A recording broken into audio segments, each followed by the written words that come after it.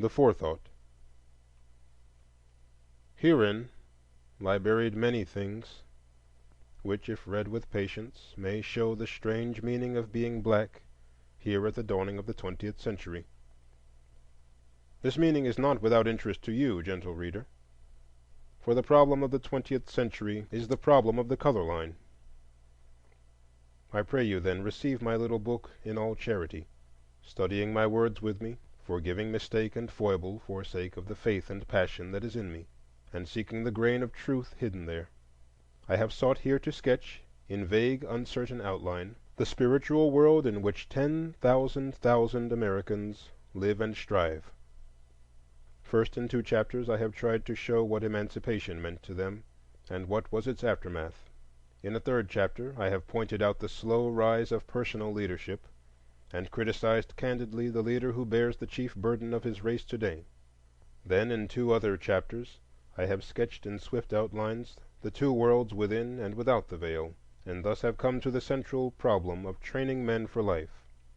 Venturing now into deeper detail, I have in 2 chapters studied the struggles of the massed millions of the black peasantry, and in another have sought to make clear the present relations of the sons of master and man. Leaving then the white world, I have stepped within the Veil, raising it that you may view faintly its deeper recesses, the meaning of its religion, the passion of its human sorrow, and the struggle of its greater souls. All this I have ended with a tale twice told but seldom written, and a chapter of song. Some of these thoughts of mine have seen the light before in other guise. For kindly consenting to their republication here in altered and extended form, I must thank the publishers of the Atlantic Monthly, the World's Work, the Dial, the New World, and the Annals of the American Academy of Political and Social Science. Before each chapter, as now printed, stands a bar of the Sorrow Songs, some echo of haunting melody from the only American music which welled up from black souls in the dark past. And finally, need I add that I who speak here am bone of the bone and flesh of the flesh of them that live within the Veil? W.E.B. Du Bois, Atlanta, Georgia, February 1st, 1903.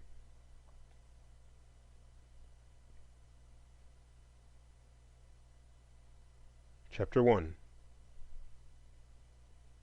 Of Our Spiritual Strivings. O water, voice of my heart, crying in the sand, all night long crying with a mournful cry, as I lie and listen and cannot understand the voice of my heart in my side, or the voice of the sea. O water, crying for rest, is it I? Is it I? All night long the water is crying to me. Unresting water, there shall never be rest till the last moon droop, and the last tide fail, and the fire of the end begin to burn in the west, and the heart shall be weary, and wonder and cry like the sea. All life long crying without avail, as the water all night long is crying to me. Arthur Symons.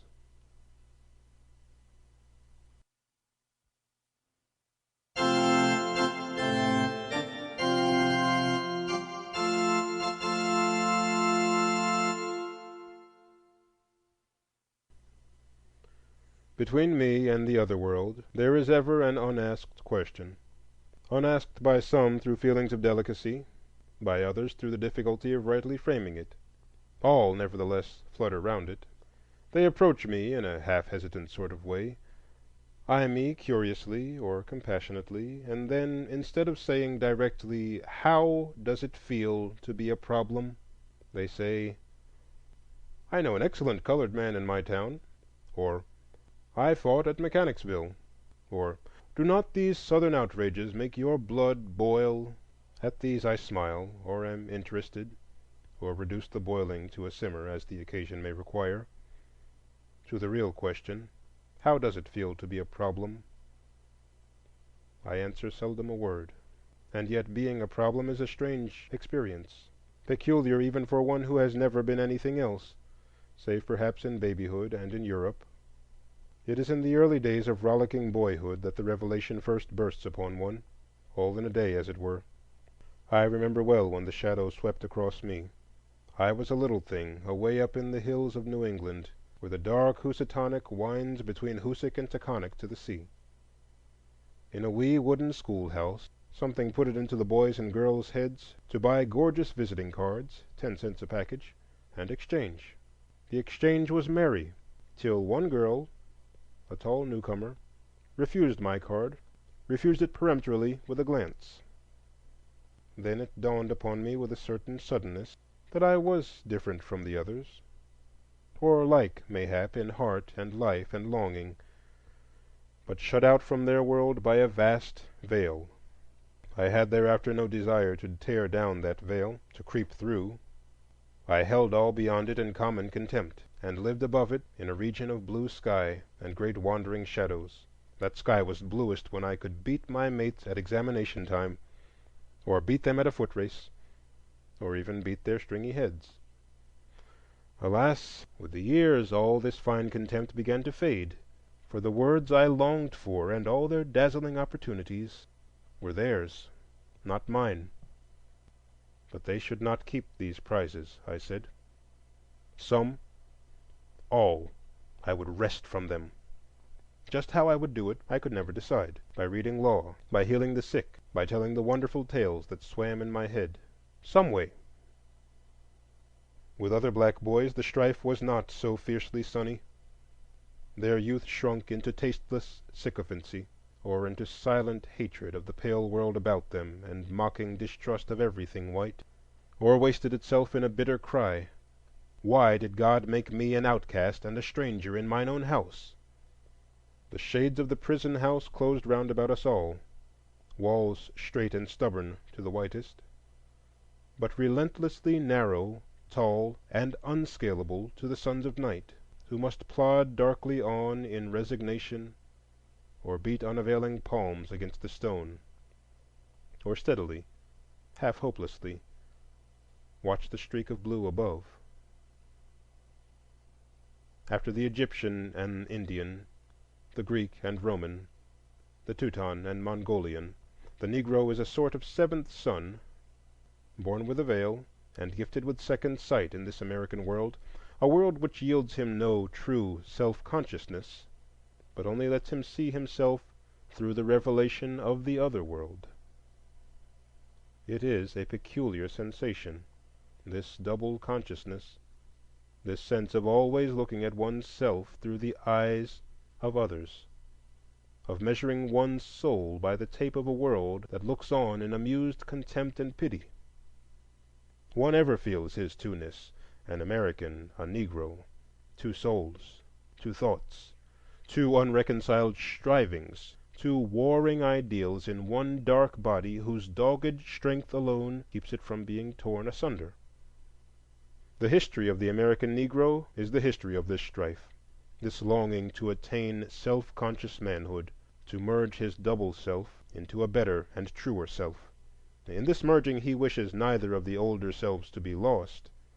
He would not Africanize America, for America has too much to teach the world and Africa.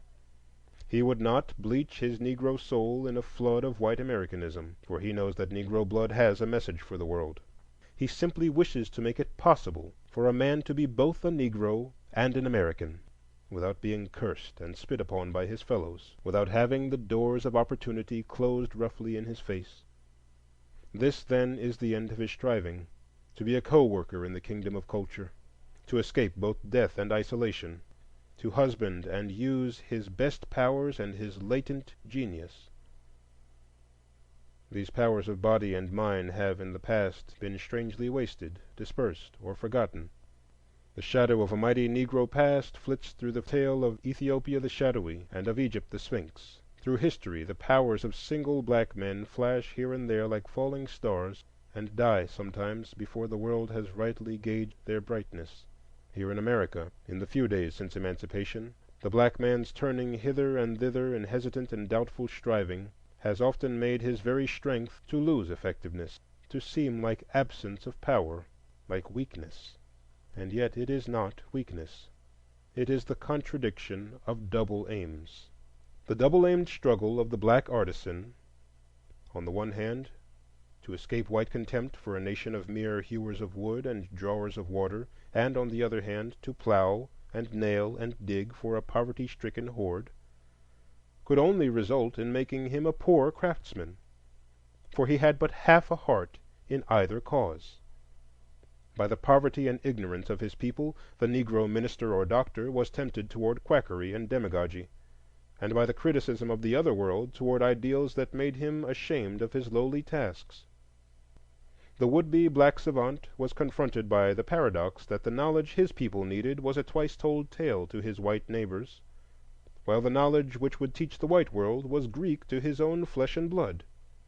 The innate love of harmony and beauty that set the ruder souls of his people a-dancing and a-singing raised but confusion and doubt in the soul of the black artist, for the beauty revealed to him was the soul beauty of a race which his larger audience despised, and he could not articulate the message of another people.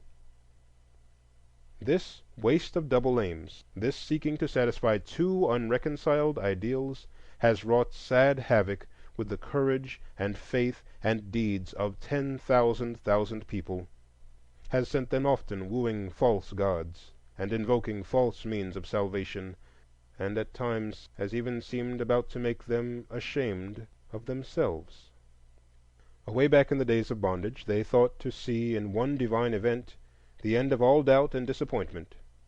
Few men ever worshipped freedom with half such unquestioning faith as did the American Negro for 2 centuries.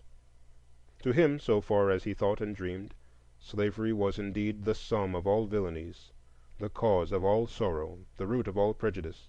Emancipation was the key to a promised land of sweeter beauty than ever stretched before the eyes of wearied Israelites.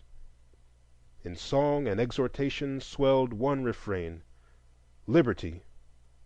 In his tears and curses, the God he implored had freedom in his right hand. At last it came, suddenly, fearfully, like a dream. With one wild carnival of blood and passion came the message in his own plaintive cadences, "Shout, O children, shout you're free, for God has bought your liberty." Years have passed away since then. 10, 20, 40.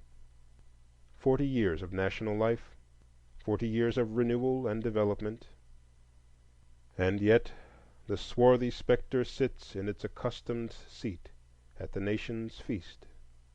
In vain do we cry to this, our vastest social problem, "Take any shape but that, and my firm nerves shall never tremble." The nation has not yet found peace from its sins. The freedman has not yet found in freedom his promised land. Whatever of good may have come in these years of change, the shadow of a deep disappointment rests upon the Negro people, a disappointment all the more bitter because the unattained ideal was unbounded save by the simple ignorance of a lowly people. The first decade was merely a prolongation of the vain search for freedom, the boon that seemed ever barely to elude their grasp, like a tantalizing will-o'-the-wisp, maddening and misleading the headless host. The holocaust of war, the terrors of the Ku Klux Klan, the lies of the carpetbaggers, the disorganization of industry, and the contradictory advice of friends and foes left the bewildered serf with no new watchword beyond the old cry for freedom. As the time flew, however, he began to grasp a new idea. The ideal of liberty demanded for its attainment powerful means, and these the 15th Amendment gave him. The ballot, which before he had looked upon as a visible sign of freedom, he now regarded as the chief means of gaining and perfecting the liberty with which war had partially endowed him. And why not? Had not votes made war and emancipated millions? Had not votes enfranchised the freedmen?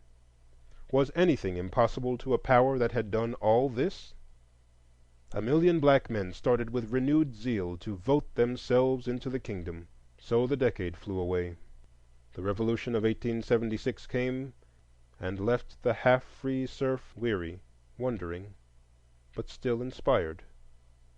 Slowly but steadily, in the following years, a new vision began gradually to replace the dream of political power, a powerful movement, the rise of another ideal to guide the unguided, another pillar of fire by night after a clouded day.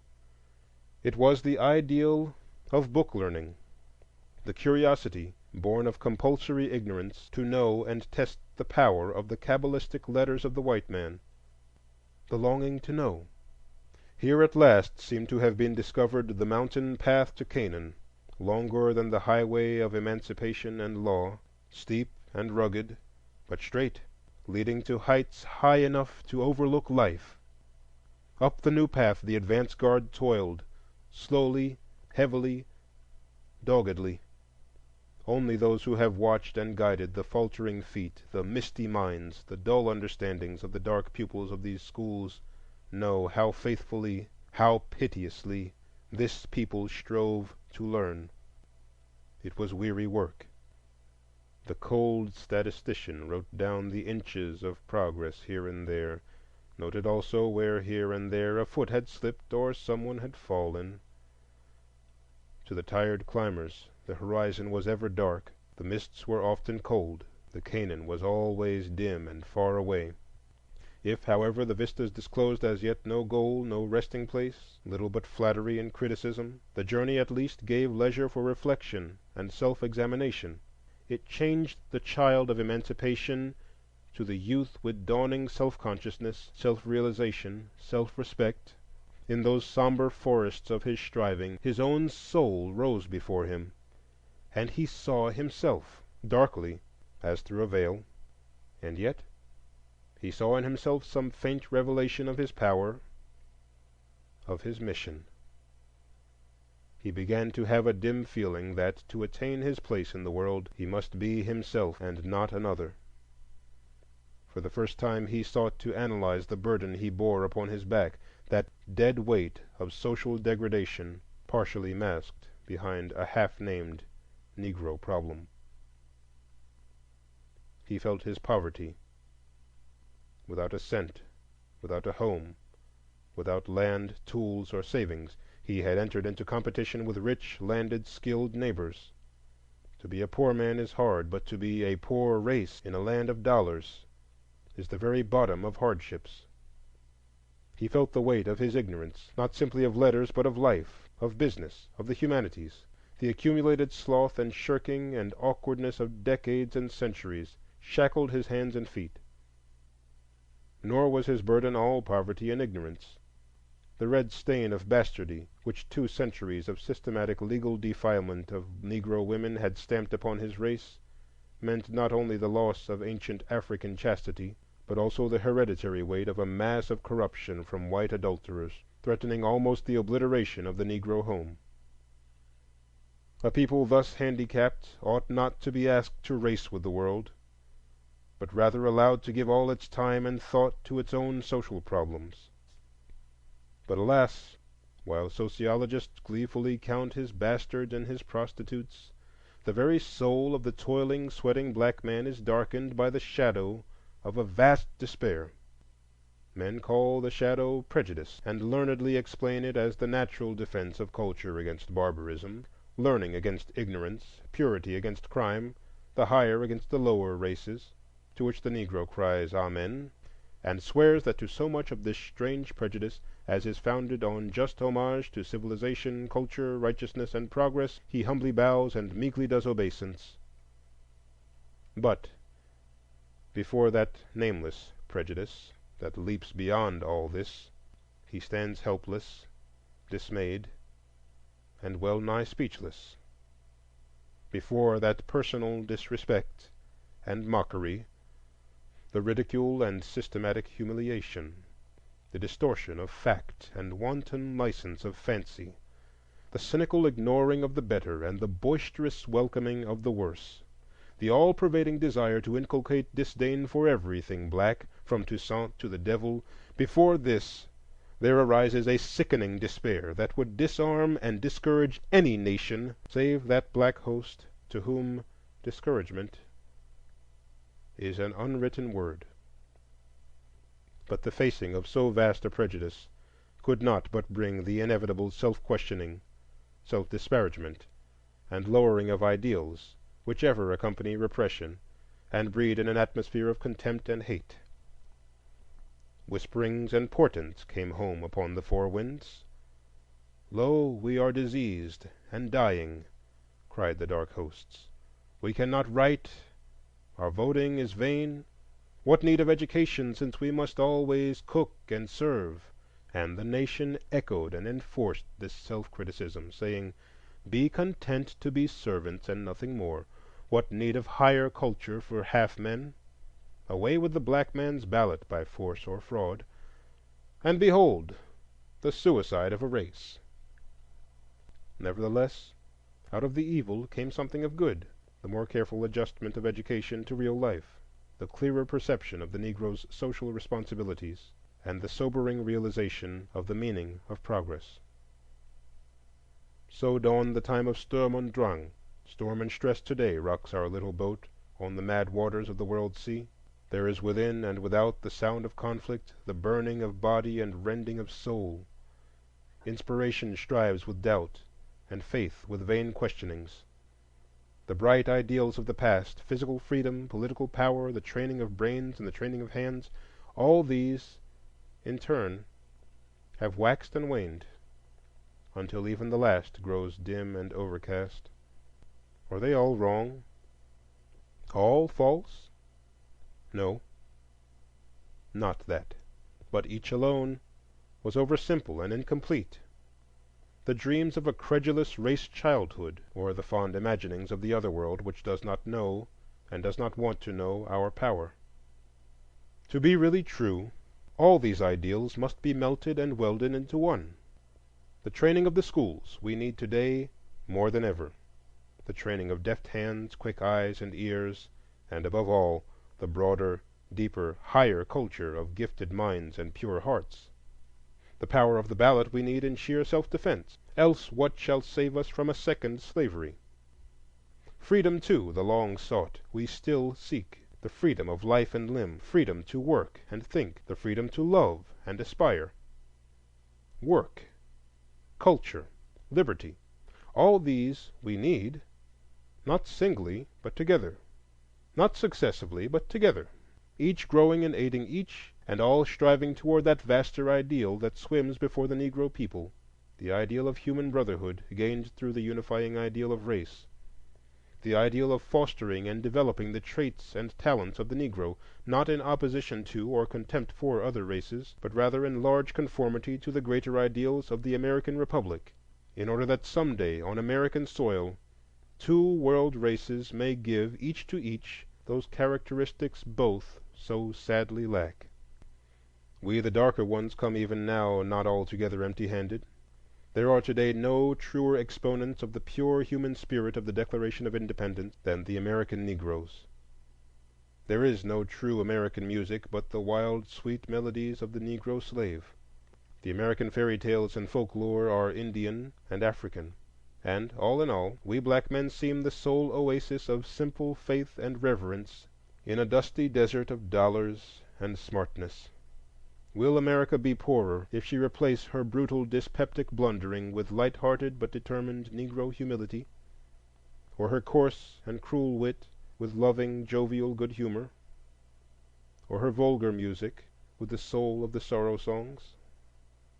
Merely a concrete test of the underlying principles of the great republic is the Negro problem, and the spiritual striving of the freedmen's sons is the travail of souls whose burden is almost beyond the measure of their strength, but who bear it in the name of an historic race, in the name of this the land of their fathers' fathers, and in the name of human opportunity. And now what I have briefly sketched in large outline, let me on coming pages tell again in many ways, with loving emphasis and deeper detail, that men may listen to the striving in the souls of black folk.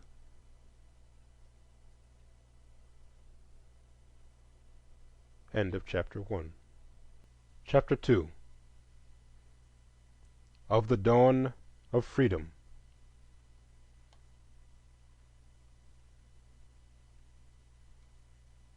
Careless seems the great avenger.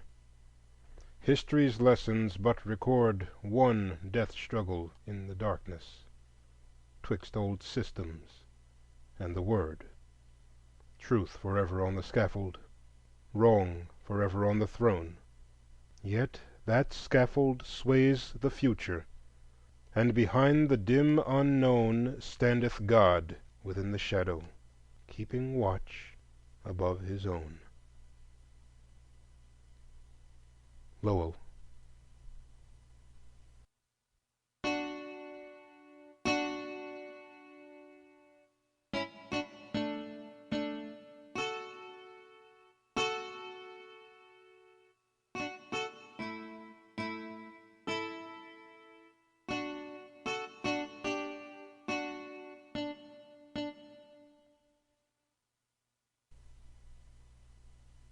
The problem of the 20th century is the problem of the color line, the relation of the darker to the lighter races of men in Asia and Africa, in America and the islands of the sea. It was a phase of this problem that caused the Civil War, and however much they who marched south and north in 1861 may have fixed on the technical points of union and local autonomy as a shibboleth, all nevertheless knew, as we know, that the question of Negro slavery was the real cause of the conflict. Curious it was, too, how this deeper question ever forced itself to the surface, despite effort and disclaimer.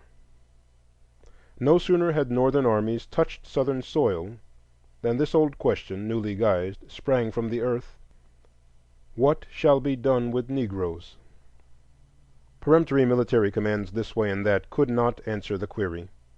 The Emancipation Proclamation seemed but to broaden and intensify the difficulties, and the war amendments made the Negro problems of today. It is the aim of this essay to study the period of history from 1861 to 1872, so far as it relates to the American Negro. In effect, this tale of the dawn of freedom is an account of that government of men called the Freedmen's Bureau, one of the most singular and interesting of the attempts made by a great nation to grapple with vast problems of race and social condition. The war has naught to do with slaves, cried Congress, the President, and the nation, and yet no sooner had the armies, East and West, penetrated Virginia and Tennessee than fugitive slaves appeared within their lines. They came at night, when the flickering campfires shone like vast unsteady stars along the black horizon. Old men and thin, with gray and tufted hair, women with frightened eyes, dragging whimpering, hungry children, men and girls, stalwart and gaunt, a horde of starving vagabonds, homeless, helpless, and pitiable in their dark distress. Two methods of treating these newcomers seemed equally logical to opposite sorts of minds. Ben Butler in Virginia quickly declared slave property contraband of war and put the fugitives to work, while Fremont in Missouri declared the slaves free under martial law. Butler's action was approved, but Fremont's was hastily countermanded, and his successor, Halleck, saw things differently. "Hereafter," he commanded, "no slaves should be allowed to come into your lines at all. If any come without your knowledge, when owners call for them, deliver them." Such a policy was difficult to enforce. Some of the black refugees declared themselves freemen. Others showed that their masters had deserted them, and still others were captured with forts and plantations. Evidently, too, slaves were a source of strength to the Confederacy, and were being used as laborers and producers. "They constitute a military resource," wrote Secretary Cameron, late in 1861, "and being such that they should not be turned over to the enemy is too plain to discuss." So gradually the tone of the army chiefs changed. Congress forbade the rendition of fugitives, and Butler's contrabands were welcomed as military laborers. This complicated rather than solved the problem, for now the scattering fugitives became a steady stream, which flowed faster as the armies marched. Then the long-headed man with care-chiseled face, who sat in the White House, saw the inevitable and emancipated the slaves of rebels on New Year's, 1863. A month later, Congress called earnestly for the Negro soldiers whom the Act of July, 1862, had half-grudgingly allowed to enlist. Thus the barriers were leveled, and the deed was done. The stream of fugitives swelled to a flood, and anxious army officers kept inquiring, "What must be done with slaves arriving almost daily? Are we to find food and shelter for women and children?" It was a Pierce of Boston who pointed out the way, and thus became in a sense the founder of the Freedmen's Bureau. He was a firm friend of Secretary Chase, and when in 1861 the care of slaves and abandoned lands devolved upon the Treasury officials, Pierce was specially detained from the ranks to study the conditions. First he cared for the refugees at Fortress Monroe, and then, after Sherman had captured Hilton Head, Pierce was sent there to found his Port Royal experiment of making free working men out of slaves. Before his experiment was barely started, however, the problem of the fugitives had assumed such proportions that it was taken from the hands of the overburdened Treasury Department and given to the Army officials. Already centers of massed freedmen were forming at Fortress Monroe, Washington, New Orleans, Vicksburg and Corinth, Columbus, Kentucky, and Cairo, Illinois, as well as at Port Royal. Army chaplains found here new and fruitful fields. Superintendents of contrabands multiplied, and some attempt at systematic work was made by enlisting the able-bodied men and giving work to the others. Then came the Freedmen's Aid Societies, born of the touching appeals from Pierce and from these other centers of distress. There was the American Missionary Association, sprung from the Amistad, and now full-grown for work, the various church organizations, the National Freedmen's Relief Association, the American Freedmen's Union, the Western Freedmen's Aid Commission, in all 50 or more active organizations, which sent clothes, money, school books, and teachers southward. All they did was needed, for the destitution of the freedmen was often reported as too appalling for belief, and the situation was daily growing worse rather than better. And daily, too, it seemed more plain that this was no ordinary matter of temporary relief, but a national crisis, for here loomed a labor problem of vast dimensions.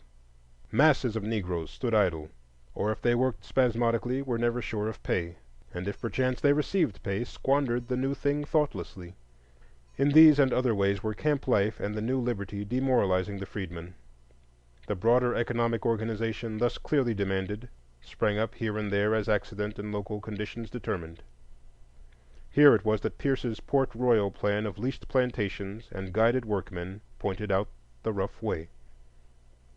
In Washington, the military governor, at the urgent appeal of the superintendent, opened confiscated estates to the cultivation of the fugitives, and there in the shadow of the dome gathered black farm villages.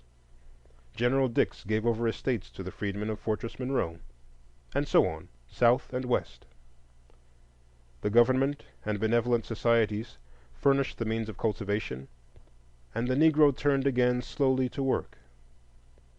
The systems of control thus started rapidly grew here and there into strange little governments, like that of General Banks in Louisiana, with its 90,000 black subjects, its 50,000 guided laborers, and its annual budget of $100,000 and more. It made out 4,000 payrolls a year, registered all freedmen, inquired into grievances and redressed them, laid and collected taxes, and established a system of public schools. So too, Colonel Eaton, the superintendent of Tennessee and Arkansas, ruled over 100,000 freedmen, leased and cultivated 7,000 acres of cotton land, and fed 10,000 paupers a year. In South Carolina was General Saxton, with his deep interest in black folk. He succeeded Pierce and the Treasury officials, and sold forfeited estates, leased abandoned plantations, encouraged schools, and received from Sherman, after that terribly picturesque march to the sea, thousands of the wretched camp followers.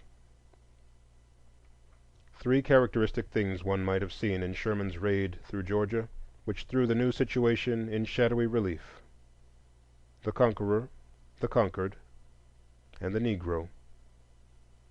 Some see all significance in the grim front of the destroyer, and some in the bitter sufferers of the lost cause.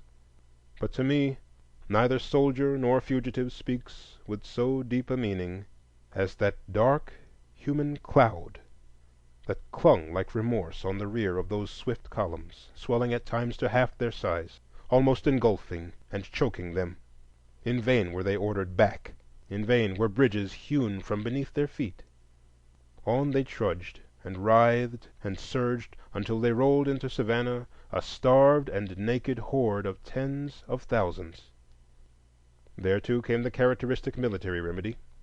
The islands from Charleston south, the abandoned rice fields along the river for 30 miles back from the sea, and the country bordering the St. Johns River, Florida, are reserved and set apart for the settlement of Negroes now made free by act of war.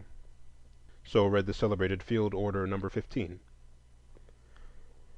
All these experiments, orders, and systems were bound to attract and perplex the government and the nation. Directly after the Emancipation Proclamation, Representative Eliot had introduced a bill creating a Bureau of Emancipation, but it was never reported. The following June, a committee of inquiry appointed by the Secretary of War reported in favor of a temporary bureau for the improvement, protection, and employment of refugee freedmen, on much the same lines as were afterward followed.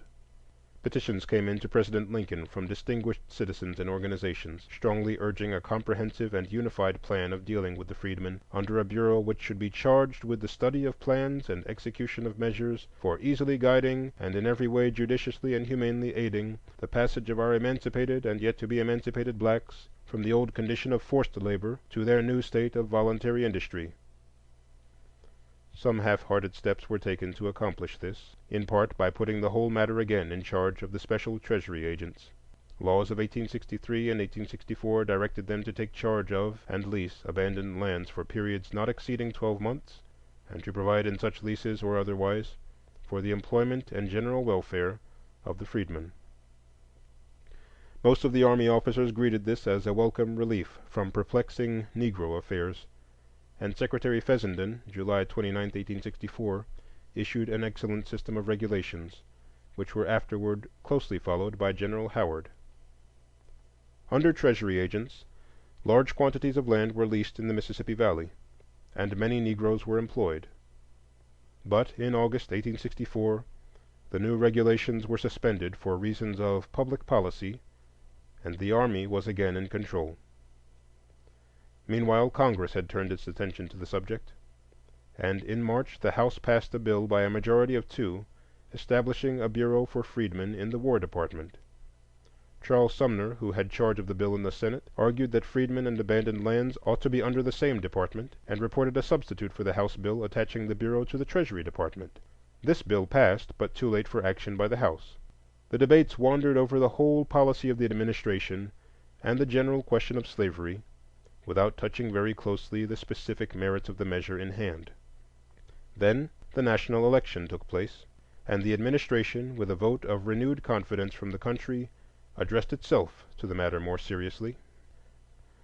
A conference between the 2 branches of Congress agreed upon a carefully drawn measure which contained the chief provisions of Sumner's bill, but made the proposed organization a department independent of both the War and the Treasury officials. The bill was conservative, giving the new department general superintendence of all freedmen. Its purpose was to establish regulations for them, protect them, lease them lands, adjust their wages, and appear in civil and military courts as their next friend. There were many limitations attached to the power thus granted, and the organization was made permanent. Nevertheless, the Senate defeated the bill, and a new conference committee was appointed. This committee reported a new bill February 28th, which was whirled through just as the session closed, and became the Act of 1865, establishing in the War Department a Bureau of Refugees, Freedmen, and Abandoned Lands. This last compromise was a hasty bit of legislation, vague and uncertain in outline. A bureau was created to continue during the present War of Rebellion and for 1 year thereafter, to which was given the supervision and management of all lands and the control of all subjects relating to refugees and freedmen, under such rules and regulations as may be presented by the head of the Bureau and approved by the President. A commissioner appointed by the President and the Senate was to control the Bureau, with an office force not exceeding 10 clerks. The President might also appoint assistant commissioners in the seceded states, and to all these offices military officials might be detailed at regular pay. The Secretary of War could issue rations, clothing, and fuel to the destitute, and all abandoned property was placed in the hands of the Bureau for eventual lease and sale to ex-slaves in 40-acre parcels. Thus did the United States government definitely assume charge of the emancipated Negro as the ward of the nation. It was a tremendous undertaking. Here, at a stroke of the pen, was erected a government of millions of men, and not ordinary men either, but black men emasculated by a peculiarly complete system of slavery centuries old. And now, suddenly, violently, they come into a new birthright, at a time of war and passion, in the midst of the stricken and embittered population of their former masters. Any man might well have hesitated to assume charge of such a work, with vast responsibilities, indefinite powers, and limited resources. Probably no one but a soldier would have answered such a call promptly. And indeed no one but a soldier could be called, for Congress had appropriated no money for salaries and expenses. Less than a month after the weary emancipator passed to his rest, his successor assigned Major General Oliver O. Howard to duty as commissioner of the new Bureau. He was a Maine man, then only 35 years of age. He had marched with Sherman to the sea, had fought well at Gettysburg, and but the year before had been assigned to the command of the Department of Tennessee. An honest man with too much faith in human nature, little aptitude for business and intricate detail, he had had large opportunity of becoming acquainted at first hand with much of the work before him. And of that work it has been truly said that no approximately correct history of civilization can ever be written which does not throw out in bold relief as one of the great landmarks of political and social progress the organization and administration of the Freedmen's Bureau. On May 12, 1865, Howard was appointed, and he assumed the duties of his office promptly on the 15th, and began examining the field of work. A curious mess he looked upon: little despotisms, communistic experiments, slavery, peonage, business speculations, organized charity, unorganized almsgiving, all reeling on under the guise of helping the freedmen, and all enshrined in the smoke and blood of the war and the cursing and silence of angry men. On May 19th, the new government, for a government it really was, issued its constitution. Commissioners were to be appointed in each of the seceded states, who were to take charge of all subjects relating to refugees and freedmen, and all relief and rations were to be given by their consent alone. The Bureau invited continued cooperation with benevolent societies, and declared it will be the object of all commissioners to introduce practicable systems of compensated labor and to establish schools. Forthwith 9 assistant commissioners were appointed. They were to hasten to their fields of work, seek gradually to close relief establishments and make the destitute self-supporting, act as courts of law where there were no courts, or where Negroes were not recognized in them as free, establish the institution of marriage among ex-slaves and keep records, see that freedmen were free to choose their employers, and help in making fair contracts for them. And finally, the circular said, simple good faith, for which we hope on all hands, for those concerned in the passing away of slavery, will especially relieve the assistant commissioners in the discharge of their duties toward the freedmen, as well as promote the general welfare. No sooner was the work thus started, and the general system and local organization in some measure begun, than 2 grave difficulties appeared which changed largely the theory and outcome of Bureau work. First, there were the abandoned lands of the South. It had long been the more or less definitely expressed theory of the North that all the chief problems of emancipation might be settled by establishing the slaves on the forfeited lands of their masters. A sort of poetic justice, said some. But this poetry done into solemn prose meant either wholesale confiscation of private property in the South or vast appropriations. Now Congress had not appropriated a cent, and no sooner did the proclamations of general amnesty appear than the 800,000 acres of abandoned lands in the hands of the Freedmen's Bureau melted quickly away. The second difficulty lay in perfecting the local organization of the Bureau throughout the wide field of work.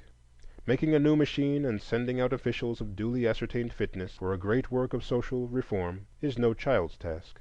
But this task was even harder, for a new central organization had to be fitted on a heterogeneous and confused, but already existing, system of relief and control of ex-slaves, and the agents available for this work must be sought for in an army still busy with war operations, men in the very nature of the case ill-fitted for delicate social work, or among the questionable camp followers of an invading host. Thus, after a year's work, vigorously as it was pushed, the problem looked even more difficult to grasp and solve than at the beginning. Nevertheless, three things that year's work did, well worth the doing. It relieved a vast amount of physical suffering.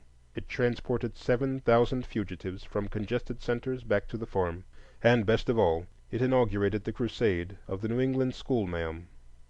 The annals of this ninth crusade are yet to be written, the tale of a mission that seemed to our age far more quixotic than the quest of St. Louis seemed to his.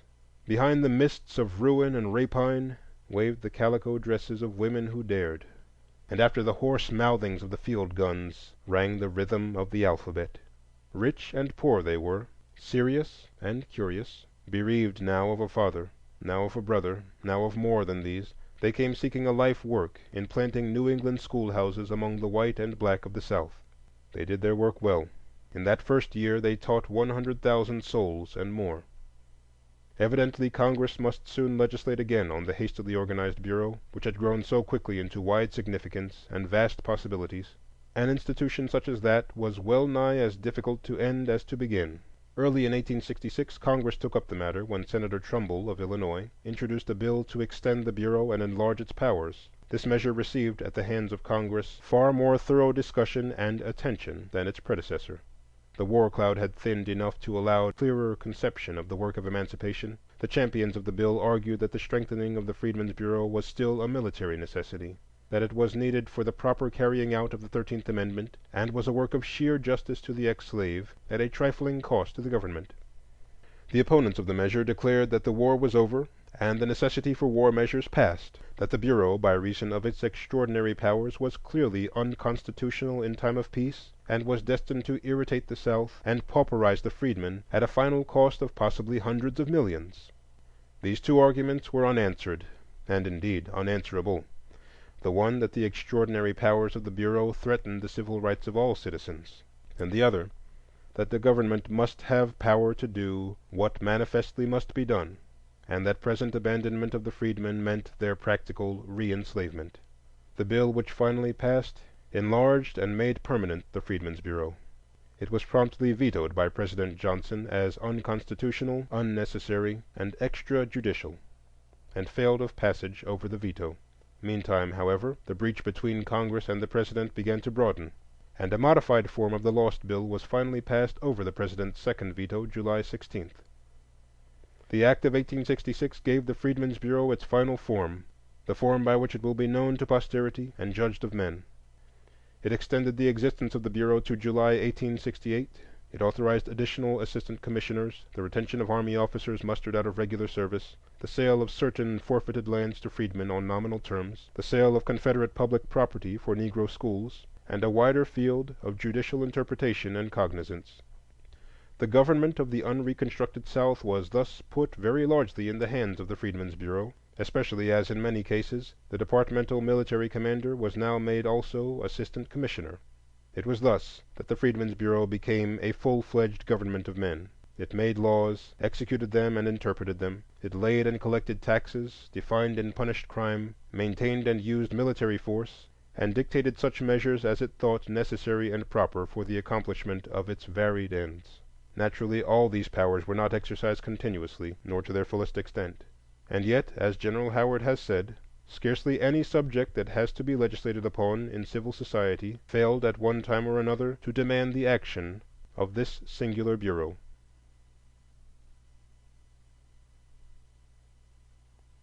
End of Chapter 2, Part 1. Chapter 2, Part 2.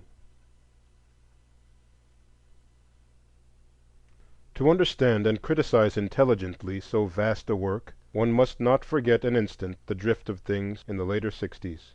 Lee had surrendered, Lincoln was dead, and Johnson and Congress were at loggerheads. The 13th Amendment was adopted, the 14th pending, and the 15th declared in force in 1870. Guerrilla raiding, the ever-present flickering afterflame of war, was spending its forces against the Negroes, and all the Southern land was awakening, as from some wild dream, to poverty and social revolution. In a time of perfect calm, amid willing neighbors and streaming wealth, The social uplifting of 4,000,000 slaves to an assured and self-sustaining place in the body politic and economic would have been a Herculean task. But when to the inherent difficulties of so delicate and nice a social operation were added the spite and hate of conflict, the hell of war, when suspicion and cruelty were rife and gaunt hunger wept beside bereavement, in such a case the work of any instrument of social regeneration was in large part foredoomed to failure. The very name of the Bureau stood for a thing in the South which, for 2 centuries and better, men had refused even to argue—that life amid free Negroes was simply unthinkable, the maddest of experiments.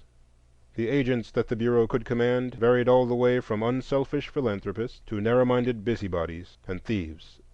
And even though it be true that the average was far better than the worst, it was the occasional fly that helped spoil the ointment. Then amid all crouched the freed slave, bewildered between friend and foe. He had emerged from slavery, not the worst slavery in the world, not a slavery that made all life unbearable, rather a slavery that had here and there something of kindliness, fidelity, and happiness, but withal slavery, which, so far as human aspiration and desert were concerned, classed the black man and the ox together. And the Negro knew full well that whatever their deeper convictions may have been, Southern men had fought with desperate energy to perpetuate this slavery, under which the black masses, with half-articulate thought, had writhed and shivered. They welcomed freedom with a cry. They shrank from the master who still strove for their chains. They fled to the friends that had freed them, even though those friends stood ready to use them as a club for driving the recalcitrant South back into loyalty. So the cleft between the white and black South grew. Idle to say it never should have been. It was as inevitable as its results were pitiable. Curiously incongruous elements were left arrayed against each other. The North, the government, the carpetbagger, and the slave here, and there all the South that was white, whether gentleman or vagabond, honest man or rascal, lawless murderer or martyr to duty. Thus it is doubly difficult to write of this period calmly. So intense was the feeling, so mighty the human passions that swayed and blinded men. Amid it all, 2 figures ever stand to typify that day to coming ages. The one a gray-haired gentleman, whose fathers had quit themselves like men, whose sons lay in nameless graves, who bowed to the evil of slavery because its abolition threatened untold ill to all, who stood at last in the evening of life, a blighted, ruined form, with hate in his eyes. And the other, a form hovering, dark and motherlike, her awful face, black with the mists of centuries, had aforetime quailed at that white master's command, had bent in love over the cradles of his sons and daughters, and closed in death the sunken eyes of his wife. Ay, too, at his behest had laid herself low to his lust, and borne a tawny man-child to the world, only to see her dark boy's limbs scattered to the winds by midnight marauders riding after damned niggers. These were the saddest sights of that woeful day. And no man clasped the hands of these 2 passing figures of the present past, but hating they went to their long home, and hating their children's children live today. Here then was the field of work for the Freedmen's Bureau. And since, with some hesitation, it was continued by the Act of 1868 until 1869, let us look upon 4 years of its work as a whole. There were in 1868 900 Bureau officials scattered from Washington to Texas, ruling directly and indirectly many millions of men.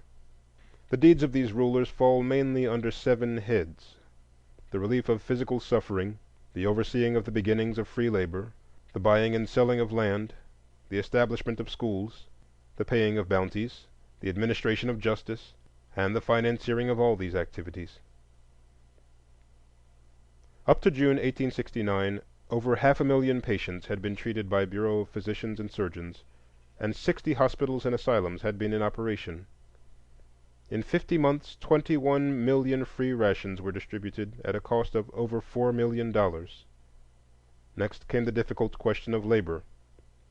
First, 30,000 black men were transported from the refuges and relief stations back to the farms, back to the critical trial of a new way of working.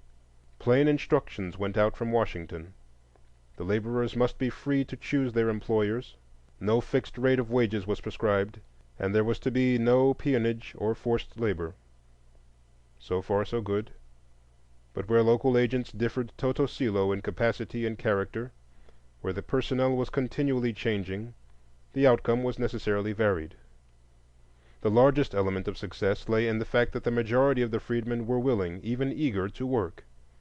So labor contracts were written, 50,000 in a single state, laborers advised, wages guaranteed, and employers supplied. In truth, the organization became a vast labor bureau, not perfect, indeed notably defective here and there, but on the whole successful beyond the dreams of thoughtful men. The two great obstacles which confronted the officials were the tyrant and the idler, the slaveholder who was determined to perpetuate slavery under another name, and the freedman who regarded freedom as perpetual rest. The devil and the deep sea.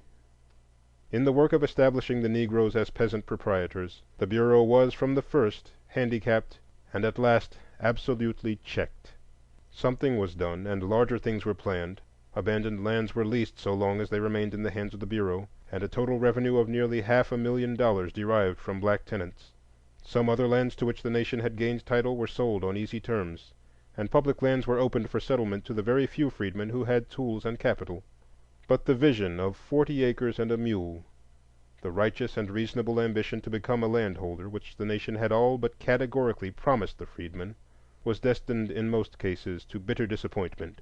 And those men of marvelous hindsight who are today seeking to preach the Negro back to the present peonage of the soil know well, or ought to know, that the opportunity of binding the Negro peasant willingly to the soil was lost on that day when the commissioner of the Freedmen's Bureau had to go to South Carolina and tell the weeping freedmen, after their years of toil, that their land was not theirs, that there was a mistake somewhere. If by 1874 the Georgia Negro alone owned 350,000 acres of land, it was by grace of his thrift rather than by bounty of the government. The greatest success of the Freedmen's Bureau lay in the planting of the free school among Negroes and the idea of free elementary education among all classes in the South. It not only called the school mistresses through the benevolent agencies and built them schoolhouses, but it helped discover and support such apostles of human culture as Edmund Ware, Samuel Armstrong, and Erastus Cravath. The opposition to Negro education in the South was at first bitter, and showed itself in ashes, insult, and blood. For the South believed an educated Negro to be a dangerous Negro. And the South was not wholly wrong, for education among all kinds of men always has had, and always will have, an element of danger and revolution, of dissatisfaction and discontent. Nevertheless, men strive to know. Perhaps some inkling of this paradox, even in the unquiet days of the Bureau, helped the bayonets allay an opposition to human training which still today lies smoldering in the South, but not flaming. Fisk, Atlanta, Howard, and Hampton were founded in these days, and $6 million were expended for educational work, $750,000 of which the freedmen themselves gave of their poverty. Such contributions, together with the buying of land and various other enterprises, showed that the ex-slave was handling some free capital already. The chief initial source of this was labor in the army, and his pay and bounty as a soldier.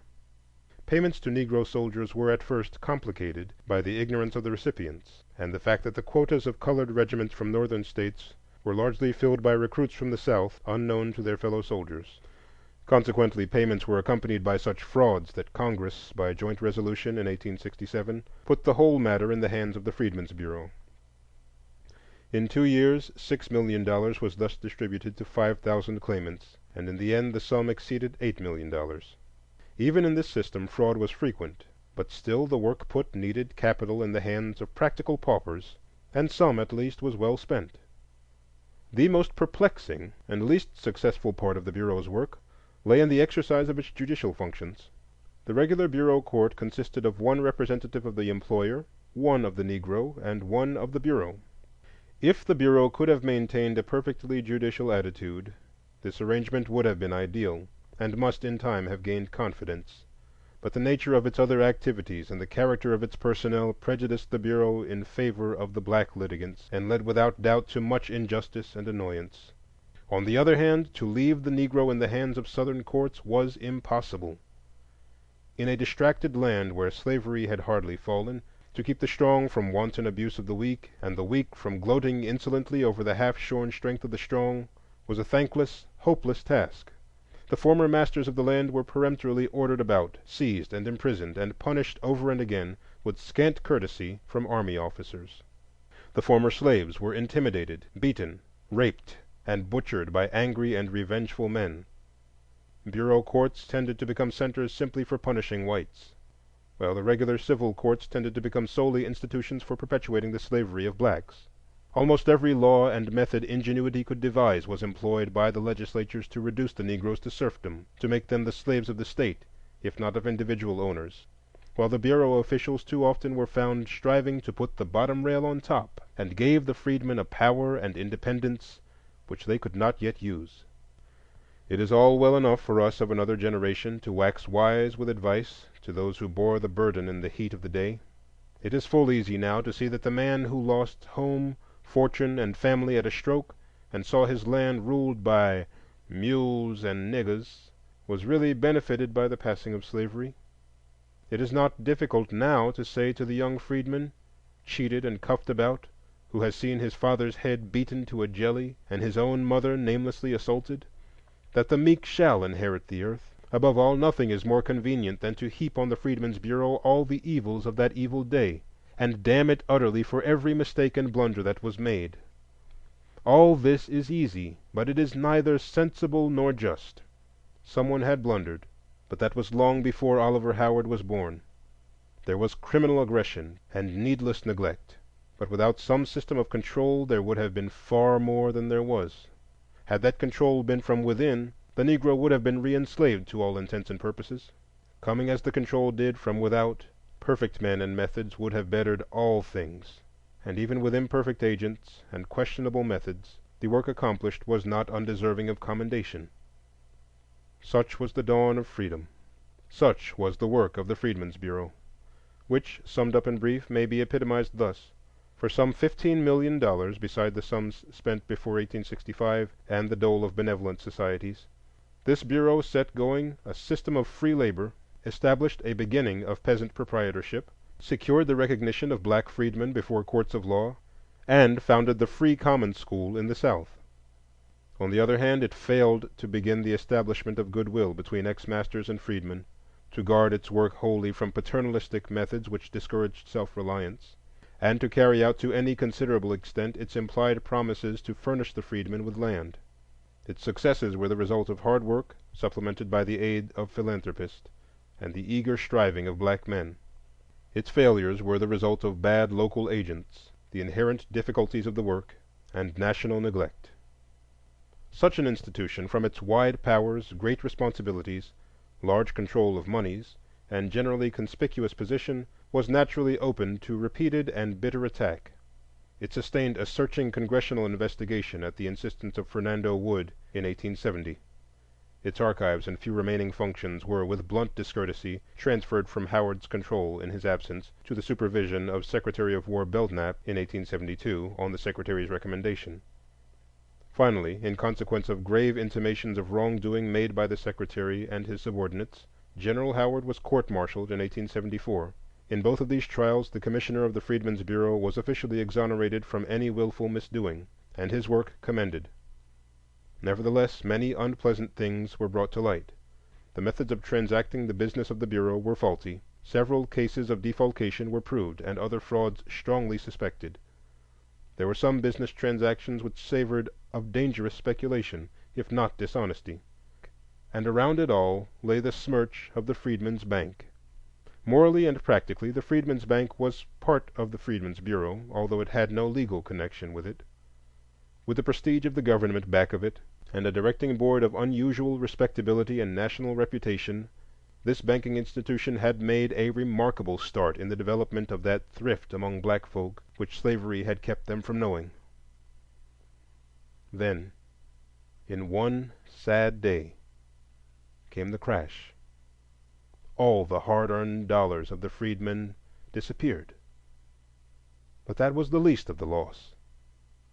All the faith in saving went too, and much of the faith in men. And that was a loss that a nation which today sneers at Negro shiftlessness has never yet made good. Not even 10 additional years of slavery could have done so much to throttle the thrift of the freedmen as the mismanagement and bankruptcy of the series of savings banks chartered by the nation for their especial aid. Where all the blame should rest, it is hard to say. Whether the Bureau and the bank died chiefly by reason of the blows of its selfish friends, or the dark machinations of its foes, perhaps even time will never reveal, for here lies unwritten history. Of the foes without the Bureau, the bitterest were those who attacked not so much its conduct or policy under the law as the necessity for any such institution at all. Such attacks came primarily from the border states and the South, and they were summed up by Senator Davis of Kentucky when he moved to entitle the Act of 1866 a bill to promote strife and conflict between the white and black races by a grant of unconstitutional power.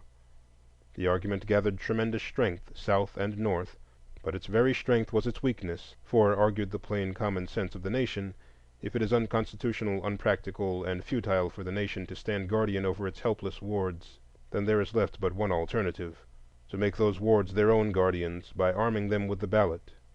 Moreover, the path of the practical politician pointed the same way, for, argued this opportunist, if we cannot peacefully reconstruct the South with white votes, we certainly can with black votes. So justice and force joined hands. The alternative thus offered the nation was not between full and restricted Negro suffrage, else every sensible man, black and white, would have easily chosen the latter. It was rather a choice between suffrage and slavery, after endless blood and gold had flowed to sweep human bondage away. Not a single Southern legislature stood ready to admit a Negro under any conditions to the polls. Not a single Southern legislature believed free Negro labor was possible without a system of restrictions that took all its freedom away. There was scarcely a white man in the South who did not honestly regard emancipation as a crime, and its practical nullification as a duty. In such a situation, the granting of the ballot to the black man was a necessity, the very least a guilty nation could grant a wronged race, and the only method of compelling the South to accept the results of the war.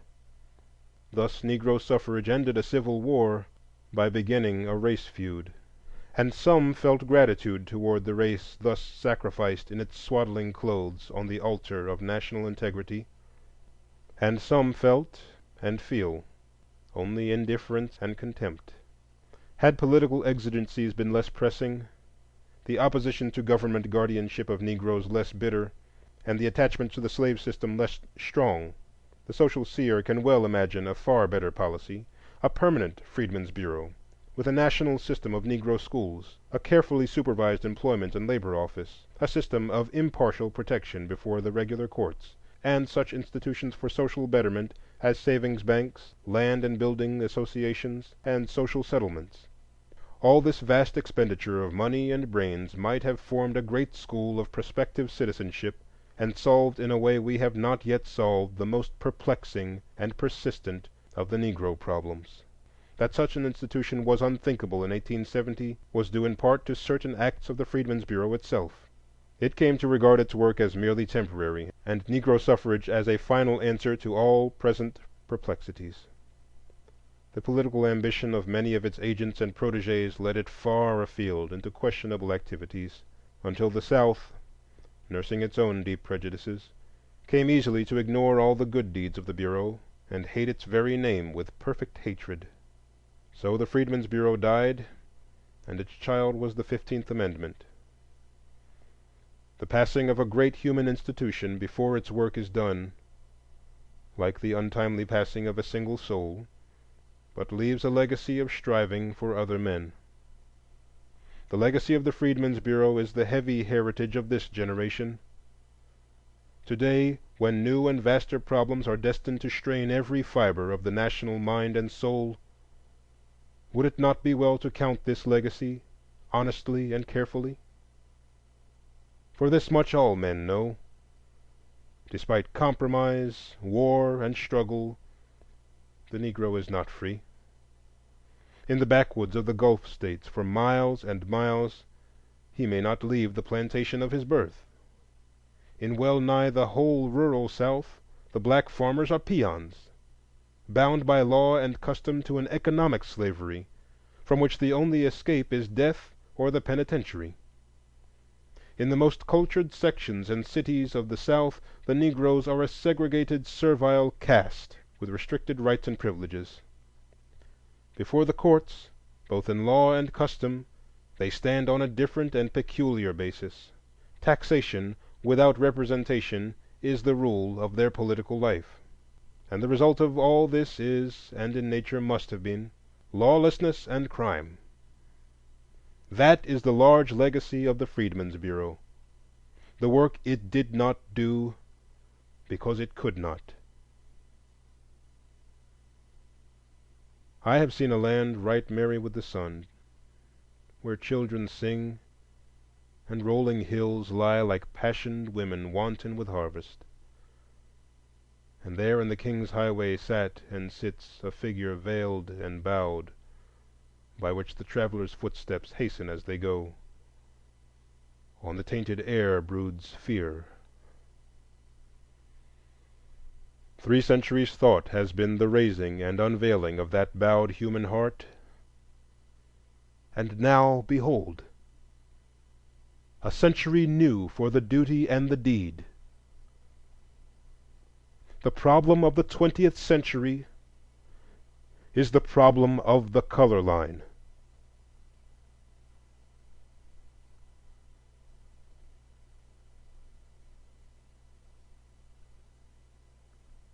End of chapter 2.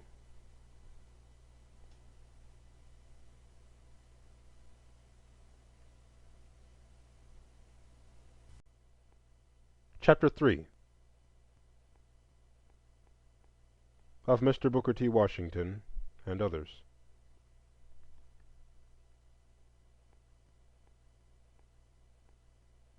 From birth till death enslaved, in word and deed unmanned, hereditary bondsmen, know ye not, who would be free themselves must strike the blow? Byron.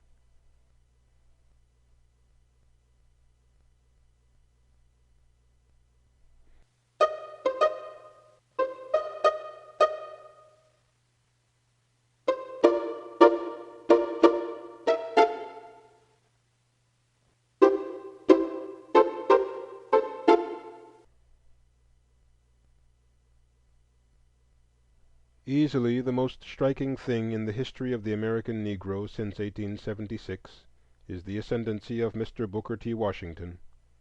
It began at the time when war memories and ideals were rapidly passing. A day of astonishing commercial development was dawning. A sense of doubt and hesitation overtook the freedmen's sons. Then it was that his leading began. Mr. Washington came with a simple, definite program at the psychological moment when the nation was a little ashamed of having bestowed so much sentiment on Negroes and was concentrating its energies on dollars. His program of industrial education, conciliation of the South, and submission and silence as to civil and political rights was not wholly original. The free Negroes from 1830 up to wartime had striven to build industrial schools, and the American Missionary Association had from the first taught various trades, and Price and others had sought a way of honorable alliance with the best of the Southerners. But Mr. Washington first indissolubly linked these things. He put enthusiasm, unlimited energy, and perfect faith into his program, and changed it from a bypath into a veritable way of life. And the tale of the methods by which he did this is a fascinating study of human life. It startled the nation to hear a Negro advocating such a program after many decades of bitter complaint. It startled and won the applause of the South. It interested and won the admiration of the North. And after a confused murmur of protest, it silenced if it did not convert the Negroes themselves. To gain the sympathy and cooperation of the various elements comprising the white South was Mr. Washington's first task, and this, at the time Tuskegee was founded, seemed for a black man well nigh impossible. And yet, 10 years later, it was done in the words spoken at Atlanta: "In all things purely social, we can be as separate as the 5 fingers, and yet one as the hand in all things essential to mutual progress." This Atlanta Compromise is by all odds the most notable thing in Mr. Washington's career. The South interpreted it in different ways. The Radicals received it as a complete surrender of the demand for civil and political equality; the Conservatives as a generously conceived working basis for mutual understanding. So both approved it, and today its author is certainly the most distinguished Southerner since Jefferson Davis, and the one with the largest personal following. Next to this achievement comes Mr. Washington's work in gaining place and consideration in the North. Others, less shrewd and tactful, had formerly essayed to sit on these 2 stools and had fallen between them. But as Mr. Washington knew the heart of the South from birth and training, so by singular insight he intuitively grasped the spirit of the age which was dominating the North. And so thoroughly did he learn the speech and thought of triumphant commercialism and the ideals of material prosperity, that the picture of a lone black boy poring over a French grammar amid the weeds and dirt of a neglected home soon seemed to him the acme of absurdities. One wonders what Socrates and St. Francis of Assisi would say to this. And yet this very singleness of vision and thorough oneness with his age is a mark of the successful man. It is as though nature must needs make men narrow in order to give them force. So Mr. Washington's cult has gained unquestioning followers. His work has wonderfully prospered. His friends are legion, and his enemies are confounded. Today he stands as the one recognized spokesman of his 10 million fellows, and one of the most notable figures in a nation of 70 millions. One hesitates, therefore, to criticize a life which, beginning with so little, has done so much.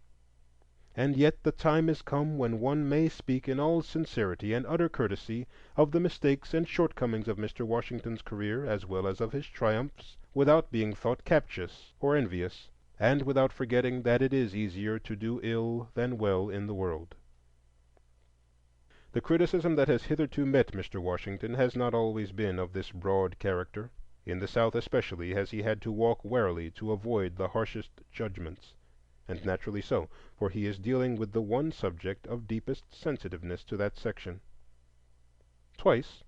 Once when at the Chicago celebration of the Spanish-American War, he alluded to the color prejudice that is eating away the vitals of the South, and once when he dined with President Roosevelt, has the resulting Southern criticism been violent enough to threaten seriously his popularity. In the North the feeling has several times forced itself into words that Mr. Washington's counsels of submissions overlooked certain elements of true manhood, and that his educational program was unnecessarily narrow. Usually, however, such criticism has not found open expression, although, too, the spiritual sons of the abolitionists have not been prepared to acknowledge that the schools founded before Tuskegee by men of broad ideals and self-sacrificing spirit were wholly failures or worthy of ridicule. While, then, criticism has not failed to follow Mr. Washington, yet the prevailing public opinion of the land has been but too willing to deliver the solution of a wearisome problem into his hands, and say, "If that is all you and your race ask, take it." Among his own people, however, Mr. Washington has encountered the strongest and most lasting opposition, amounting at times to bitterness, and even today continuing strong and insistent, even though largely silenced in outward expression by the public opinion of the nation. Some of this opposition is, of course, mere envy, the disappointment of displaced demagogues, and the spite of narrow minds. But aside from this, there is among educated and thoughtful colored men in all parts of the land a feeling of deep regret, sorrow, and apprehension at the wide currency and ascendancy which some of Mr. Washington's theories have gained. These same men admire his sincerity of purpose, and are willing to forgive much to honest endeavor which is doing something worth the doing. They cooperate with Mr. Washington as far as they conscientiously can, And indeed it is no ordinary tribute to this man's tact and power that, steering as he must between so many diverse interests and opinions, he so largely retains the respect of all. But the hushing of the criticism of honest opponents is a dangerous thing. It leads some of the best of the critics to unfortunate silence and paralysis of effort, and others to burst into speech so passionately and intemperately as to lose listeners. Honest and earnest criticism from those whose interests are most nearly touched, criticism of writers by readers—this is the soul of democracy and the safeguard of modern society.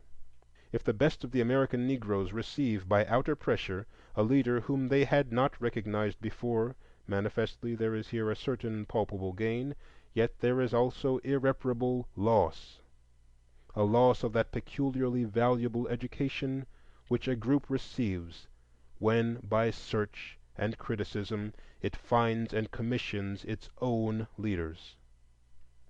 The way in which this is done is at once the most elementary and the nicest problem of social growth. History is but the record of such group leadership, and yet how infinitely changeful is its type and character. And of all types and kinds, what can be more instructive than the leadership of a group within a group, that curious double movement where real progress may be negative and actual advance be relative retrogression? All this is the social student's inspiration and despair. Now, in the past, the American Negro has had instructive experience in the choosing of group leaders, founding thus a peculiar dynasty, which, in the light of present conditions, is worthwhile studying. When sticks and stones and beasts form the sole environment of a people, their attitude is largely one of determined opposition to and conquest of natural forces. But when to earth and brute is added an environment of men and ideas, then the attitude of the imprisoned group may take three main forms: a feeling of revolt and revenge, an attempt to adjust all thought and action to the will of the greater group, or finally a determined effort at self-realization and self-development despite environing opinion. The influence of all these attitudes at various times can be traced in the history of the American Negro and in the evolution of his successive leaders. Before 1750, while the fire of African freedom still burned in the veins of the slaves, there was in all leadership or attempted leadership but the one motive of revolt and revenge, typified in the terrible Maroons, the Danish blacks, and Cato of Stono, and veiling all the Americas in fear of insurrection. The liberalizing tendencies of the latter half of the 18th century brought, along with kindlier relations between black and white, thoughts of ultimate adjustment and assimilation. Such aspiration was especially voiced in the earnest songs of Phyllis, in the martyrdom of Attucks, the fighting of Salem and Poor, the intellectual accomplishments of Banneker and Durham, and the political demands of the Cuffees. Stern financial and social stress after the war cooled much of the previous humanitarian ardor. The disappointment and impatience of the Negroes at the persistence of slavery and serfdom voiced itself in two movements.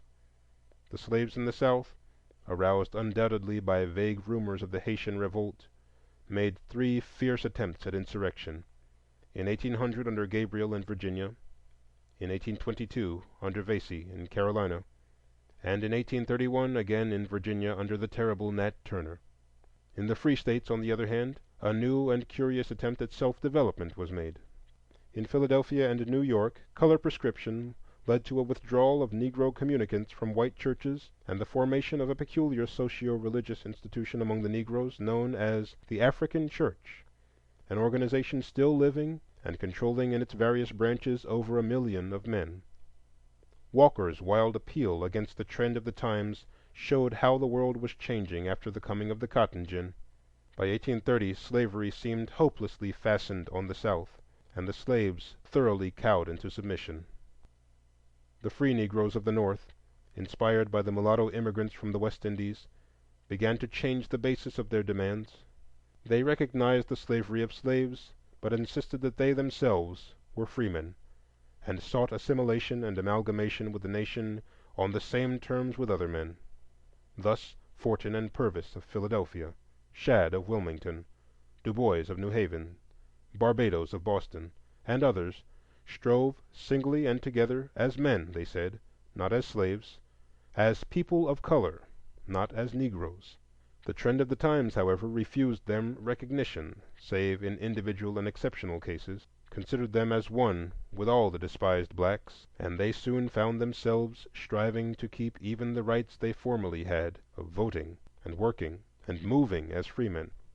Schemes of migration and colonization arose among them, but these they refused to entertain, and they eventually turned to the abolition movement as a final refuge. Here, led by Remond, Nell, Wells Brown, and Douglass, a new period of self-assertion and self-development dawned. To be sure, ultimate freedom and assimilation was the ideal before the leaders, but the assertion of the manhood rights of the Negro by himself was the main reliance, and John Brown's raid was the extreme of its logic. After the war and emancipation, the great former Frederick Douglass, the greatest of American Negro leaders, still led the host. Self-assertion, especially in political lines, was the main program, and behind Douglass came Eliot, Bruce, and Langston, and the Reconstruction politicians, and, less conspicuous but of greater social significance, Alexander Crummell and Bishop Daniel Payne. Then came the Revolution of 1876, the suppression of the Negro votes, the changing and shifting of ideals, and the seeking of new lights in the great night. Douglass, in his old age, still bravely stood for the ideals of his early manhood, ultimate assimilation through self-assertion and on no other terms. For a time, Price arose as a new leader, destined, it seemed, not to give up, but to restate the old ideals in a form less repugnant to the white South. But he passed away in his prime. Then came the new leader. Nearly all the former ones had become leaders by the silent suffrage of their fellows, had sought to lead their own people alone, and were usually, save Douglass, little known outside their race. But Booker T. Washington arose as essentially the leader not of one race, but of two, a compromiser between the South, the North, and the Negro. Naturally, the Negroes resented, at first bitterly, signs of compromise which surrendered their civil and political rights, even though this was to be exchanged for larger chances of economic development. The rich and dominating North, however, was not only weary of the race problem, but was investing largely in Southern enterprises and welcomed any method of peaceful cooperation. Thus, by national opinion, the Negroes began to recognize Mr. Washington's leadership, and the voice of criticism was hushed. Mr. Washington represents in Negro thought the old attitude of adjustment and submission, but adjustment at such a peculiar time as to make his program unique. This is an age of unusual economic development, and Mr. Washington's program naturally takes an economic cast, becoming a gospel of work and money to such an extent as apparently almost completely to overshadow the higher aims of life.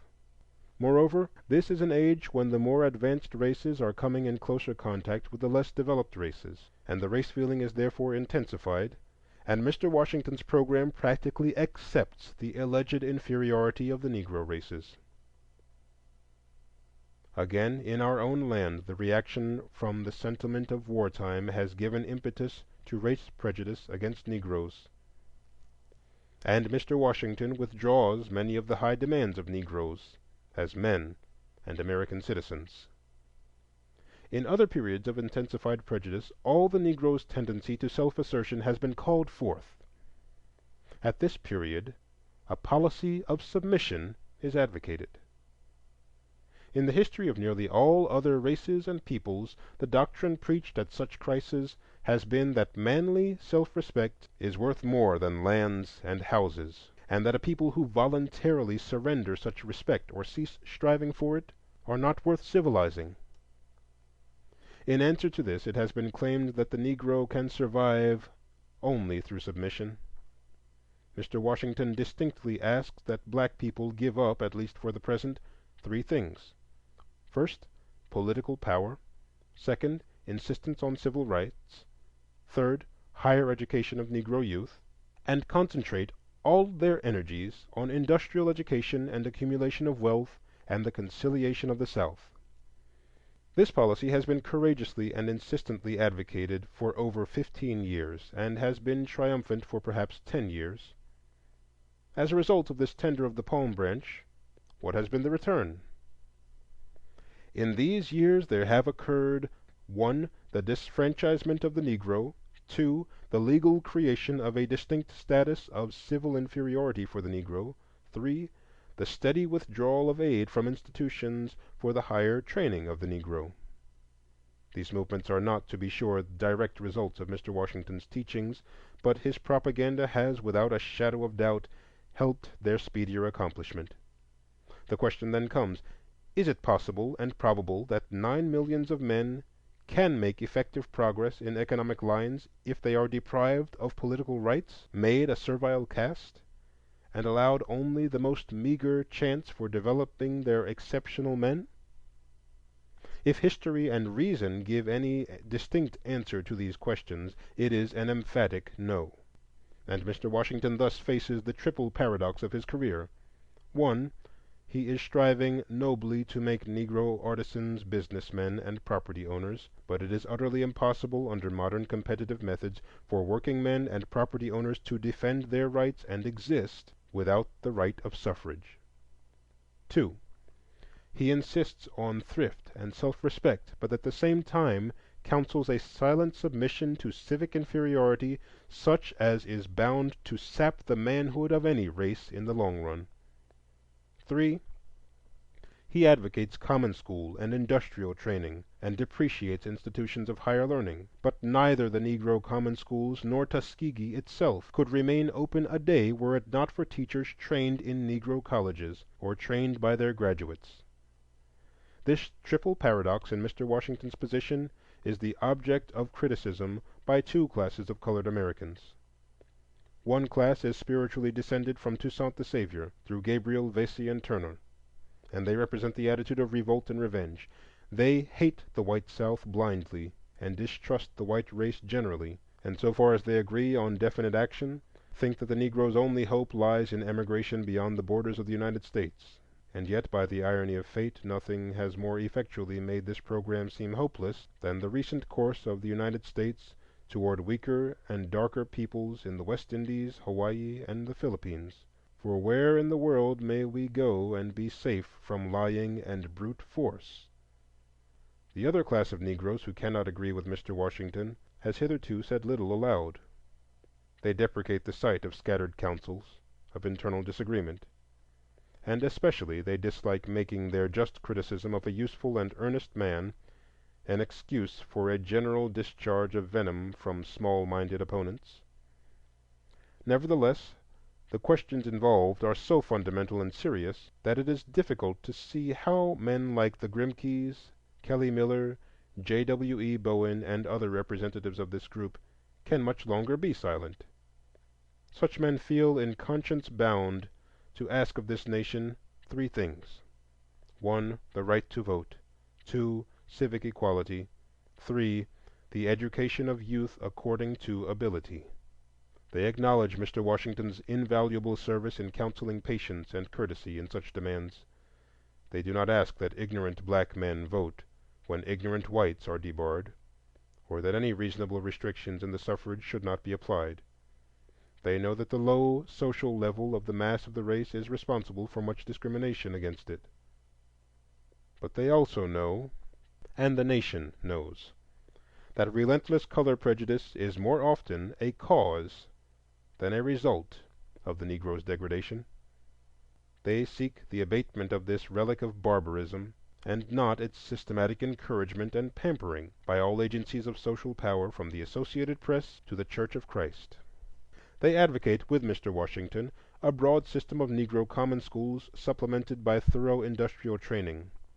But they are surprised that a man of Mr. Washington's insight cannot see that no such educational system ever has rested or can rest on any other basis than that of the well-equipped college and university. And they insist that there is demand for a few such institutions throughout the South to train the best of the Negro youth as teachers, professional men, and leaders. This group of men honor Mr. Washington for his attitude of conciliation toward the white South. They accept the Atlanta Compromise in its broadest interpretation. They recognize with him many signs of promise, many men of high purpose and fair judgment in this section. They know that no easy task has been laid upon a region already tottering under heavy burdens. But, nevertheless, they insist that the way to truth and right lies in straightforward honesty, not in indiscriminate flattery, in praising those of the South who do well, and criticizing uncompromisingly those who do ill, in taking advantage of the opportunities at hand and urging their fellows to do the same, but at the same time in remembering that only a firm adherence to their higher ideals and aspirations will ever keep those ideals within the realm of possibility.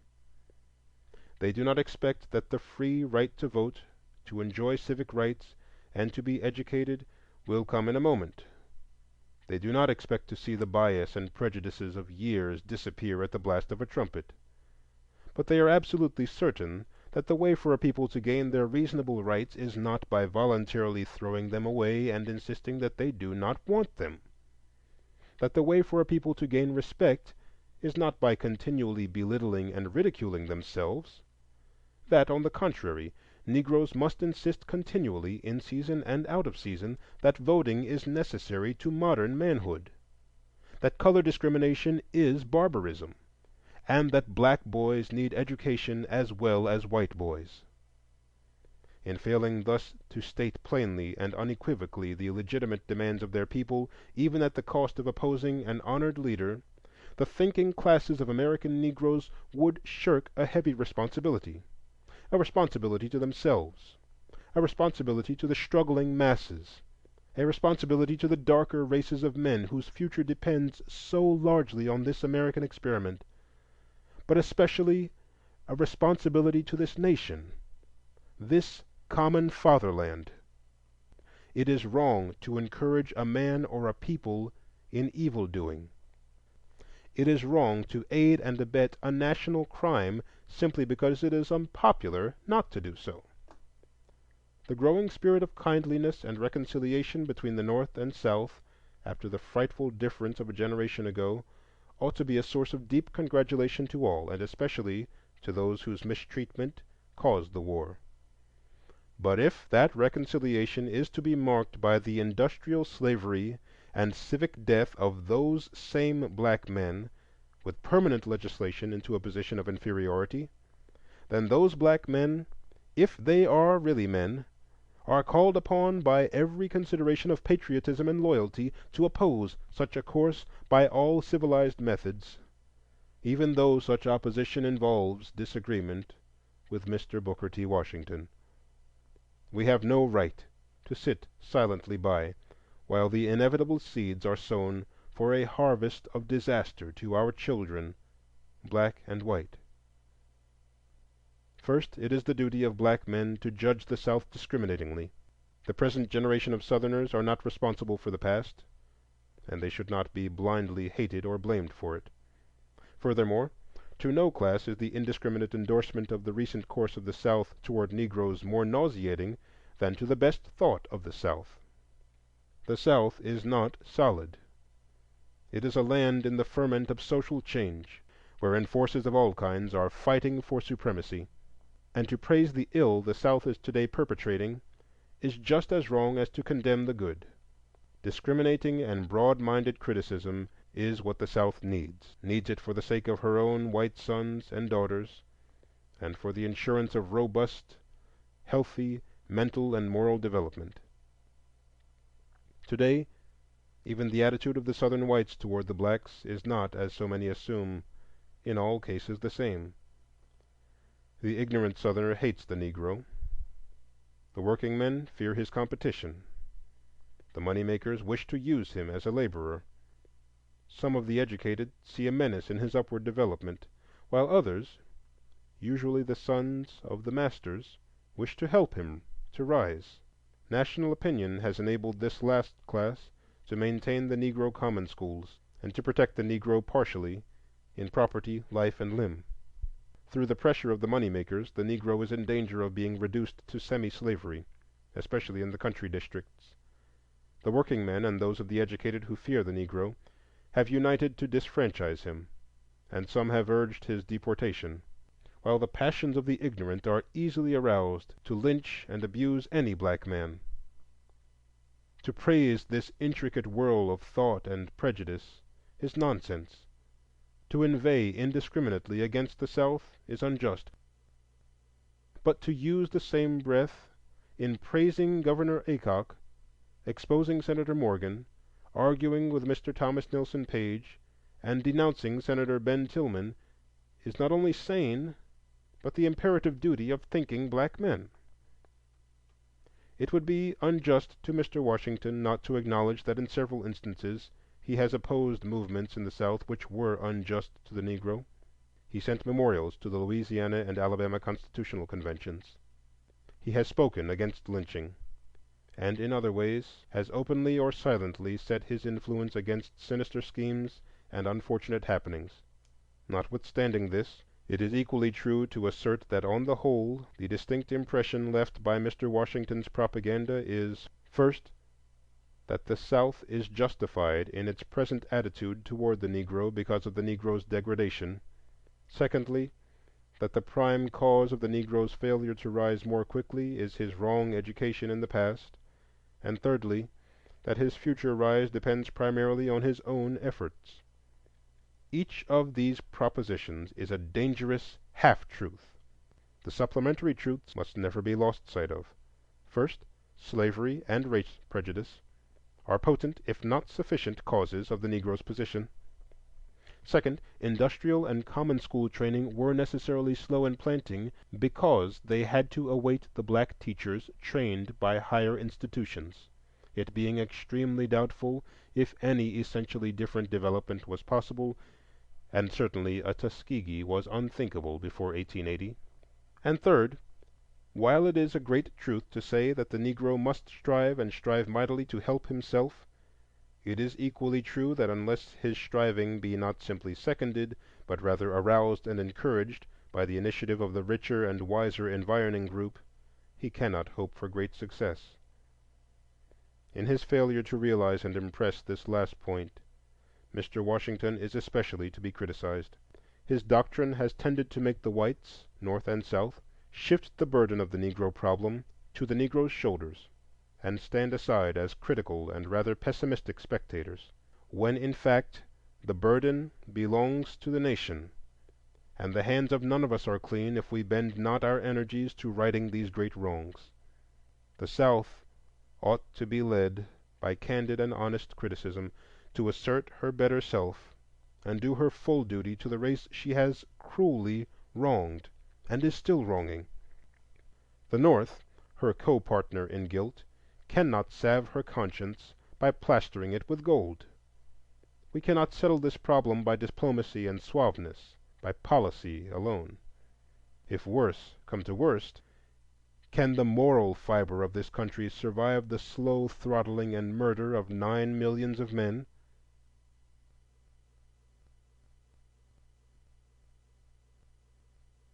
The black men of America have a duty to perform, a duty stern and delicate, a forward movement to oppose a part of the work of their greatest leader. So far as Mr. Washington preaches thrift, patience, and industrial training for the masses, we must hold up his hand and strive with him, rejoicing in his honors and glorifying in the strength of this Joshua called of God and man to lead the headless host.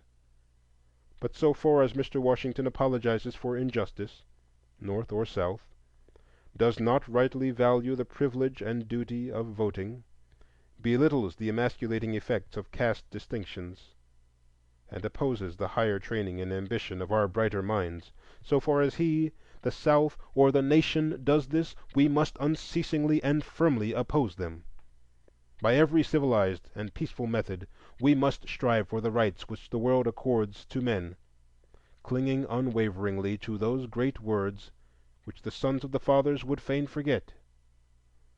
We hold these truths to be self-evident, that all men are created equal, that they are endowed by their Creator with certain unalienable rights, that among these are life, liberty, and the pursuit of happiness.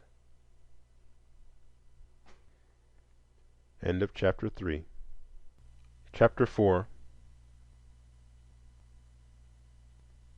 Of the meaning of progress. Willst du deine Macht verkünden? Wähle sie die frei van Sünden? Stehen in deinem ewigen Haus, deiner Geister Sender aus. Die uns blicken, die reinen, die nicht fühlen, die nicht weinen. Nicht die zarte Jungfrau wähle, nicht der Hirten, weiche Seele. Schiller.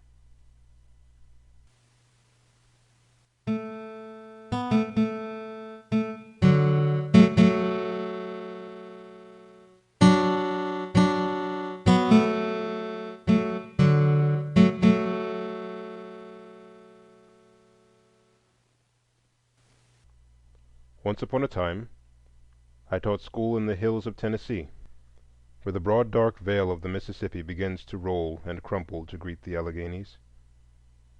I was a Fisk student then, and all Fisk men thought that Tennessee, beyond the veil, was theirs alone, and in vacation time they sallied forth in lusty bands to meet the county school commissioners. Young and happy, I too went, and I shall not soon forget that summer, 17 years ago. First there was a teachers' institute at the county seat, and there distinguished guest of the superintendent taught the teachers fractions and spelling and other mysteries. White teachers in the morning, Negroes at night. A picnic now and then, and a supper, and the rough world was softened by laughter and song. I remember but I wonder. There came a day when all the teachers left the institute and began the hunt for schools. I learned from hearsay, for my mother was mortally afraid of firearms, that the hunting of ducks and bears and men is wonderfully interesting, but I am sure that the man who has never hunted a country school has something to learn of the pleasures of the chase. I see now the white hot roads lazily rise and fall and wind before me under the burning July sun. I feel the deep weariness of heart and limb as 10, 8, 6 miles stretch relentlessly ahead. I feel my heart sink heavily as I hear again and again, "Got a teacher?" "Yes." So I walked on and on. Horses were too expensive, until I had wandered beyond railways, beyond stage lines, to a land of varmints and rattlesnakes, where the coming of a stranger was an event, and men lived and died in the shadow of one blue hill. Sprinkled over hill and dale lay cabins and farmhouses, shut out from the world by the forests and the rolling hills toward the east. There I found at last a little school. Josie told me of it. She was a thin, homely girl of 20, with a dark brown face and thick, hard hair. I had crossed the stream at Watertown and rested under the great willows. Then I had gone to the little cabin in the lot where Josie was resting on her way to town. The gaunt farmer made me welcome, and Josie, hearing my errand, told me anxiously that they wanted a school over the hill, that but once since the war had a teacher been there, that she herself longed to learn, and thus she ran on, talking fast and loud with much earnestness and energy. Next morning I crossed the tall round hill, lingered to look at the blue and yellow mountains stretching toward the Carolinas, then plunged into the wood and came out at Josie's home. It was a dull frame cottage with 4 rooms, perched just below the brow of the hill amid peach trees. The father was a quiet, simple soul, calmly ignorant, with no touch of vulgarity. The mother was different, strong, bustling, and energetic, with a quick, restless tongue, and an ambition to live like folks. There was a crowd of children. 2 boys had gone away. There remained 2 growing girls, a shy midget of 8, John, tall, awkward, and 18, Jim, younger, quicker, and better looking, and 2 babies of indefinite age. Then there was Josie herself. She seemed to be at the center of the family, always busy at service or at home, or berry picking, a little nervous and inclined to scold, like her mother, yet faithful too, like her father. She had about her a certain fineness, the shadow of an unconscious moral heroism that would willingly give all of life to make life broader, deeper, and fuller for her and hers. I saw much of this family afterwards, and grew to love them for their honest efforts to be decent and comfortable, and for their knowledge of their own ignorance. There was with them no affectation. The mother would scold the father for being so easy, Josie would roundly berate the boys for carelessness, and all knew that it was a hard thing to dig a living out of a rocky side hill. I secured the school. I remember the day I rode horseback out to the commissioner's house with a pleasant young white fellow who wanted the white school. The road ran down the bed of a stream. The sun laughed and the water jingled, and we rode on. "Come in," said the commissioner. "Come in. Have a seat. Yes, that certificate will do. Stay to dinner. What, do you want a month?" Oh, thought I, this is lucky. But even then fell the awful shadow of the veil, for they ate first, then I, alone. The schoolhouse was a log hut where Colonel Wheeler used to shelter his corn. It sat in a lot behind a rail fence and thorn bushes near the sweetest of springs. There was an entrance where a door once was, and within a massive, rickety fireplace. Great chinks between the logs served as windows. Furniture was scarce. A pale blackboard crouched in the corner.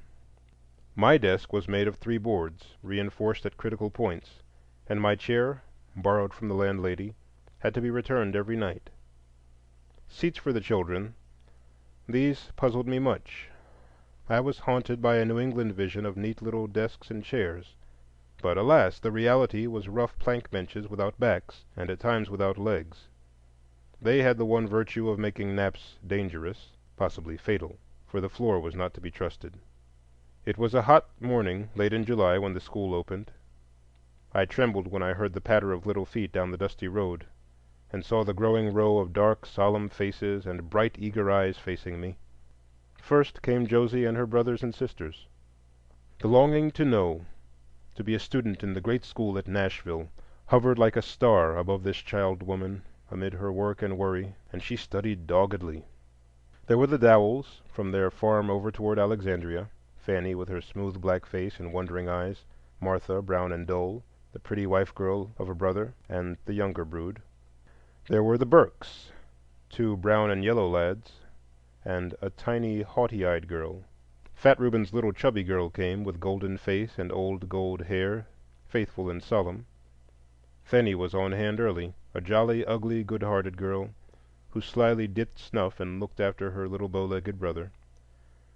When her mother could spare her, Tildy came, a midnight beauty, with starry eyes and tapering limbs, and her brother, correspondingly homely. And then the big boys, the hulking Lawrences, the lazy Neils, unfathered sons of mother and daughter, Hickman with a stoop in his shoulders, and the rest. There they sat, nearly 30 of them, on the rough benches, their faces shading from a pale cream to a deep brown, the little feet bare and swinging, the eyes full of expectation, with here and there a twinkle of mischief, and the hands grasping Webster's blue-black spelling book. I loved my school, and the fine faith the children had in the wisdom of their teacher was truly marvelous. We read and spelled together, wrote a little, picked flowers, sang, and listened to stories of the world beyond the hill. At times the school would dwindle away, and I would start out. I would visit Munn Eddings, who lived in 2 very dirty rooms, and ask why little Eugene, whose flaming face seemed ever ablaze with the dark red hair uncombed, was absent all last week, or why I missed so often the inimitable rags of Mac and Ed. Then the father, who worked Colonel Wheeler's farm on shares, would tell me how the crops needed the boys, and the thin, slovenly mother, whose face was pretty when washed, assured me that Eugene must mind the baby, but we'll start them again next week. When the Lawrences stopped, I knew that the doubts of the old folks about book learning had conquered again, and so, toiling up the hill and getting as far into the cabin as possible, I put Cicero Pro Archia Poeta into the simplest English with local applications, and usually convinced them for a week or so. On Friday nights I often went home with some of the children, sometimes to Doc Burke's farm. He was a great, loud, thin black, ever working, and trying to buy the 75 acres of hill and dale where he lived, but people said that he would surely fail, and the white folks would get it all. His wife was a magnificent Amazon with saffron face and shining hair, uncorseted and barefooted, and the children were strong and beautiful. They lived in a 1.5-room cabin in the hollow of the farm near the spring. The front room was full of great, fat white beds, scrupulously neat, and there were bad chromos on the walls, and a tired center table. In the tiny back kitchen I was often invited to take out and help myself to fried chicken and wheat biscuit, meat and corn pone, string beans and berries. At first I used to be a little alarmed at the approach of bedtime in the one lone bedroom, but embarrassment was very deftly avoided. First all the children nodded and slept, and were stowed away in one great pile of goose feathers. Next the mother and the father discreetly slipped away to the kitchen, while I went to bed. Then, blowing out the dim light, they retired in the dark. In the morning all were up and away before I thought of awaking. Across the road where fat Reuben lived, they all went outdoors while the teacher retired, because they did not boast the luxury of a kitchen. I liked to stay with the Dowells, for they had 4 rooms and plenty of good country fare. Uncle Bird had a small, rough farm, all woods and hills, miles from the big road. But he was full of tales. He preached now and then, and with his children, berries, horses, and wheat, he was happy and prosperous. Often, to keep the peace, I must go where life was less lovely. For instance, Tildy's mother was incorrigibly dirty, Reuben's larder was seriously limited, and herds of untamed insects wandered over the Eddingses' beds. Best of all, I loved to go to Josie's and sit on the porch, eating peaches while the mother bustled and talked. How Josie had bought the sewing machine, how Josie worked at service in winter, but that $4 a month was mighty little wages. How Josie longed to go away to school, but that it looked like they never could get far enough ahead to let her. How the crops failed, and the well was yet unfinished. And finally, how mean some of the white folks were. For 2 summers I lived in this little world. It was dull and humdrum. The girls looked at the hill in wistful longing, and the boys fretted and haunted Alexandria. Alexandria was town, a straggling, lazy village of houses, churches, and shops, and an aristocracy of Toms, Dicks, and Captains. Cuddled on the hill to the north was the village of the colored folks, who lived in 3 or 4 room unpainted cottages, some neat and homelike, and some dirty. The dwellings were scattered rather aimlessly, but they centered about the twin temples of the hamlet, the Methodist and the Hard-Shell Baptist churches. These in turn leaned gingerly on a sad colored schoolhouse. Hither my little world wended its crooked way on Sunday to meet the other worlds, and gossip, and wonder, and make the weekly sacrifice with frenzied priest at the altar of the old-time religion. Then the soft melody and mighty cadences of Negro song fluttered and thundered. I have called my tiny community a world, and so its isolation made it. And yet there was among us but a half-awakened common consciousness, sprung from common joy and grief at burial, birth, or wedding, from a common hardship in poverty, poor land, and low wages, and, above all, from the sight of the veil that hung between us and opportunity. All this caused us to think some thoughts together, but these, when ripe for speech, were spoken in various languages. Those whose eyes 25 and more years before had seen the glory of the coming of the Lord saw in every present hindrance or help a dark fatalism bound to bring all things right in His own good time. The mass of those to whom slavery was a dim recollection of childhood found the world a puzzling thing. It asked little of them, and they answered with little, and yet it ridiculed their offering. Such a paradox they could not understand, and therefore sank into listless indifference, or shiftlessness, or reckless bravado. There were, however, some, such as Josie, Jim, and Ben, to whom war, hell, and slavery were but childhood tales, whose young appetites had been whetted to an edge by school and story and half-awakened thought. Ill could they be content, born without and beyond the world, and their weak wings beat against their barriers of caste, of youth, of life. At last, in dangerous moments, against everything that opposed even a whim.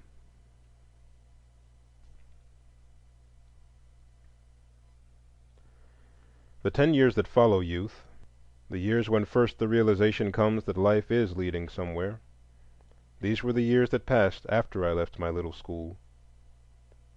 When they were past, I came by chance once more to the walls of Fisk University, to the halls of the Chapel of Melody. As I lingered there in the joy and pain of meeting old school friends, there swept over me a sudden longing to pass again beyond the blue hill, and to see the homes and the schools of other days, and to learn how life had gone with my school children. And I went. Josie was dead, and the gray-haired mother said simply, "We've had a heap of trouble since you've been away." I had feared for Jim. With a cultured parentage and a social caste to uphold him, he might have made a venturesome merchant or a West Point cadet.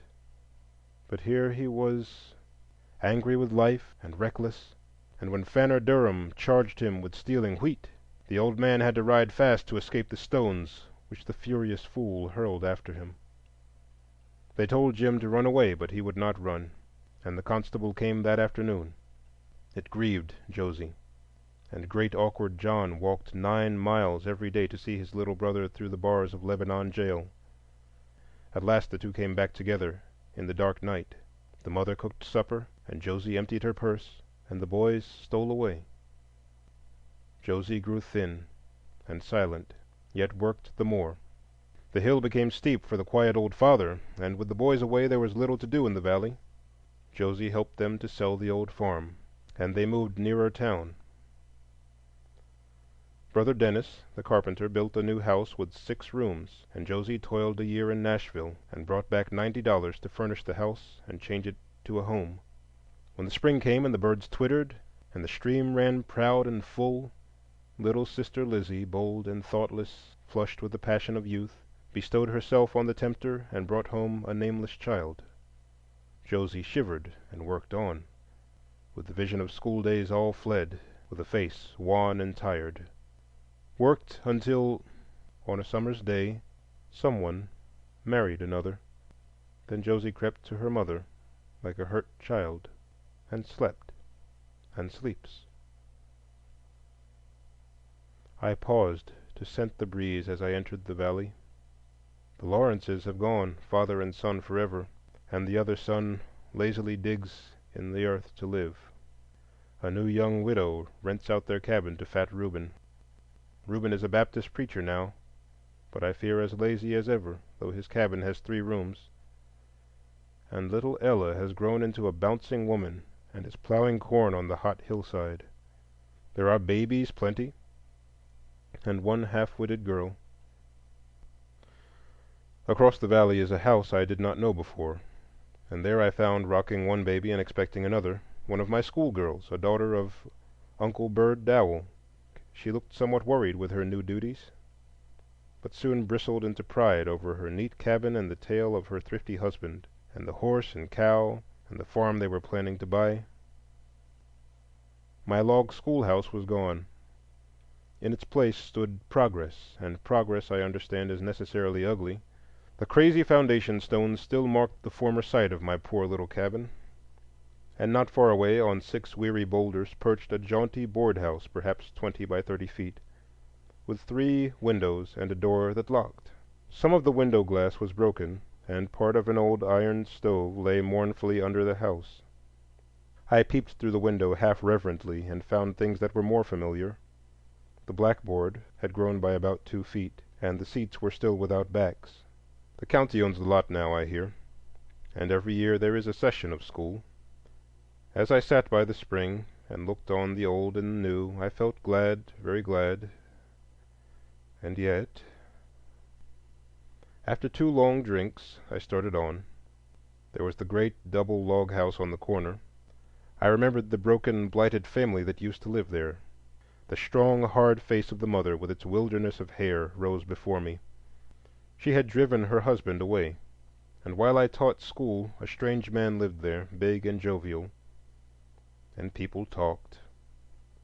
I felt sure that Ben and Tildy would come to naught from such a home. But this is an odd world, for Ben is a busy farmer in Smith County, doing well too, they say, and he had cared for little Tildy until last spring when a lover married her. A hard life the lad had led, toiling for meat, and laughed at because he was homely and crooked. There was Sam Carlin, an impudent old skinflint, who had definite notions about "niggers," and hired Ben a summer, and would not pay him. Then the hungry boy gathered his sacks together, and in broad daylight went into Carlin's corn, and when the hard-fisted farmer set upon him, the angry boy flew at him like a beast. Doc Burke saved a murder and a lynching that day.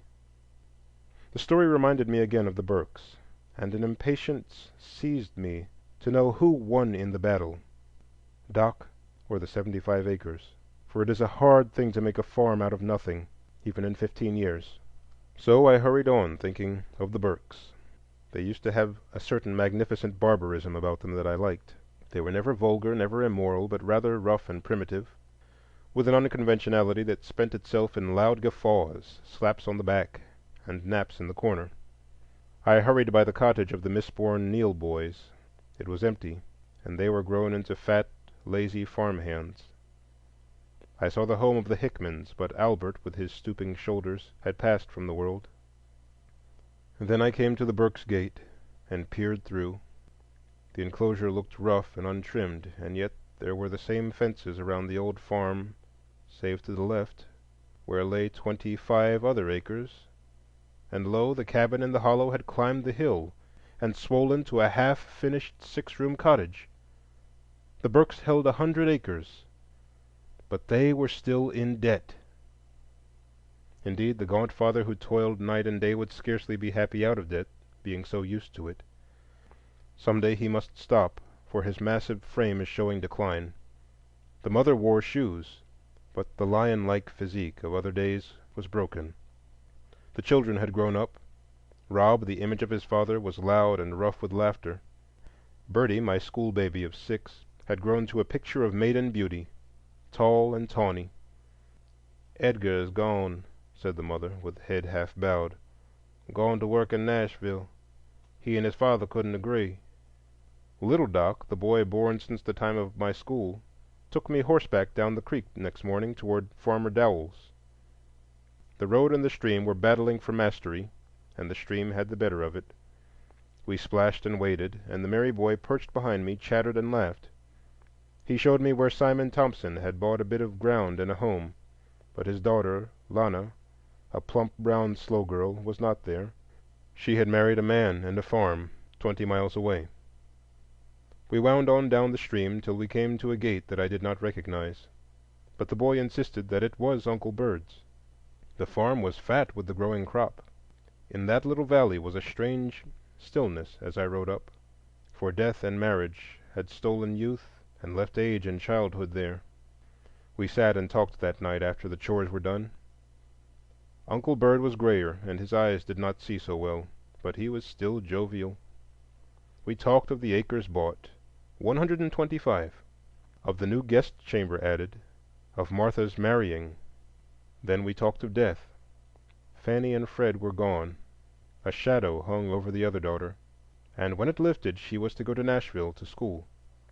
At last we spoke of the neighbors, and as the night fell Uncle Bird told me how, on a night like that, Fanny came wandering back to her home over yonder to escape the blows of her husband, and next morning she died in the home that her little bow-legged brother, working and saving, had bought for their widowed mother. My journey was done, and behind me lay hill and dale, and life and death. How shall man measure progress there, where the dark-faced Josie lies? How many heartfuls of sorrow shall balance a bushel of wheat? How hard a thing is life to the lowly, and yet how human and real. And all this life and love and strife and failure, is it the twilight of nightfall, or the flush of some faint dawning day? Thus sadly musing, I rode to Nashville in the Jim Crow car.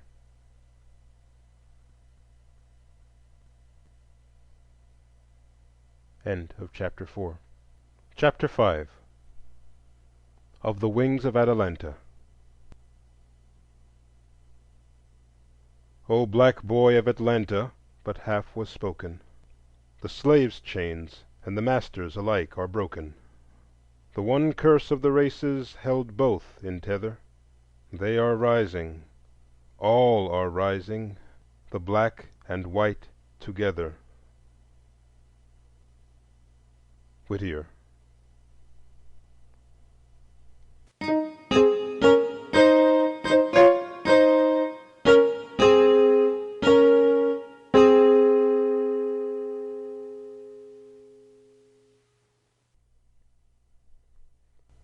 South of the North, yet north of the South, lies the city of 100 hills, peering out from the shadows of the past into the promise of the future. I have seen her in the morning, when the first flush of day had half roused her. She lay gray and still on the crimson soil of Georgia. Then the blue smoke began to curl from her chimneys. The tinkle of bell and scream of whistle broke the silence. The rattle and roar of busy life slowly gathered and swelled until the seething whirl of the city seemed a strange thing in a sleepy land. Once, they say, even Atlanta slept, dull and drowsy, at the foothills of the Alleghanies, until the iron baptism of war awakened her with its sudden waters, aroused and maddened her, and left her listening to the sea. And the sea cried to the hills, and the hills answered the sea, till the city rose like a widow and cast away her weeds, and toiled for her daily bread, toiled steadily, toiled cunningly, perhaps with some bitterness, with a touch of réclame, and yet with real earnestness and real sweat. It is a hard thing to live haunted by the ghost of an untrue dream, to see the wide vision of empire fade into real ashes and dirt, to feel the pang of the conquered, and yet know that with all the bad that fell on one black day, something was vanquished that deserved to live, something killed that, in justice, had not dared to die.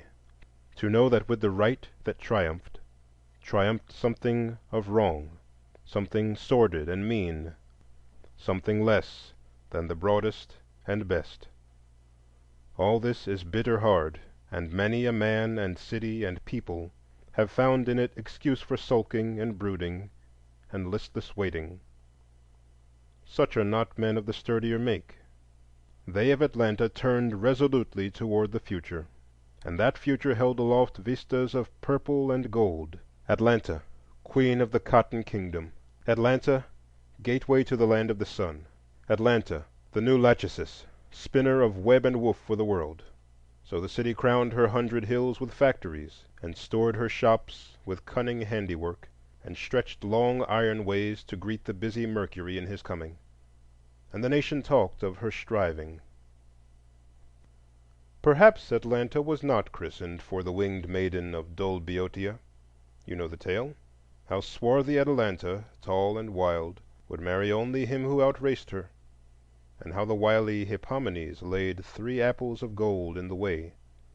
She fled like a shadow, paused, startled, over the first apple, but even as he stretched his hand, fled again, hovered over the second, then, slipping from his hot grasp, flew over river, vale, and hill.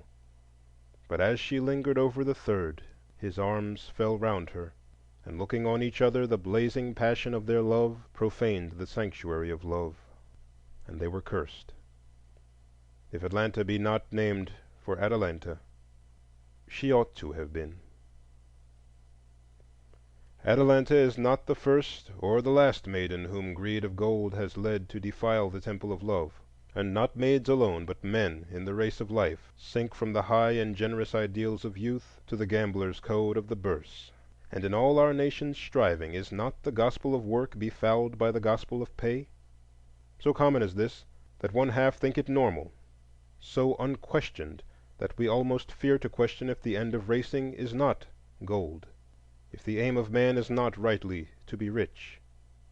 And if this is the fault of America, how dire a danger lies before a new land and a new city, lest Atlanta, stooping for mere gold, shall find that gold accursed. It was no maiden's idle whim that started this hard racing. A fearful wilderness lay about the feet of that city after the war.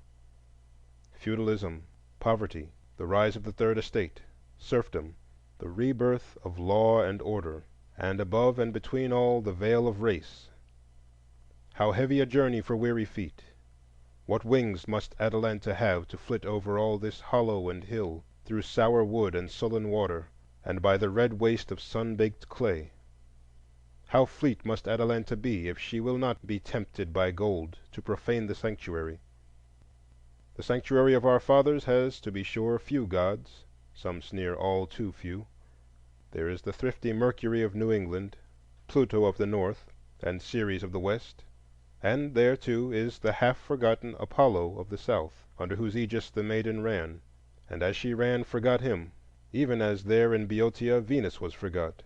She forgot the old ideal of the Southern gentleman, that New World air of the grace and courtliness of patrician, knight, and noble; forgot his honor with his foibles, his kindliness with his carelessness, and stooped to apples of gold, to men busier and sharper, thriftier and more unscrupulous. Golden apples are beautiful. I remember the lawless days of boyhood, when orchards in crimson and gold tempted me over fence and field. And, too, the merchant who has dethroned the planter is no despicable parvenu. Work and wealth are the mighty levers to lift this old new land. Thrift and toil and saving are the highways to new hopes and new possibilities. And yet the warning is needed lest the wily Hippomenes tempt Atalanta to thinking that golden apples are the goal of racing, and not mere incidents by the way. Atalanta must not lead the South to dream of material prosperity as the touchstone of all success.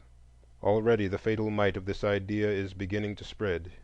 It is replacing the finer type of Southerner with vulgar money-getters. It is burying the sweeter beauties of Southern life beneath pretense and ostentation. For every social ill the panacea of wealth has been urged,—wealth to overthrow the remains of the slave feudalism, wealth to raise the cracker third estate, wealth to employ the black serfs, and the prospect of wealth to keep them working, wealth as the end and aim of politics, and as the legal tender for law and order, and finally, instead of truth, beauty, and goodness, wealth as the ideal of the public school. Not only is this true in the world which Atlanta typifies, but it is threatening to be true of a world beneath and beyond that world, the black world beyond the veil. Today it makes little difference to Atlanta, to the South, what the Negro thinks or dreams or wills. In the soul life of the land he is today, and naturally will long remain, unthought of, half forgotten. And yet when he does come to think and will and do for himself—and let no man dream that day will never come—then the part he plays will not be one of sudden learning, but words and thoughts he has been taught to lisp in his race childhood. Today the ferment of his striving toward self-realization is to the strife of the white world like a wheel within a wheel. Beyond the veil are smaller but like problems of ideals, of leaders and the led, of serfdom, of poverty, of order and subordination, and through all the veil of race. Few know of these problems, few who know notice them, and yet there they are, awaiting student, artist, and seer, a field for somebody sometime to discover. Hither has the temptation of Hippomenes penetrated. Already in this smaller world, which now indirectly and anon directly must influence the larger for good or ill, the habit is forming of interpreting the world in dollars. The old leaders of Negro opinion, in the little groups where there is a Negro social consciousness, are being replaced by new. Neither the black preacher nor the black teacher leads as he did 2 decades ago. Into their places are pushing the farmers and gardeners, the well-paid porters and artisans, the businessmen, all those with property and money. And with all this change, so curiously parallel to that of the other world, goes too the same inevitable change in ideals. The South laments today the slow, steady disappearance of a certain type of Negro, the faithful, courteous slave of other days, with his incorruptible honesty and dignified humility. He is passing away just as surely as the old type of Southern gentleman is passing, and from not dissimilar causes.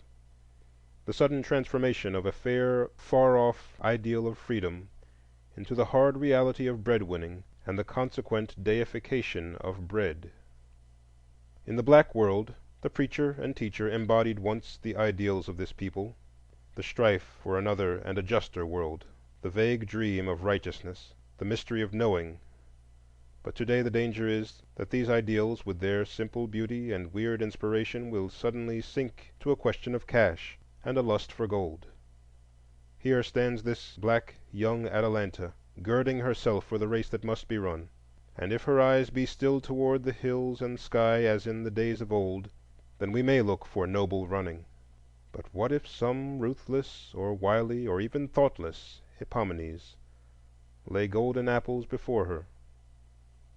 What if the Negro people be wooed from a strife for righteousness, from a love of knowing, to regard dollars as the be-all and end-all of life? What if to the mammonism of America be added the rising mammonism of the reborn South, and the mammonism of this South be reinforced by the budding mammonism of its half-wakened black millions? Whither then is the New World quest of goodness and beauty and truth gone glimmering? Must this and that fair flower of freedom, which, despite the jeers of latter-day striplings, sprung from our fathers' blood, must that too degenerate into a dusty quest of gold, into lawless lust with Hippomenes?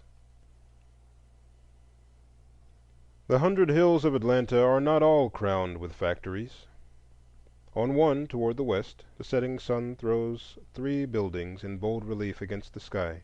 The beauty of the group lies in its simple unity: a broad lawn of green rising from the red street and mingled roses and peaches. North and south, 2 plain and stately halls, and in the midst, half hidden in ivy, a larger building, boldly graceful, sparingly decorated, and with 1 low spire. It is a restful group; one never looks for more. It is all here, all intelligible. There I live, and there I hear from day to day the low hum of restful life. In winter's twilight, when the red sun glows, I can see the dark figures pass between the halls to the music of the night bell. In the morning, when the sun is golden, the clang of the day bell brings the hurry and laughter of 300 young hearts from hall and street, and from the busy city below, children all dark and heavy-haired, to join their clear young voices in the music of the morning sacrifice. In a half-dozen classrooms they gather then, here to follow the love song of Dido, here to listen to the tale of Troy divine, there to wander among the stars, there to wander among men and nations, and elsewhere other well-worn ways of knowing this queer world. Nothing new, no time-saving devices, simply old-time glorified methods of delving for truth and searching out the hidden beauties of life and learning the good of living. The riddle of existence is the college curriculum that was laid before the pharaohs, that was taught in the groves by Plato, that formed the trivium and quadrivium, and is today laid before the freedmen's sons by Atlanta University. And this course of study will not change.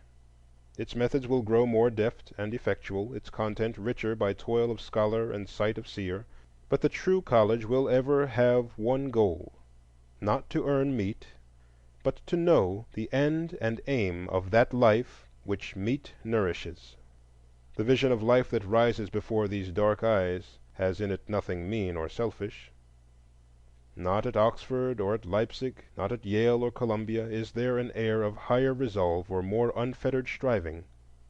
The determination to realize for men, both black and white, the broadest possibilities of life, to seek the better and the best, to spread with their own hands the gospel of sacrifice—all this is the burden of their talk and dream. Here, amid a wide desert of caste and proscription, amid the heart-hurting slights and jars and vagaries of a deep race dislike, lies this green oasis, where hot anger cools and the bitterness of disappointment is sweetened by the springs and breezes of Parnassus. And here men may lie and listen and learn of a future fuller than the past, and hear the voice of time. Entbehren sollst du, sollst entbehren. They made their mistakes, those who planted Fisk and Howard and Atlanta before the smoke of battle had lifted. They made their mistakes. But those mistakes were not the things at which we lately laughed somewhat uproariously. They were right when they sought to found a new educational system upon the university. Where, forsooth, shall we ground knowledge, save on the broadest and deepest knowledge? The roots of the tree rather than the leaves, are the sources of its life. And from the dawn of history, from Academus to Cambridge, the culture of the university has been the broad foundation stone on which is built the kindergarten's ABC. But these builders did make a mistake in minimizing the gravity of the problem before them, in thinking it a matter of years and decades, in therefore building quickly and laying their foundation carelessly, and lowering the standard of knowing, until they had scattered haphazard through the South some dozen poorly equipped high schools, and miscalled them universities. They forgot, too, just as their successors are forgetting, the rule of inequality, that of the million black youth, some were fitted to know and some to dig, that some had the talent and capacity of university men, and some the talent and capacity of blacksmiths, and that true training meant neither that all should be college men nor all artisans, but that the one should be made a missionary of culture to an untaught people, and the other a free workman among serfs. And to seek to make the blacksmith a scholar is almost as silly as the more modern scheme of making the scholar a blacksmith. Almost, but not quite. The function of the university is not simply to teach breadwinning, or to furnish teachers for the public schools, or to be a center of polite society. It is above all to be the organ of that fine adjustment between real life and the growing knowledge of life, an adjustment which forms the secret of civilization. Such an institution the South of today sorely needs. She has religion, earnest, bigoted, religion that on both sides of the veil often omits the sixth, seventh, and eighth commandments, but substitutes a dozen supplementary ones. She has, as Atlanta shows, growing thrift and love of toil, but she lacks that broad knowledge of what the world knows and knew of human living and doing, which she may apply to the thousand problems of real life today confronting her. The need of the South is knowledge and culture, not in dainty, limited quantity as before the war, but in broad, busy abundance in the world of work. And until she has this, not all the apples of Hesperides, be they golden and bejeweled, can save her from the curse of the Boeotian lovers. The wings of Atalanta are the coming universities of the South. They alone can bear the maiden past the temptation of golden fruit. They will not guide her flying feet away from the cotton and gold, for thoughtful Hippomenes, do not the apples lie in the very way of life? But they will guide her over and beyond them, and leave her kneeling in the sanctuary of truth and freedom and broad humanity, virgin and undefiled. Sadly did the old South err in human education, despising the education of the masses, and niggardly in the support of colleges. Her ancient university foundations dwindled and withered under the foul breath of slavery, and even since the war they have fought a failing fight for life in the tainted air of social unrest and commercial selfishness, stunted by the death of criticism, and starving for lack of broadly cultured men. And if this is the white South's need and danger, how much heavier the danger and need of the freedmen's sons? How pressing here the need of broad ideals and true culture, the conservation of soul from sordid aims and petty passions? Let us build the Southern University. William and Mary, Trinity, Georgia, Texas, Tulane, Vanderbilt, and the others, fit to live. Let us build, too, the Negro universities. Fisk, whose foundation was ever broad; Howard, at the heart of the nation; Atlanta, whose ideal of scholarship has been held above the temptation of numbers. Why not here, and perhaps elsewhere, plant deeply and for all time centers of learning and living, colleges that yearly would send into the life of the South a few white men and a few black men of broad culture, Catholic tolerance, and trained ability, joining their hands to other hands and giving to this squabble of the races a decent and dignified peace? Patience, humility, manners, and taste, common schools and kindergartens, industrial and technical schools, literature and tolerance, all these spring from knowledge and culture, the children of the university. So must men and nations build, not otherwise, not upside down. Teach workers to work. A wise saying, wise when applied to German boys and American girls, Wiser when said of Negro boys, for they have less knowledge of working and none to teach them. Teach thinkers to think, a needed knowledge in a day of loose and careless logic, and they whose lot is gravest must have the carefulest training to think aright. If these things are so, how foolish to ask what is the best education for 1 or 7 or 60 million souls. Shall we teach them trades or train them in liberal arts? Neither, and both. Teach the workers to work and the thinkers to think. Make carpenters of carpenters, and philosophers of philosophers, and fops of fools. Nor can we pause here.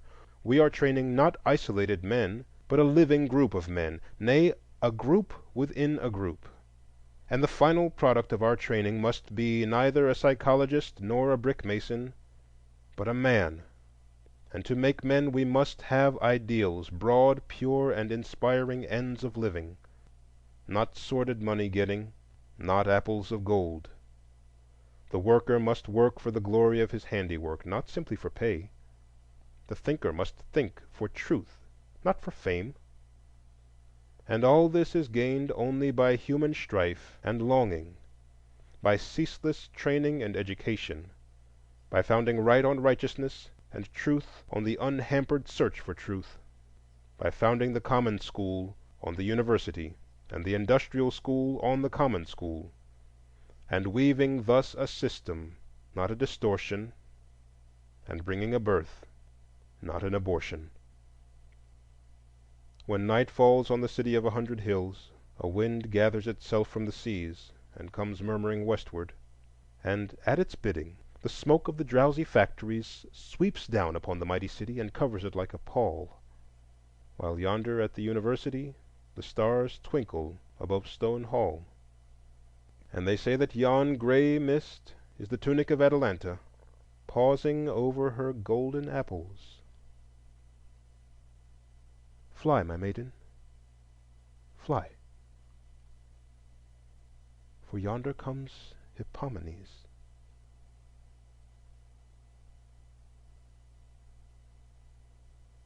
End of Chapter 5. Chapter 6. Of the Training of Black Men.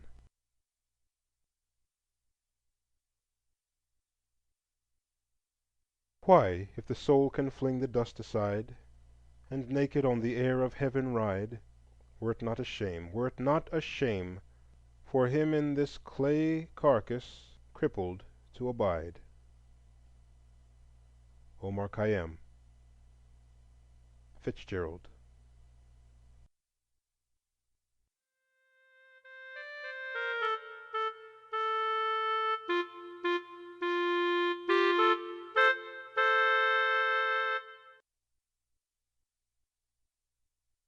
From the shimmering swirl of waters where many, many thoughts ago the slave ship first saw the square tower of Jamestown, have flown down to our day 3 streams of thinking. One, swollen from the larger world here and overseas, saying, "The multiplying of human wants in culture lands calls for the worldwide cooperation of men in satisfying them.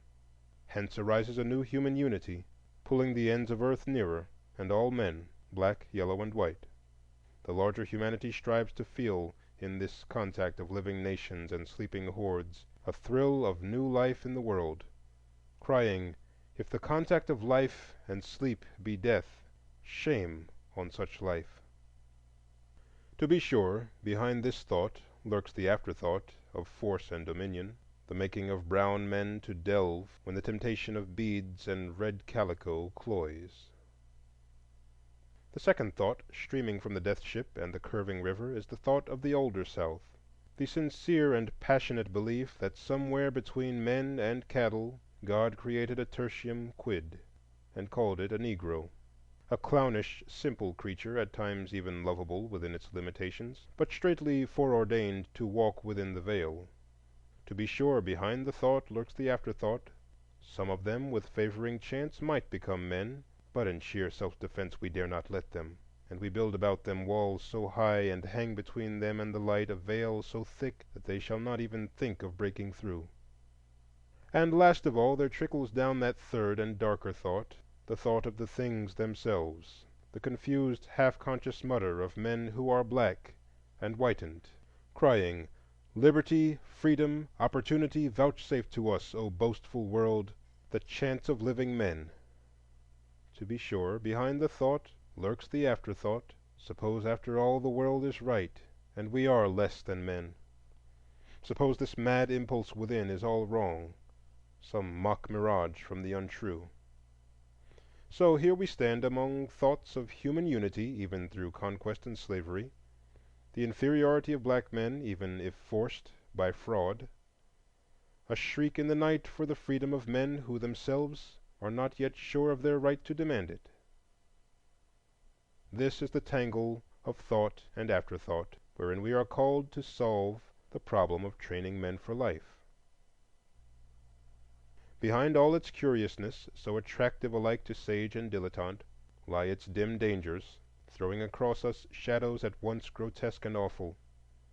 Plain it is to us that what the world seeks through desert and wild we have within our threshold: a stalwart laboring force suited to the semi-tropics.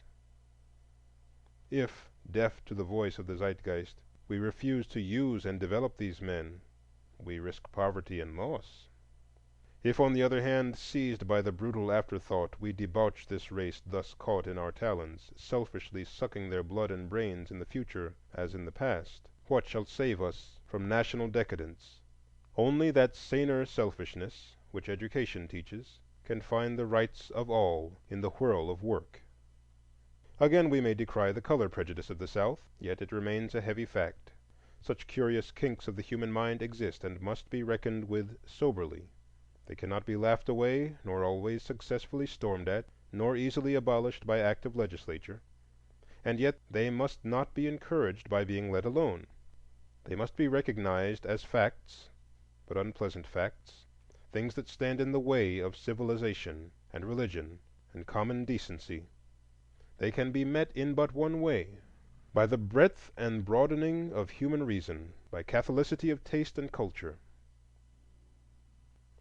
And so, too, the native ambition and aspiration of men, even though they be black, backward, and ungraceful, must not lightly be dealt with. To stimulate wildly weak and untrained minds is to play with mighty fires. To flout their striving idly is to welcome a harvest of brutish crime and shameless lethargy in our very laps. The guiding of thought and the deft coordination of deed is at once the path of honor and humanity. And so, in this great question of reconciling three vast and partially contradictory streams of thought, the one panacea of education leaps to the lips of all. Such human training as will best use the labor of all men without enslaving or brutalizing, such training as will give us poise to encourage the prejudices that bulwark society and to stamp out those that, in sheer barbarity, deafen us to the wail of prisoned souls within the veil and the mounting fury of shackled men. But when we have vaguely said that education will set this tangle straight, what have we uttered but a truism? Training for life teaches living, but what training for the profitable living together of black men and white? 150 years ago our task would have seemed easier. Then Dr. Johnson blandly assured us that education was needful solely for the embellishments of life, and was useless for ordinary vermin. Today we have climbed to heights where we would open at least the outer courts of knowledge to all, display its treasures to many, and select the few to whom its mystery of truth is revealed, not wholly by birth or the accidents of the stock market, but at least in part according to deftness and aim, talent and character. This program, however, we are sorely puzzled in carrying out through that part of the land where the blight of slavery fell hardest, and where we are dealing with two backward peoples. To make here in human education that ever necessary combination of the permanent and the contingent, the ideal and the practical in workable equilibrium, has been there, as it ever must be in every age and place, a matter of infinite experiment and frequent mistakes. In rough approximation, we may point out 4 varying decades of work in Southern education since the Civil War. From the close of the war until 1876 was the period of uncertain groping and temporary relief. There were army schools, mission schools, and schools of the Freedmen's Bureau in chaotic disarrangement, seeking system and cooperation. Then followed 10 years of constructive, definite effort toward the building of complete school systems in the South. Normal schools and colleges were founded for the freedmen, and teachers trained there to man the public schools. There was the inevitable tendency of war to underestimate the prejudices of the master and the ignorance of the slave, and all seemed clear sailing out of the wreckage of the storm.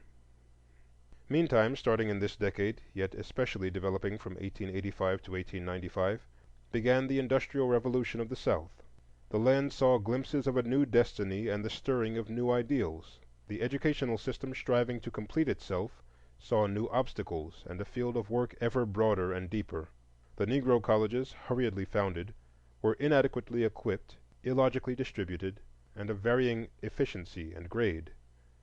The normal and high schools were doing little more than common school work, and the common schools were training but a third of the children who ought to be in them, and training these too often poorly.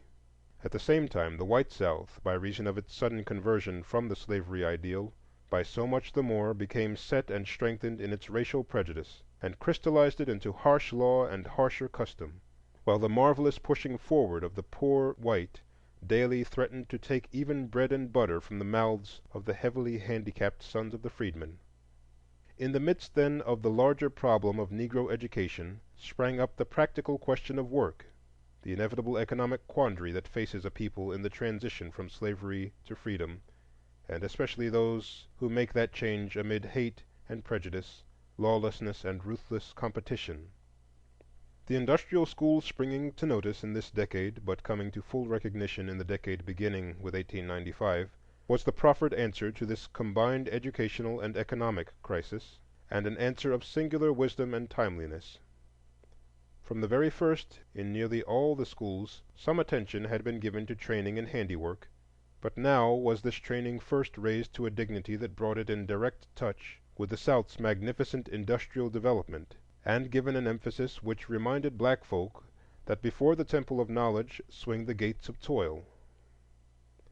Yet, after all, they are but gates, and when turning our eyes from the temporary and the contingent in the Negro problem to the broader question of the permanent uplifting and civilization of black men in America, we have a right to inquire, as this enthusiasm for material advancement mounts to its height, if, after all, the industrial school is the final and sufficient answer in the training of the Negro race, and to ask gently but in all sincerity the ever-recurring query of the ages, is not life more than meat, and the body more than raiment? And men ask this today all the more eagerly because of sinister signs in recent educational movements. The tendency is here, born of slavery and quickened to renewed life by the crazy imperialism of the day, to regard human beings as among the material resources of a land, to be trained with an eye single to future dividends. Race prejudices, which keep brown and black men in their places, we are coming to regard as useful allies with such a theory, no matter how much they may dull the ambition and sicken the hearts of struggling human beings. And above all, we daily hear that an education that encourages aspiration, that sets the loftiest of ideals, and seeks as an end culture and character rather than breadwinning, is the privilege of white men and the danger and delusion of black. Especially has criticism been directed against the former educational efforts to aid the Negro. In the 4 periods I have mentioned, we find first boundless, planless enthusiasm and sacrifice, then the preparation of teachers for a vast public school system, then the launching and expansion of that school system amid increasing difficulties, and finally the training of workmen for the new and growing industries. This development has been sharply ridiculed as a logical anomaly and flat reversal of nature. Soothly we have been told that first industrial and manual training should have taught the Negro to work, then simple schools should have taught him to read and write, and finally, after years, high and normal schools could have completed the system as intelligence and wealth demanded. That a system, logically so complete, was historically impossible, it needs but a little thought to prove. Progress in human affairs is more often a pull than a push, a surging forward of the exceptional man and the lifting of his duller brethren slowly and painfully to his vantage ground. Thus it was no accident that gave birth to universities centuries before the common schools, that made fair Harvard the first flower of our wilderness. So in the South, the mass of the freedmen at the end of the war lacked the intelligence so necessary to modern workingmen. They must first have the common school to teach them to read, write, and cipher, and they must have higher schools to teach teachers for the common schools. The white teachers who flocked south went to establish such a common school system. Few held the idea of founding colleges. Most of them at first would have laughed at the idea. But they faced, as all men since them have faced, that central paradox of the South, the social separation of the races. At that time, it was the sudden volcanic rupture of nearly all relations between black and white in work and government and family life.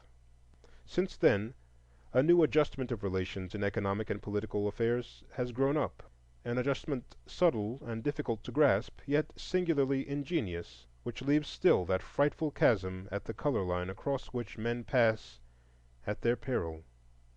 Thus, then and now, there stand in the South two separate worlds, and separate not simply in the higher realms of social intercourse, but also in church and school, on railway and streetcar, in hotels and theaters, in streets and city sections, in books and newspapers, in asylums and jails, in hospitals and graveyards. There is still enough of contact for large economic and group cooperation, but the separation is so thorough and deep that it absolutely precludes, for the present, between the races, anything like that sympathetic and effective group training and leadership of the one by the other, such as the American Negro and all backward peoples must have for effectual progress. This the missionaries of '68 soon saw, and if effective industrial trade schools were impracticable before the establishment of a common school system, just as certainly no adequate common schools could be founded until there were teachers to teach them. Southern whites would not teach them. Northern whites in sufficient numbers could not be had. If the Negro was to learn, he must teach himself. And the most effective help that could be given him was the establishment of schools to train Negro teachers. This conclusion was slowly but surely reached by every student of the situation, until simultaneously, in widely separated regions, without consultation or systematic plan, there arose a series of institutions designed to furnish teachers for the untaught. Above the sneers of critics at the obvious defects of this procedure must ever stand its one crushing rejoinder: in a single generation they put 30,000 black teachers in the South. They wiped out the illiteracy of the majority of the black people of the land, and they made Tuskegee possible. Such higher training schools tended naturally to deepen broader development. At first they were common and grammar schools, then some became high schools, and finally by 1900 some 34 had 1 year or more of studies of college grade. This development was reached with different degrees of speed in different institutions. Hampton is still a high school, while Fisk University started her college in 1871, and Spelman Seminary about 1896. In all cases the aim was identical: to maintain the standards of the lower training by giving teachers and leaders the best practicable training, and above all to furnish the black world with adequate standards of human culture and lofty ideals of life. It was not enough that the teachers of teachers should be trained in technical normal methods. They must also, so far as possible, be broad-minded, cultured men and women, to scatter civilization among a people whose ignorance was not simply of letters, but of life itself. It can thus be seen that the work of education in the South began with higher institutions of training, which threw off as their foliage common schools and later industrial schools, and at the same time strove to shoot their roots ever deeper toward college and university training. That this was an inevitable and necessary development, sooner or later, goes without saying, but there has been, and still is, a question in many minds if the natural growth was not forced, and if the higher training was not either overdone or done with cheap and unsound methods. Among white Southerners this feeling is widespread and positive. A prominent Southern journal voiced this in a recent editorial. "The experiment that has been made to give the colored students classical training has not been satisfactory. Even though many were able to pursue the course, most of them did so in a parrot-like way, learning what was taught, but not seeming to appropriate the truth and import of their instruction, and graduating without sensible aim or valuable occupation for their future. The whole scheme has proved a waste of time, efforts, and the money of the state.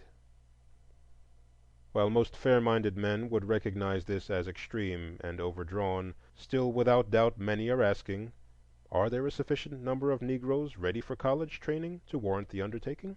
Are not too many students prematurely forced into this work? Does it not have the effect of dissatisfying the young Negro with his environment? And do these graduates succeed in real life?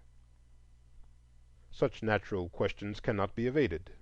Nor, on the other hand, must a nation naturally skeptical as to Negro ability assume an unfavorable answer without careful inquiry and patient openness to conviction. We must not forget that most Americans answer all queries regarding the Negro a priori, and that the least that human courtesy can do is to listen to evidence. The advocates of the higher education of the Negro would be the last to deny the incompleteness and glaring defects of the present system.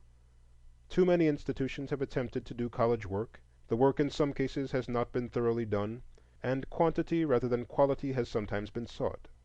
But all this can be said of higher education throughout the land. It is the almost inevitable incident of educational growth, and leaves the deeper question of the legitimate demand for the higher training of Negroes untouched. And this latter question can be settled in but one way, by a first-hand study of the facts.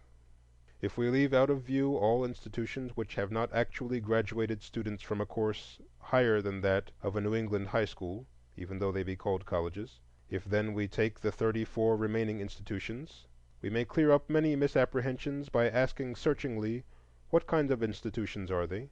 What do they teach? And what sort of men do they graduate? At first we may say that this type of college, including Atlanta, Fisk, and Howard, Wilberforce, and Claflin, Shaw, and the rest, is peculiar, almost unique. Through the shining trees that whisper before me as I write, I catch glimpses of a boulder of New England granite covering a grave, which graduates of Atlanta University have placed there.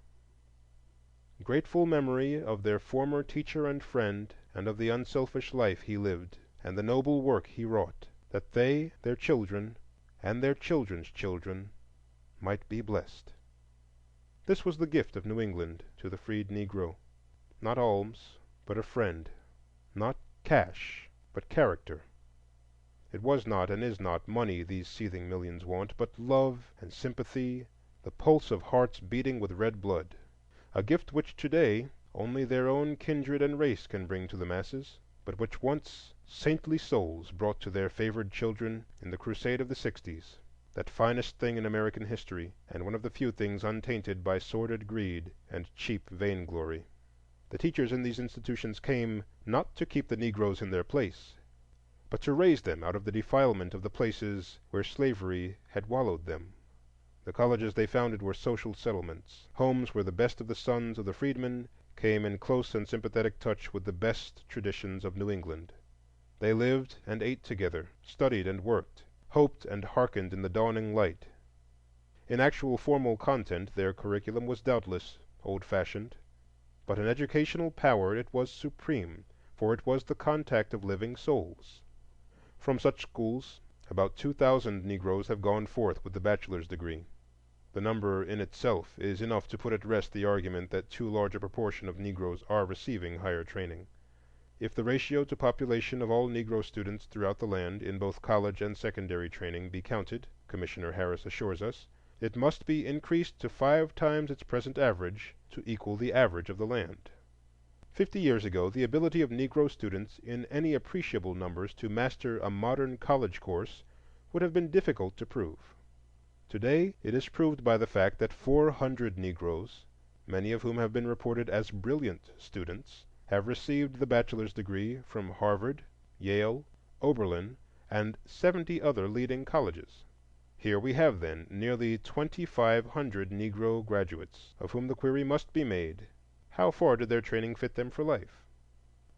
It is, of course, extremely difficult to collect satisfactory data on such a point, difficult to reach the men, difficult to get trustworthy testimony, and to gauge that testimony by any generally appreciable criterion of success. In 1900, the conference at Atlanta University undertook to study these graduates and publish the results. First, they sought to know what these graduates were doing, and succeeded in getting answers from nearly two-thirds of the living. The direct testimony was in almost all cases corroborated by the reports of the colleges where they graduated, so that in the main the reports were worthy of credence. 53% of these graduates were teachers, presidents of institutions, heads of normal schools, principals of city school systems, and the like. 17% were clergymen. Another 17% were in the professions, chiefly as physicians. Over 6% were merchants, farmers, and artisans, and 4% were in the government civil service. Granting even that a considerable proportion of the third unheard from are unsuccessful, this is a record of usefulness. Personally, I know many hundreds of these graduates, and have corresponded with more than 1,000. Through others I have followed carefully the life work of scores. I have taught some of them, and some of the pupils whom they have taught, lived in homes which they have builded, and looked at life through their eyes. Comparing them as a class with my fellow students in New England and in Europe, I cannot hesitate in saying that nowhere have I met men and women with a broader spirit of helpfulness, with deeper devotion to their life work, or with more consecrated determination to succeed in the face of bitter difficulties than among Negro college-bred men. They have, to be sure, their proportion of ne'er-do-wells, their pedants and lettered fools, but they have a surprisingly small proportion of them. They have not that culture of manner which we instinctively associate with university men, forgetting that in reality it is the heritage from cultured homes, and that no people a generation removed from slavery can escape a certain unpleasant rawness and gaucherie, despite the best of training. With all their larger vision and deeper sensibility, these men have usually been conservative, careful leaders. They have seldom been agitators, have withstood the temptation to head the mob, and have worked steadily and faithfully in 1,000 communities in the South. As teachers, they have given the South a commendable system of city schools and large numbers of private normal schools and academies. Colored college-bred men have worked side by side with white college graduates at Hampton. Almost from the beginning, the backbone of Tuskegee's teaching force has been formed of graduates from Fisk and Atlanta, and today the institute is filled with college graduates, from the energetic wife of the principal down to the teacher of agriculture, including nearly half of the executive council and a majority of the heads of departments. In the professions, college men are slowly but surely leavening the Negro church, are healing and preventing the devastations of disease, and beginning to furnish legal protection for the liberty and property of the toiling masses. All this is needful work. Who would do it if Negroes did not? How could Negroes do it if they were not trained carefully for it? If white people need colleges to furnish teachers, ministers, lawyers, and doctors, do black people need nothing of the sort?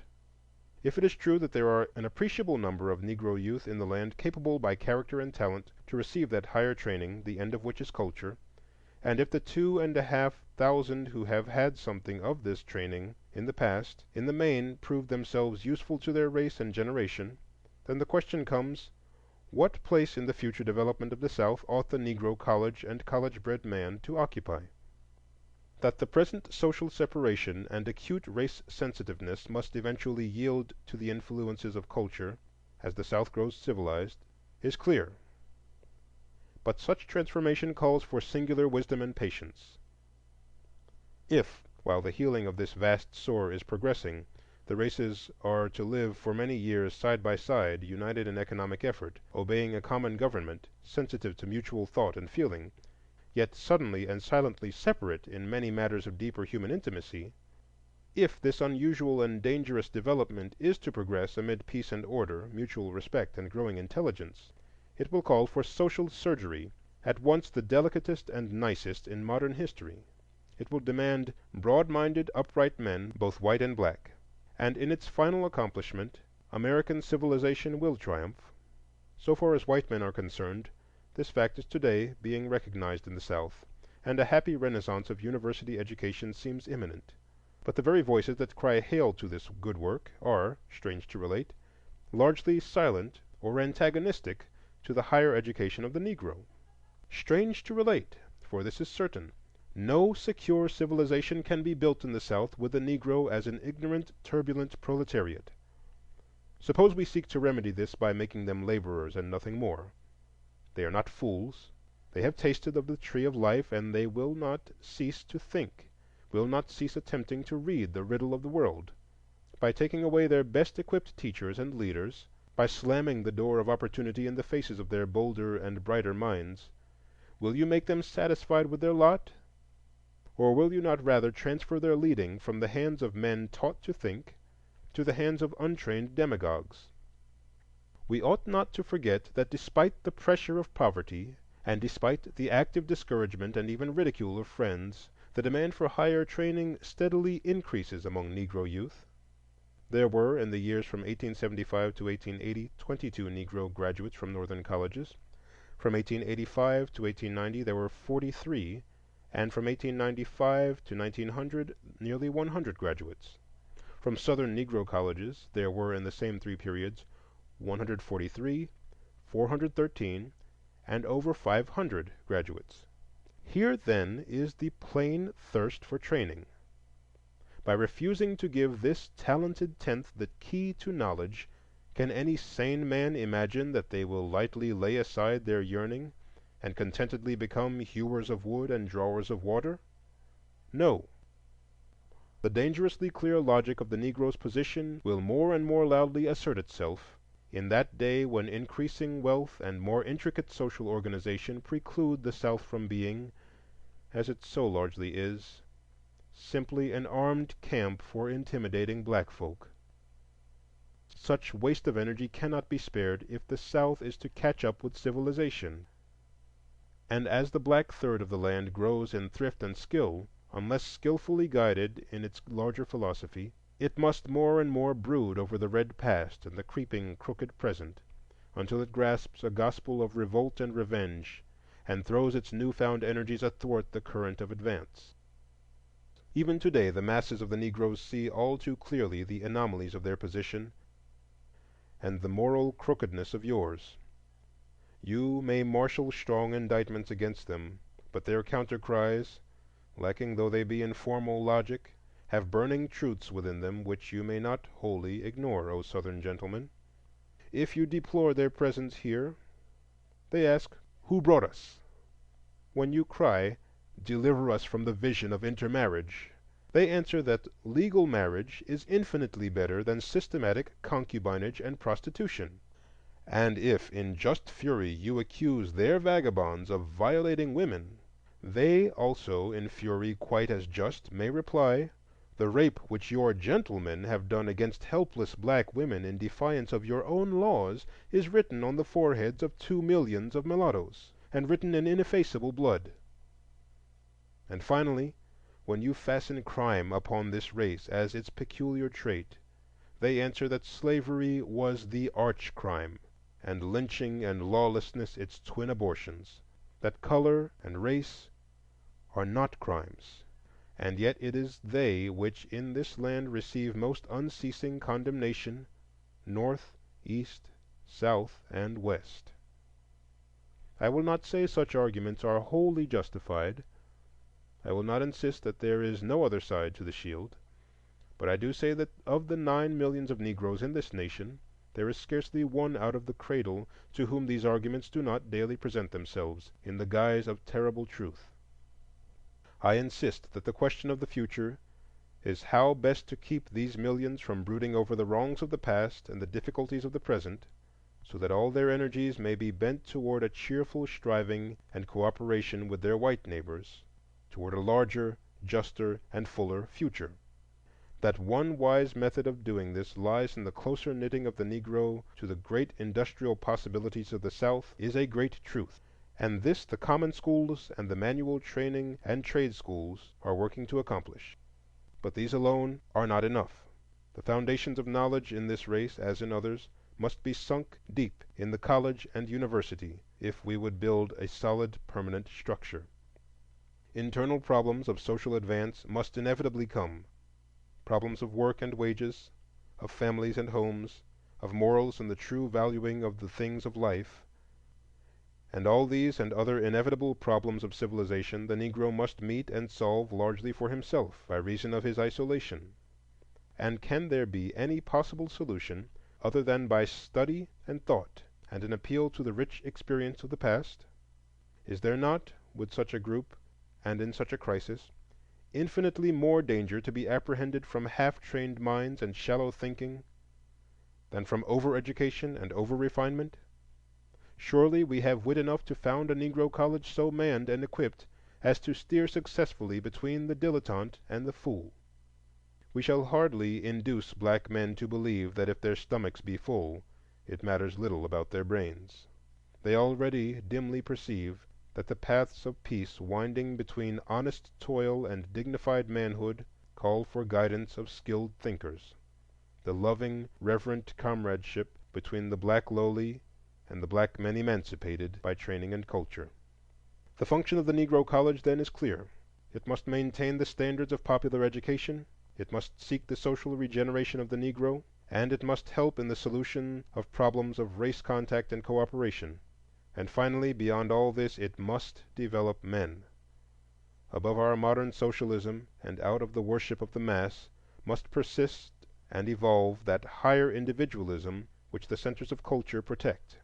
There must come a loftier respect for the sovereign human soul that seeks to know itself and the world about it, that seeks a freedom for expansion and self-development, that will love and hate and labor in its own way, untrammeled alike by old and new.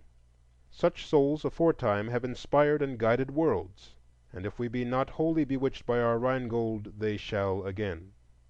Herein the longing of black men must have respect.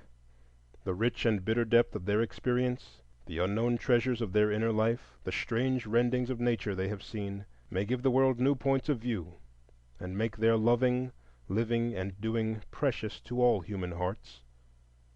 And to themselves, in these the days that try their souls, the chance to soar in the dim blue air above the smoke is to their finer spirits boon and guerdon for what they lose on earth by being black. I sit with Shakespeare, and he winces not. Across the color line I move arm in arm with Balzac and Dumas, where smiling men and welcoming women glide in gilded halls.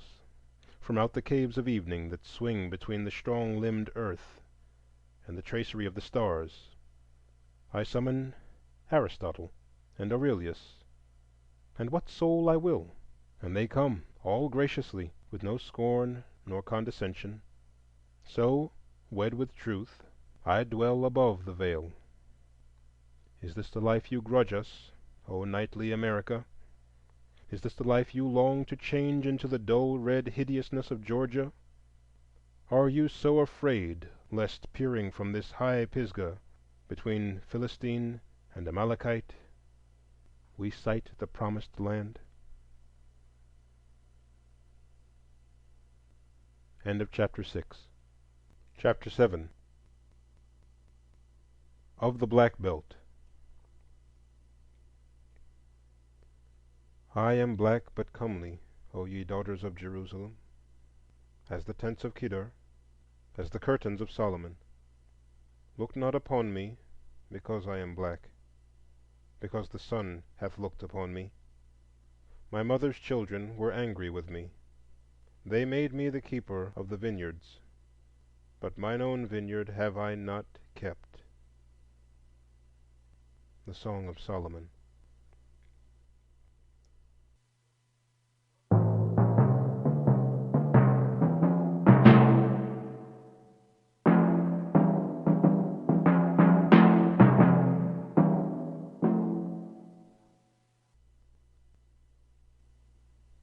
Out of the north the train thundered, and we woke to see the crimson soil of Georgia stretching away bare and monotonous right and left. Here and there lay straggling, unlovely villages, and lean men loafed leisurely at the depots. Then again came the stretch of pines and clay. Yet we did not nod, nor weary of the scene, for this is historic ground. Right across our track 360 years ago wandered the cavalcade of Hernando de Soto, looking for gold and the great sea, and he and his footsore captives disappeared yonder in the grim forest to the west. Here sits Atlanta, the city of 100 hills, with something Western, something Southern, and something quite its own in its busy life. Just this side Atlanta is the land of the Cherokees, and to the southwest, not far from where Sam Hose was crucified, you may stand on a spot which is today the center of the Negro problem, the center of those 9 million men who are America's dark heritage from slavery and the slave trade. Not only is Georgia thus the geographical focus of our Negro population, but in many other respects, both now and yesterday, the Negro problems have seemed to be centered in this state. No other state in the Union can count 1 million Negroes among its citizens, a population as large as the slave population of the whole Union in 1800. No other state fought so long and strenuously to gather this host of Africans. Oglethorpe fought slavery against law and gospel, but the circumstances which gave Georgia its first inhabitants were not calculated to furnish citizens over-nice in their ideas about rum and slaves. Despite the prohibitions of the trustees, these Georgians, like some of their descendants, proceeded to take the law into their own hands. And so pliant were the judges, and so flagrant the smuggling, and so earnest were the prayers of Whitefield, that by the middle of the 18th century all restrictions were swept away, and the slave trade went merrily on for 50 years and more. Down in Darien, where the Delagoa riots took place some summers ago, there used to come a strong protest against slavery from the Scotch Highlanders, and the Moravians of Ebenezer did not like the system. But not till the Haitian terror of Toussaint was the trade in men even checked, while the National Statute of 1808 did not suffice to stop it. How the Africans poured in! 50,000 between 1790 and 1810, and then from Virginia and from smugglers 2,000 a year for many years more. So the 30,000 Negroes of Georgia in 1790 doubled in a decade, were over 100,000 in 1810, had reached 200,000 in 1820, and 500,000 at the time of the war. Thus, like a snake, the black population writhed upward. But we must hasten on our journey. This that we pass as we near Atlanta is the ancient land of the Cherokees, that brave Indian nation which strove so long for its fatherland, until fate and the United States government drove them beyond the Mississippi. If you wish to ride with me, you must come into the Jim Crow car. There will be no objection. Already 4 other white men and a little white girl with her nurse are in there. Usually the races are mixed in there, but the white coach is all white. Of course this car is not so good as the other, but it is fairly clean and comfortable. The discomfort lies chiefly in the hearts of those 4 black men yonder, and in mine. We rumble south in quite a businesslike way. The bare red clay and pines of northern Georgia begin to disappear, and in their place appears a rich, rolling land, luxuriant, and here and there well tilled. This is the land of the Creek Indians, and a hard time the Georgians had to seize it. The towns grow more frequent and more interesting, and brand new cotton mills rise on every side. Below Macon the world grows darker, for now we approach the Black Belt, that strange land of shadows at which even slaves paled in the past, and whence come now only faint and half-intelligible murmurs to the world beyond. The Jim Crow car grows larger and a shade better. 3 rough field hands and 2 or 3 white loafers accompany us, and the newsboy still spreads his wares at one end. The sun is setting, but we can see the great cotton country as we enter it, the soil now dark and fertile, now thin and gray, with fruit trees and dilapidated buildings, all the way to Albany. At Albany, in the heart of the Black Belt, we stop. 200 miles south of Atlanta, 200 miles west of the Atlantic, and 100 miles north of the Great Gulf lies Dougherty County, with 10,000 Negroes and 2,000 whites. The Flint River winds down from Andersonville, and, turning suddenly at Albany, the county seat, hurries on to join the Chattahoochee and the sea. Andrew Jackson knew the Flint well, and marched across it once to avenge the Indian massacre at Fort Mims. That was in 1814, not long before the Battle of New Orleans.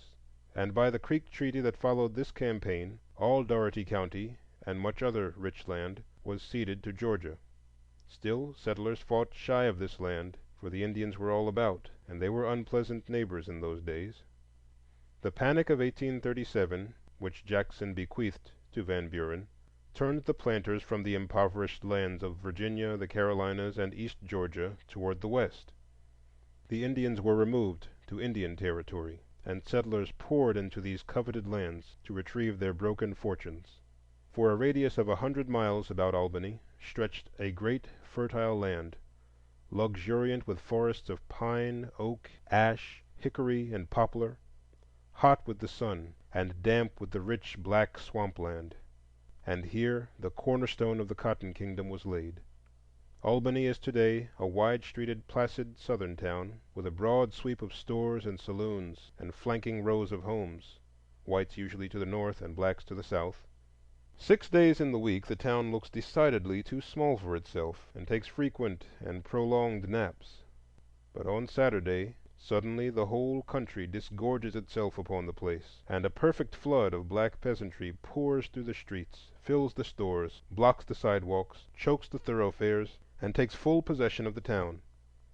They are black, sturdy, uncouth country folk, good-natured and simple, talkative to a degree, and yet far more silent and brooding than the crowds of the Rhine Falls or Naples or Cracow.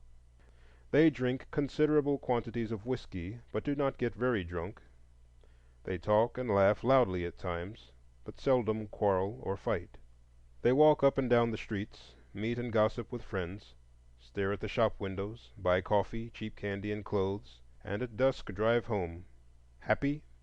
Well, no, not exactly happy, but much happier than as though they had not come. Thus Albany is a real capital, a typical Southern county town, the center of the life of 10,000 souls, their point of contact with the outer world, their center of news and gossip, their market for buying and selling, borrowing and lending, their fountain of justice and law. Once upon a time we knew country life so well and city life so little that we illustrated city life as that of a closely crowded country district. Now the world has well nigh forgotten what the country is, and we must imagine a little city of black people scattered far and wide over 300 lonesome square miles of land, without train or trolley, in the midst of cotton and corn, and wide patches of sand and gloomy soil. It gets pretty hot in southern Georgia in July, a sort of dull, determined heat that seems quite independent of the sun. So it took us some days to muster courage enough to leave the porch and venture out on the long country roads, that we might see this unknown world. Finally we started. It was about 10 in the morning, bright with a faint breeze, and we jogged leisurely southward in the valley of the Flint. We passed the scattered box-like cabins of the brickyard hands, and the long tenement row facetiously called the Ark, and were soon in the open country, and on the confines of the great plantations of other days. There is the Joe Fields place.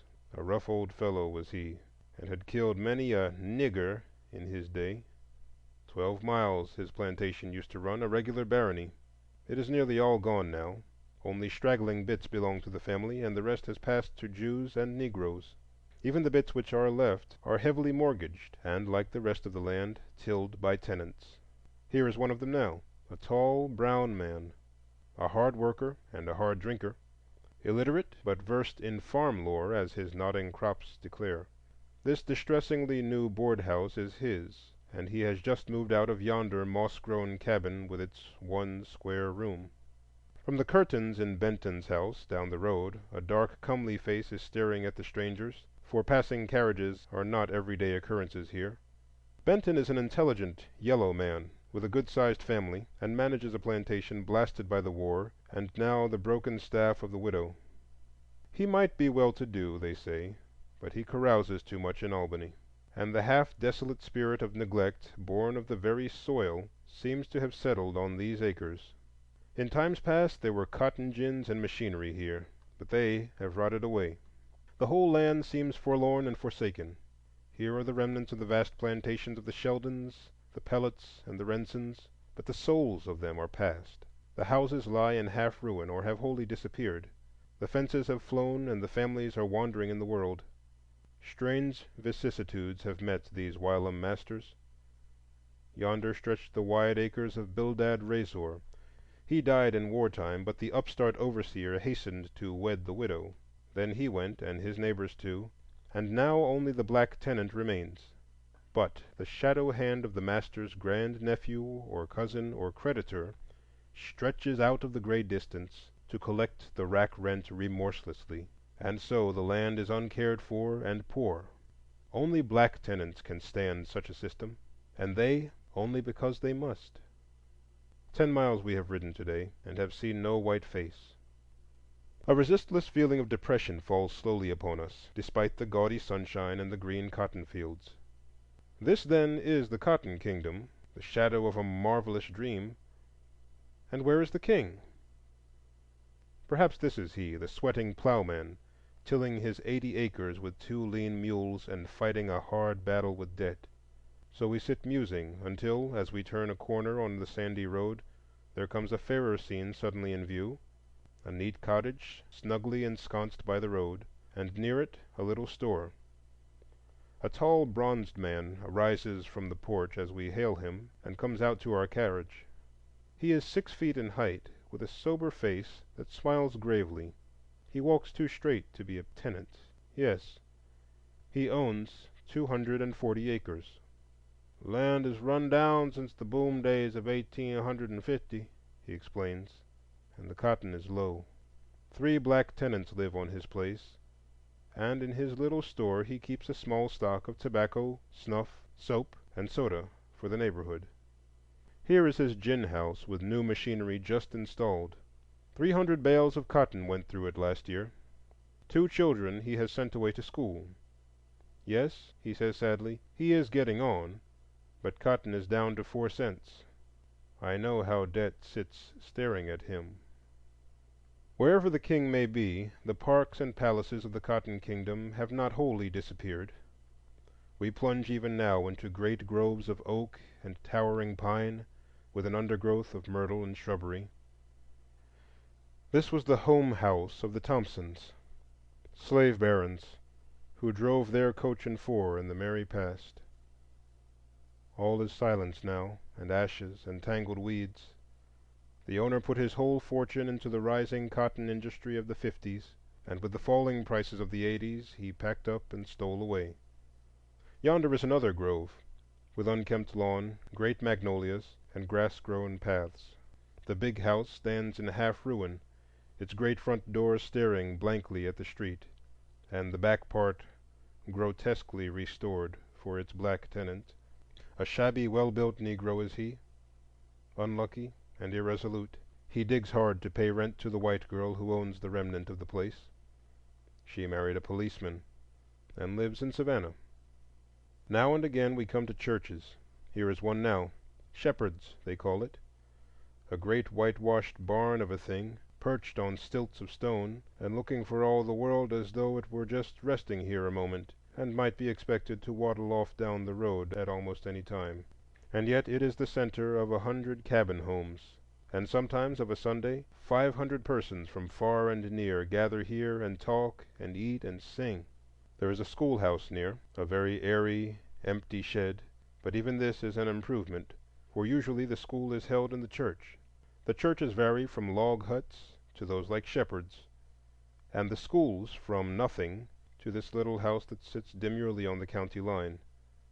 It is a tiny plank house, perhaps 10 by 20, and has within a double row of unplaned benches resting mostly on legs, sometimes on boxes.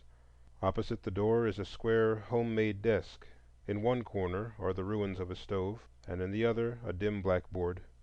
It is the cheerfulest schoolhouse I have seen in Dougherty, save in town.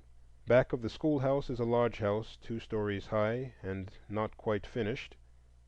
Societies meet there, societies to care for the sick and bury the dead, and these societies grow and flourish.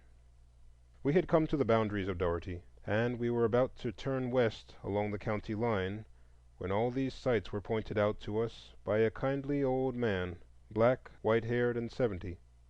45 years he had lived here, and now supports himself and his old wife by the help of the steer tethered yonder and the charity of his black neighbors. He shows us the farm of the hills just across the county line in Baker, a widow and 2 strapping sons who raised 10 bales, one need not add cotton down here, last year. There are fences and pigs and cows, and the soft-voiced, velvet-skinned young Memnon, who sauntered half bashfully over to greet the strangers, is proud of his home. We turn now to the west, along the county line. Great dismantled trunks of pines tower above the green cotton fields, cracking their naked, gnarled fingers toward the border of living forest beyond. There's little beauty in this region, only a sort of crude abandon that suggests power, a naked grandeur, as it were. The houses are bare and straight. There are no hammocks or easy chairs, and few flowers. So when, as here at Rawdon's, one sees a vine clinging to a little porch and home-like windows peeping over the fences, one takes a long breath. I think I never before quite realized the place of the fence in civilization. This is the land of the unfenced, where crouch on either hand scores of ugly one-room cabins, cheerless and dirty. Here lies the Negro problem in its naked dirt and penury, and here are no fences. But now and then the criss-cross rails or straight palings break into view, and then we know a touch of culture is near. Of course, Harrison Gohagen, a quiet yellow man, young, smooth-faced, and diligent, of course he is lord of some 100 acres, and we expect to see a vision of well-kept rooms and fat beds and laughing children. For has he not fine fences? And those over yonder? Why should they build fences on the rack-rented land? It will only increase their rent. On we wind through sand and pines and glimpses of old plantations, till there creeps into sight a cluster of buildings, wood and brick, mills and houses, and scattered cabins. It seemed quite a village. As it came nearer and nearer, however, the aspect changed. The buildings were rotten, the bricks were falling out, the mills were silent, and the store was closed. Only in the cabins appeared, now and then, a bit of lazy life. I could imagine the place under some weird spell, and was half-minded to search out the princess. An old ragged black man, honest, simple, and improvident, told us the tale. The Wizard of the North, the capitalist, had rushed down in the '70s to woo this coy, dark soil. He bought a square mile or more, and for a time the field hands sang, the gins groaned, and the mills buzzed. Then came a change. The agent's son embezzled the funds and ran off with them. Then the agent himself disappeared. Finally, the new agent stole even the books, and the company, in wrath, closed its business and its houses, refused to sell, and let houses and furniture and machinery rust and rot. So the Waters Loring plantation was stilled by the spell of dishonesty, and stands like some gaunt rebuke to a scarred land. Somehow that plantation ended our day's journey, for I could not shake off the influence of that silent scene. Back toward town we glided, past the straight and thread-like pines, past a dark tree-dotted pond where the air was heavy with a dead, sweet perfume. White, slender-legged curlews flitted by us, and the garnet blooms of the cotton looked gay against the green and purple stalks. A peasant girl was hoeing in the field, white-turbaned and black-limbed. All this we saw, but the spell still lay upon us. How curious a land is this! How full of untold story, of tragedy and laughter, and the rich legacy of human life, shadowed with a tragic past and big with future promise. This is the Black Belt of Georgia. Dougherty County is the west end of the Black Belt, and men once called it the Egypt of the Confederacy. It is full of historic interest. First, there is the swamp to the west, where the Chickasawhatchee flows sullenly southward. The shadow of an old plantation lies at its edge, forlorn and dark. Then comes the pool. Pendant gray moss and brackish waters appear, and forests filled with wildfowl. In one place the wood is on fire, smoldering in dull red anger, but nobody minds. Then the swamp grows beautiful. A raised road built by chained Negro convicts dips down into it, and forms a way walled and almost covered in living green. Spreading trees spring from a prodigal luxuriance of undergrowth. Great dark green shadows fade into the black background, until all is one mass of tangled semi-tropical foliage, marvelous in its weird, savage splendor. Once we crossed a black, silent stream, where the sad trees and writhing creepers, all glinting fiery yellow and green, seemed like some vast cathedral, some green Milan builded of wildwood. And as I crossed, I seemed to see again that fierce tragedy of 70 years ago. Osceola, the Indian Negro chieftain, had risen in the swamps of Florida, vowing vengeance. His war cry reached the red creeks of Dougherty, and their war cry rang from the Chattahoochee to the sea. Men and women and children fled and fell before them as they swept into Dougherty. In yonder shadows a dark and hideously painted warrior glided stealthily on, another and another, until 300 had crept into the treacherous swamp. Then the false slime closing about them called the white men from the east.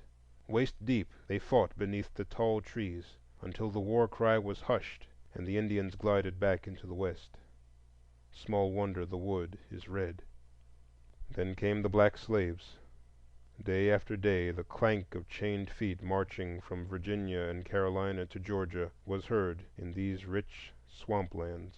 Day after day the songs of the callous, the wail of the motherless, and the muttered curses of the wretched echoed from the Flint to the Chickasawhatchee, until by 1860 there had risen in West Dougherty perhaps the richest slave kingdom the modern world ever knew. 150 barons commanded the labor of nearly 6,000 Negroes, held sway over farms with 90,000 acres tilled land, valued even in times of cheap soil at $3 millions. 20,000 bales of ginned cotton went yearly to England, new and old, and men that came there bankrupt made money and grew rich.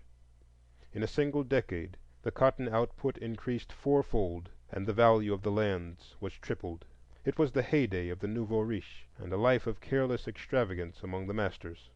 4 and 6 bob-tailed thoroughbreds rolled their coaches to town. Open hospitality and gay entertainment were the rule. Parks and groves were laid out, rich with flower and vine, and in the midst stood the low, wide-halled big house with its porch and columns and great fireplaces. And yet with all this there was something sordid, something forced, a certain feverish unrest and recklessness, for was not all this show and tinsel built upon a groan? "This land was a little hell," said a ragged, brown, and grave-faced man to me. We were seated near a roadside blacksmith shop, and behind was the bare ruin of some master's home. "I've seen niggers drop dead in the furrow, but they were kicked aside, and the plow never stopped. Down in the guard house, that's where the blood ran." With such foundations, a kingdom must in time sway and fall. The masters moved to Macon and Augusta, and left only the irresponsible overseers on the land. And the result is such ruin as this: the Lloyd home place, great waving oaks, a spread of lawn, myrtles, and chestnuts, all ragged and wild, a solitary gatepost standing where once was a castle entrance, an old rusty anvil lying amid rotted bellows and wood in the ruins of a blacksmith shop, a wide, rambling old mansion, brown and dingy, filled now with the grandchildren of the slaves who once waited on its tables, while the family of the master has dwindled to 2 lone women who live in Macon and feed hungrily off the remnants of an earldom.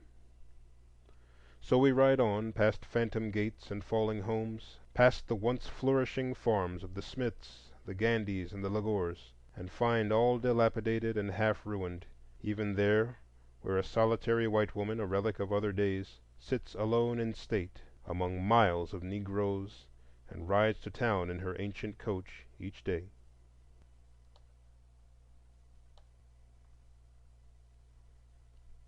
End of Chapter 7, Part 1. Chapter 7, Part 2. This was indeed the Egypt of the Confederacy. The rich granary whence potatoes and corn and cotton poured out to the famished and ragged Confederate troops as they battled for a cause lost long before 1861. Sheltered and secure, it became the place of refuge for families, wealth, and slaves. Yet even then the hard, ruthless rape of the land began to tell. The red clay subsoil already had begun to peer above the loam. The harder the slaves were driven, the more careless and fatal was their farming.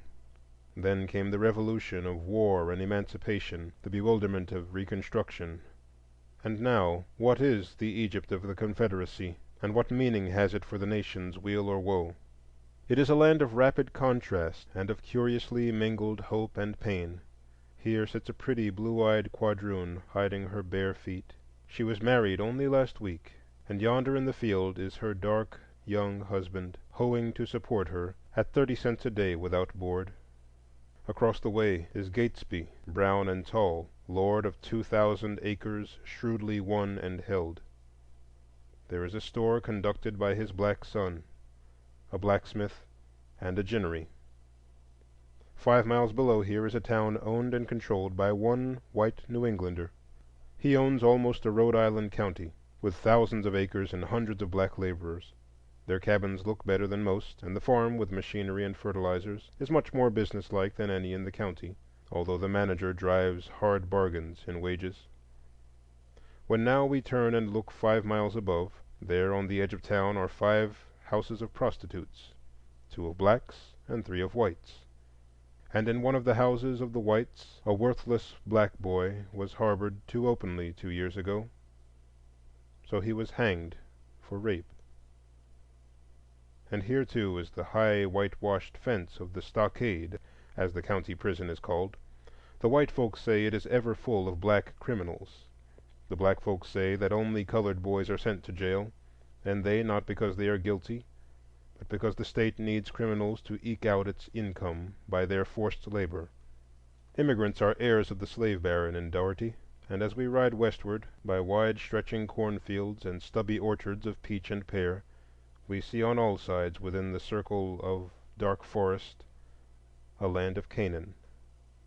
Here and there are tales of projects for money-getting, born in the swift days of Reconstruction, improvement companies, wine companies, mills and factories. Most failed, and foreigners fell heir. It is a beautiful land, this Dougherty west of the Flint. The forests are wonderful. The solemn pines have disappeared, and this is the oaky woods, with its wealth of hickories, beeches, oaks, and palmettos.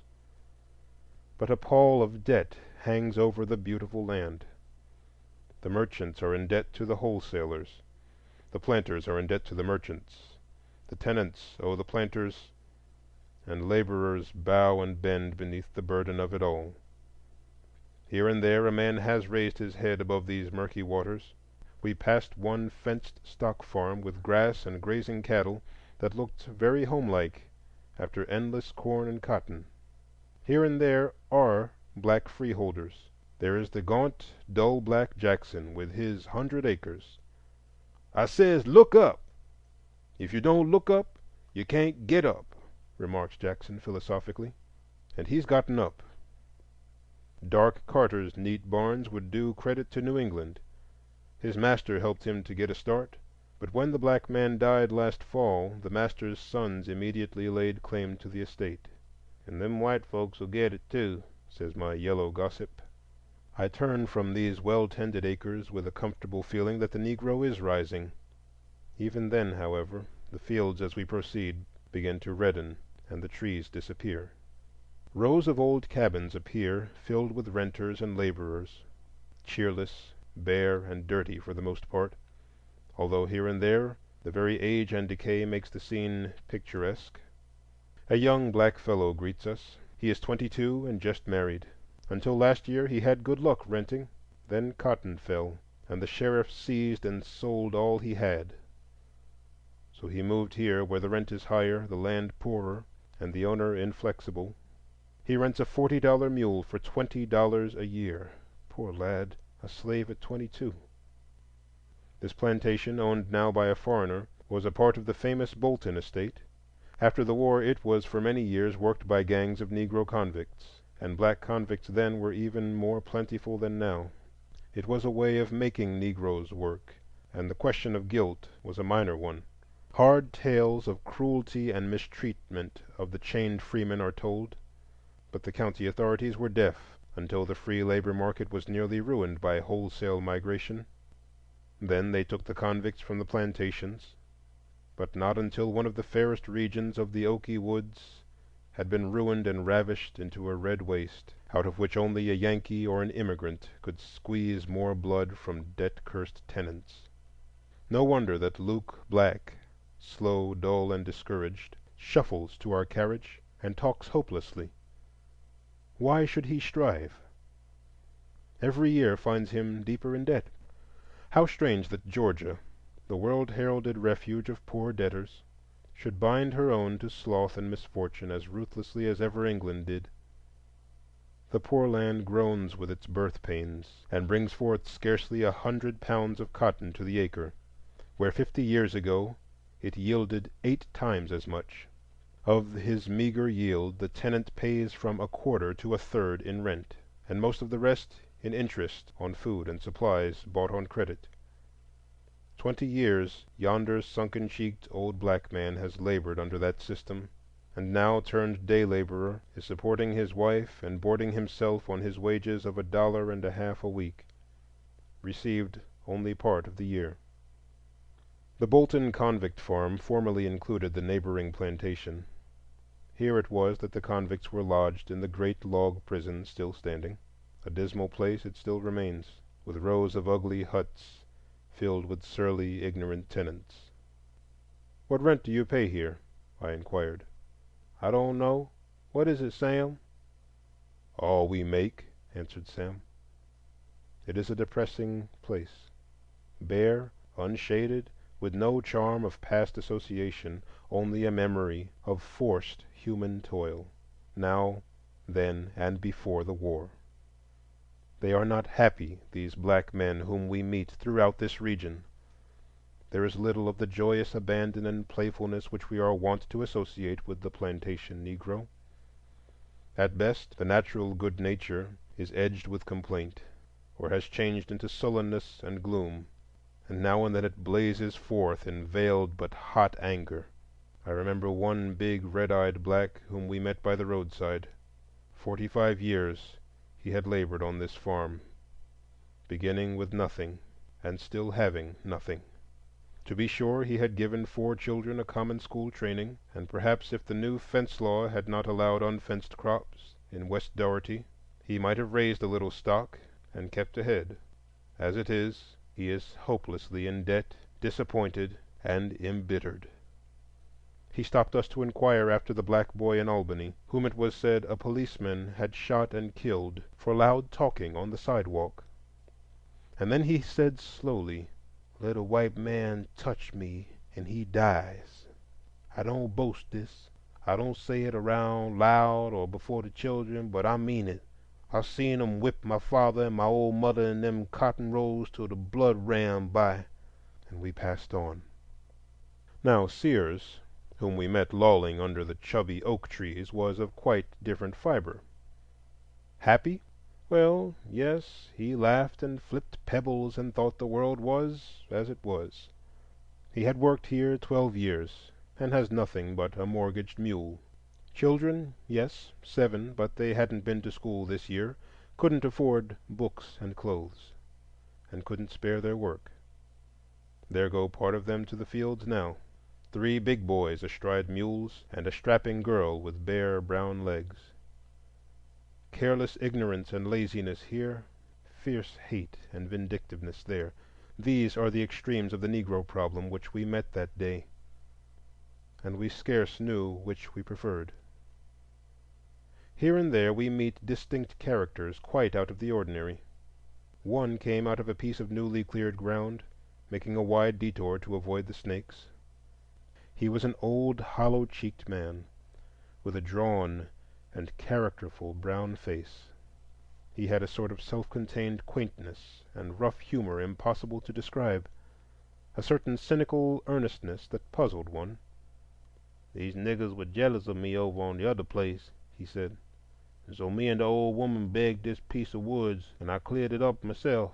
Made nothing for 2 years, but I reckon I got a crop now." The cotton looked tall and rich, and we praised it. He curtsied low, and then bowed almost to the ground, with an imperturbable gravity that seemed almost suspicious. Then he continued, "My mule died last week." A calamity in this land, equal to a devastating fire in town. "But a white man loaned me another." Then he added, eyeing us, "Oh, I gets along with white folks." We turned the conversation. "Bears? Deer?" he answered. "Well, I should say there were." And he let fly a string of brave oaths as he told hunting tales of the swamp. We left him standing in the middle of the road, looking after us, and yet apparently not noticing us. The Whistle place, which includes his bit of land, was bought soon after the war by an English syndicate, the Dixie Cotton and Corn Company. A marvelous deal of style their factor put on, with his servants and coach and six, so much so that the concern soon landed in inextricable bankruptcy. Nobody lives in the old house now, but a man comes each winter out of the north and collects his high rents. I know not which are the more touching, such old empty houses or the homes of the master's sons. Sad and bitter tales lie hidden back of those white doors, tales of poverty, of struggle, of disappointment. A revolution such as that of '63 is a terrible thing. They that rose rich in the morning often slept in paupers' beds. Beggars and vulgar speculators rose to rule over them, and their children went astray. See yonder sad-colored house, with its cabins and fences and glad crops. It is not glad within. Last month the prodigal son of the struggling father wrote home from the city for money. Money! Where was it to come from? And so the son rose in the night and killed his baby, and killed his wife, and shot himself dead. And the world passed on. I remember wheeling around a bend in the road, beside a graceful bit of forest and a singing brook. A long low house faced us, with porch and flying pillars, great oaken door, and a broad lawn shining in the evening sun. But the window panes were gone, the pillars were worm-eaten, and the moss-grown roof was falling in. Half curiously I peered through the unhinged door and saw where, on the wall across the hall, was once written in gay letters a faded welcome. Quite a contrast to the southwestern part of Dougherty County is the northwest. Soberly timbered in oak and pine, it has none of that half-tropical luxuriance of the southwest. Then, too, there are fewer signs of a romantic past, and more of systematic modern land-grabbing and money-getting.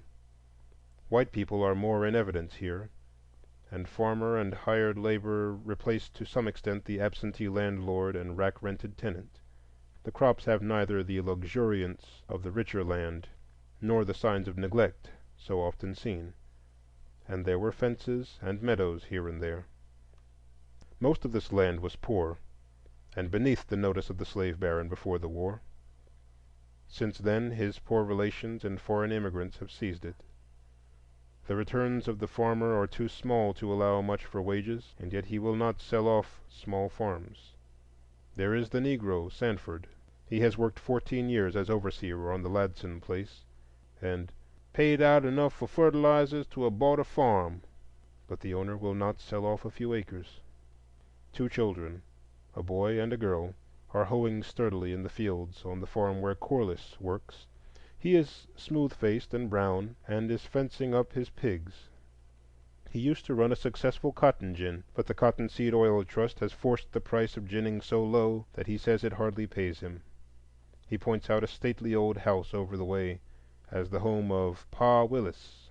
We eagerly ride over, for Pa Willis was the tall and powerful black Moses who led the Negroes for a generation and led them well.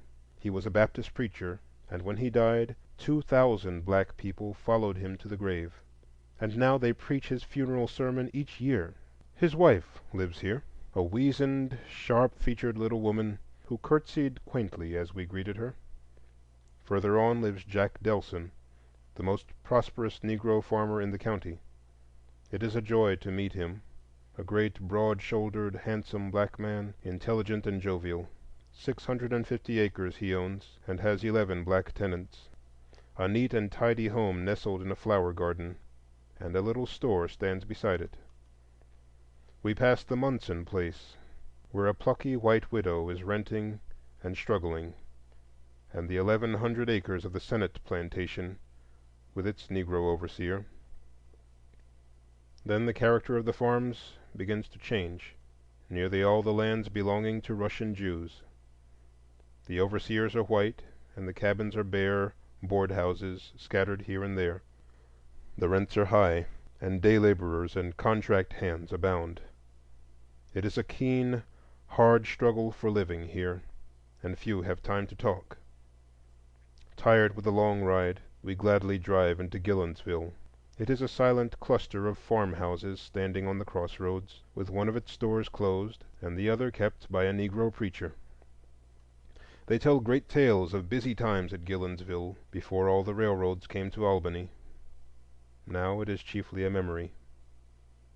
Riding down the street, we stop at the preacher's and seat ourselves before the door. It was one of those scenes one cannot soon forget.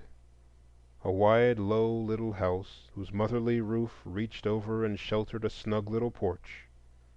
There we sat after the long, hot drive, drinking cool water, the talkative little storekeeper who is my daily companion, the silent old black woman patching pantaloons and saying never a word, the ragged picture of helpless misfortune who called in just to see the preacher, and finally the neat, matronly preacher's wife, plump, yellow, and intelligent. "Own land," said the wife. "Well, only this house." Then she added quietly, "We did buy 700 acres across up yonder and paid for it, but they cheated us out of it. Sells was the owner." "Sells," echoed the ragged misfortune, who was leaning against the balustrade and listening. "He's a regular cheat. I worked for him 37 days this spring, and he paid me in cardboard checks which was to be cashed at the end of the month, but he never cashed them. Kept putting me off. Then the sheriff came and took my mule and my corn and furniture." "Furniture?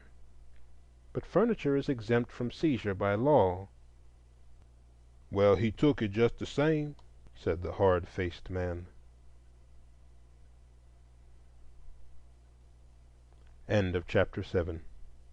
Chapter 8. Of the Quest of the Golden Fleece.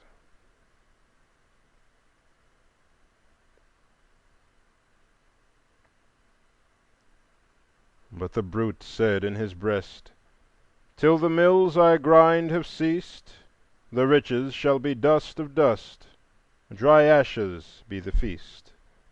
On the strong and cunning few cynic favors I will strew, I will stuff their maw with overplus until their spirit dies. From the patient and the low I will take the joys they know. They shall hunger after vanities, and still an hungered go. Madness shall be on the people, ghastly jealousies arise, brother's blood shall cry on brother up the dead and empty skies."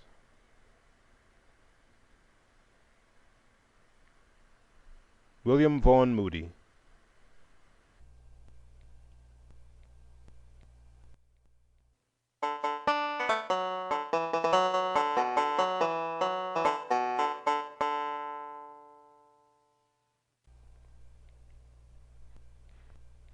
Have you ever seen a cotton field white with harvest, its golden fleece hovering above the black earth like a silvery cloud edged with dark green, its bold white signals waving like the foam of billows from Carolina to Texas across that black and human sea?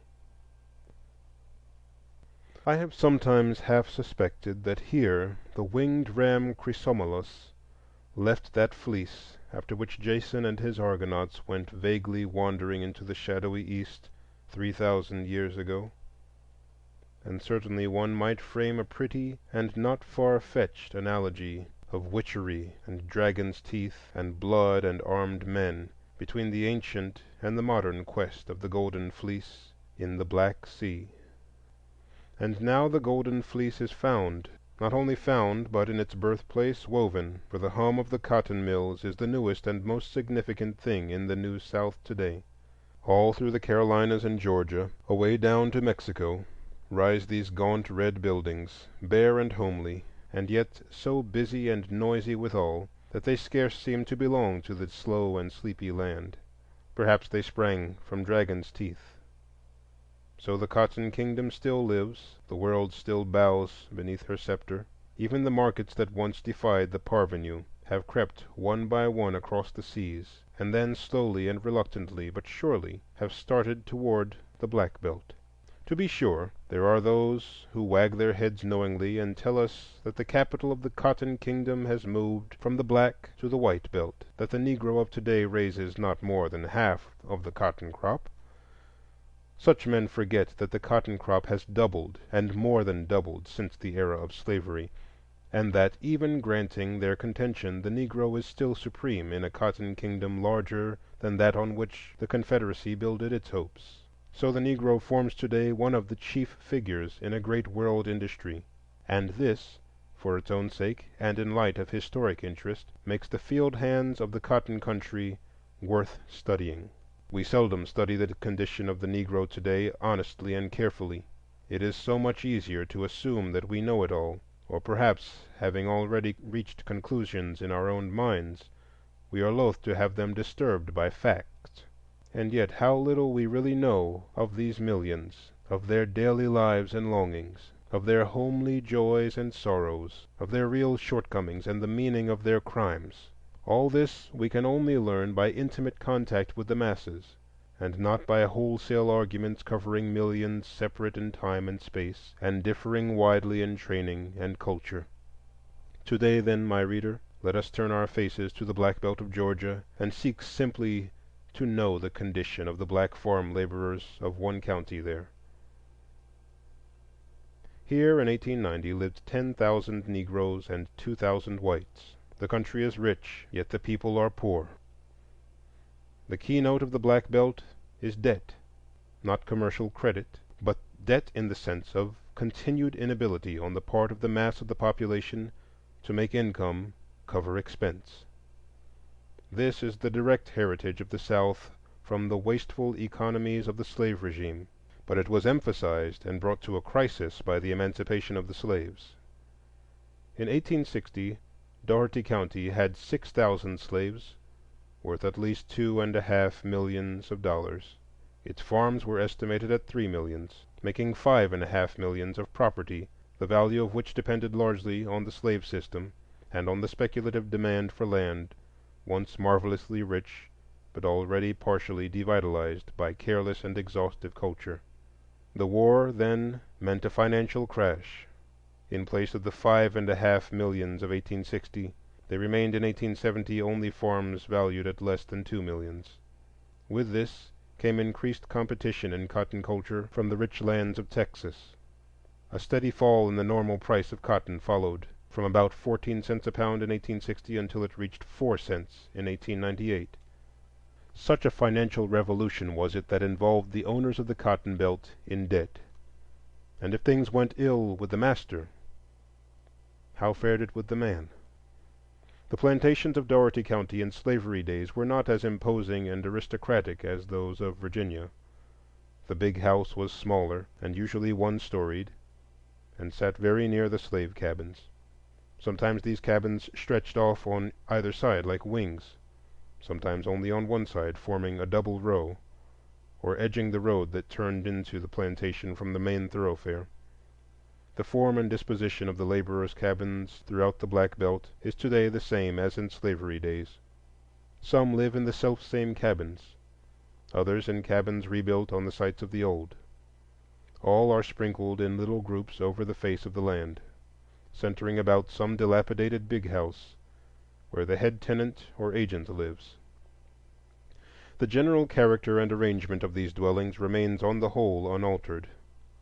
There were in the county outside the corporate town of Albany about 1,500 Negro families in 1898. Out of these, only a single family occupied a house with 7 rooms. Only 14 have 5 rooms or more. The mass live in 1 and 2 room homes.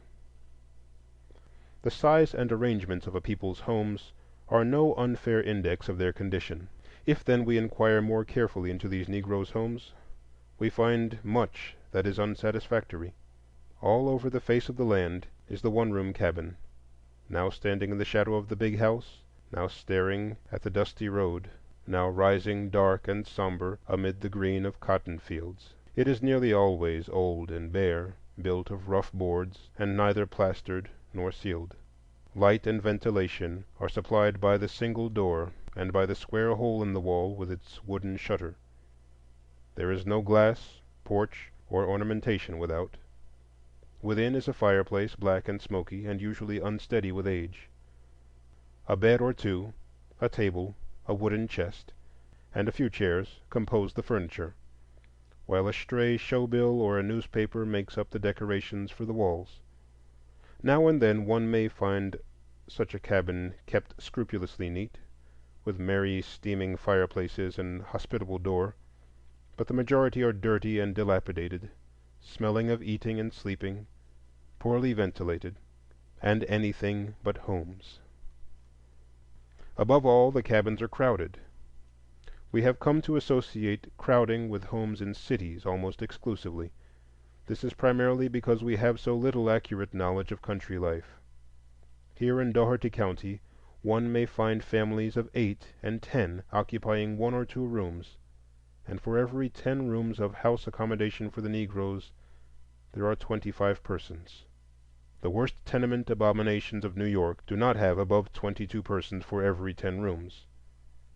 Of course, one small, close room in a city without a yard is in many respects worse than the larger, single country room. In other respects it is better. It has glass windows, a decent chimney, and a trustworthy floor. The single great advantage of the Negro peasant is that he may spend most of his life outside his hovel in the open fields. There are 4 chief causes of these wretched homes. First, long custom born of slavery has assigned such homes to Negroes. White laborers would be offered better accommodations, and might for that and similar reasons give better work. Second, the Negroes, used to such accommodations, do not as a rule demand better. They do not know what better houses mean. Thirdly, the landlords, as a class, have not yet come to realize that it is a good business investment to raise the standard of living among labor by slow and judicious methods. That a Negro laborer who demands 3 rooms and 50 cents a day would give more efficient work and leave a larger profit than a discouraged toiler herding his family in 1 room and working for 30 cents. Lastly, among such conditions of life, there are few incentives to make the laborer become a better farmer. If he is ambitious, he moves to town or tries other labor. As a tenant farmer, his outlook is almost hopeless, and following it as a makeshift, he takes the house that is given him without protest. In such homes, then, these Negro peasants live. The families are both small and large. There are many single tenants, widows and bachelors, and remnants of broken groups. The system of labor and the size of the houses both tend to the breaking up of family groups. The grown children go away as contract hands or migrate to town. The sister goes into service. And so one finds many families with hosts of babies and many newly married couples, but comparatively few families with half-grown and grown sons and daughters. The average size of Negro families has undoubtedly decreased since the war, primarily from economic stress. In Russia, over a third of the bridegrooms and over half of the brides are under 20. The same was true of the antebellum Negroes. Today, however, very few of the boys and less than a fifth of the Negro girls under 20 are married. The young men marry between the ages of 25 and 35, the young women between 20 and 30. Such postponement is due to the difficulty of earning sufficient to rear and support a family. And it undoubtedly leads in the country district to sexual immorality. The form of this immorality, however, is very seldom that of prostitution, and less frequently that of illegitimacy than one would imagine. Rather, it takes the form of separation and desertion after a family group has been formed. The number of separated persons is 35 to the 1,000, a very large number. It would of course be unfair to compare this number with divorce statistics, for many of these separated women are in reality widowed, were the truth known. And in other cases the separation is not permanent. Nevertheless, here lies the seat of greatest moral danger. There is little or no prostitution among these Negroes, and over 3/4 of the families, as found by house-to-house investigation, deserve to be classed as decent people with considerable regard for female chastity. To be sure, the ideas of the mass would not suit New England, and there are many loose habits and notions. Yet the rate of illegitimacy is undoubtedly lower than in Austria or Italy, and the women as a class are modest. The plague spot in sexual relations is easy marriage and easy separation. This is no sudden development, nor the fruit of emancipation. It is the plain heritage from slavery. In those days, Sam, with his master's consent, took up with Mary. No ceremony was necessary, and in the busy life of the great plantations of the Black Belt, it was usually dispensed with. If now the master needed Sam's work in another plantation or in another part of the same plantation, or if he took a notion to sell the slave, Sam's married life with Mary was usually unceremoniously broken, and then it was clearly to the master's interest to have both of them take new mates. This widespread custom of 2 centuries has not been eradicated in 30 years. Today, Sam's grandson takes up with a woman without license or ceremony. They live together decently and honestly, and are to all intents and purposes man and wife. Sometimes these unions are never broken until death. But in too many cases, family quarrels, a roving spirit, a rival suitor, or perhaps more frequently the hopeless battle to support a family, leads to separation, and a broken household is the result. The Negro Church has done much to stop this practice, and now most marriage ceremonies are performed by the pastors. Nevertheless, the evil is still deep-seated, and only a general raising of the standard of living will finally cure it. Looking now at the county black population as a whole, it is fair to characterize it as poor and ignorant. Perhaps 10% compose the well-to-do and the best of the laborers, while at least 9% are thoroughly lewd and vicious. The rest, over 80%, are poor and ignorant, fairly honest and well-meaning, plodding, and to a degree shiftless, with some but not great sexual looseness. Such class lines are by no means fixed. They vary, one might almost say, with the price of cotton. The degree of ignorance cannot easily be expressed. We may say, for instance, that nearly 2/3 of them cannot read or write. This but partially expresses the fact. They are ignorant of the world about them, of modern economic organization, of the function of government, of individual worth and possibilities, of nearly all those things which slavery in self-defense had to keep them from learning. Much that the white boy imbibes from his earliest social atmosphere forms the puzzling problems of the black boy's mature years. America is not another word for opportunity to all her sons. It is easy for us to lose ourselves in details in endeavoring to grasp and comprehend the real condition of a mass of human beings. We often forget that each unit in the mass is a throbbing human soul. Ignorant it may be, and poverty-stricken, black and curious in limb and ways and thoughts, and yet it loves and hates, it toils and tires, it laughs and weeps its bitter tears, and looks in vague and awful longing at the grim horizon of its life. All this even as you and I. These black thousands are not in reality lazy. They are improvident and careless. They insist on breaking the monotony of toil with a glimpse at the great town world on Saturday. They have their loafers and their rascals, but the great mass of them work continuously and faithfully for a return, and under circumstances that would call forth equal voluntary effort from few, if any, other modern laboring class. Over 80% of them, men, women, and children, are farmers. Indeed, this is almost the only industry. Most of the children get their schooling after the crops are laid by, and very few there are that stay in school after the spring work has begun. Child labor is to be found here in some of its worst phases, as fostering ignorance and stunting physical development. With the grown men of the county, there is little variety in work. 1,300 are farmers, and 200 are laborers, teamsters, etc., including 24 artisans, 10 merchants, 21 preachers, and 4 teachers. This narrowness of life reaches its maximum among the women. 1,350 of these are farm laborers, 100 are servants and washerwomen, leaving 65 housewives, 8 teachers, and 6 seamstresses. Among this people there is no leisure class. We often forget that in the United States over half the youth and adults are not in the world earning incomes, but are making homes, learning of the world, or resting after the heat of strife. But here 96% are toiling, no one with leisure to turn the bare and cheerless cabin into a home, no old folks to sit beside the fire and hand down traditions of the past, little of careless, happy childhood and dreaming youth. The dull monotony of daily toil is broken only by the gaiety of the thoughtless and the Saturday trip to town. The toil, like all farm toil, is monotonous, and here there are little machinery and few tools to relieve its burdensome drudgery. But with all this, it is work in the pure open air, and this is something in a day when fresh air is scarce.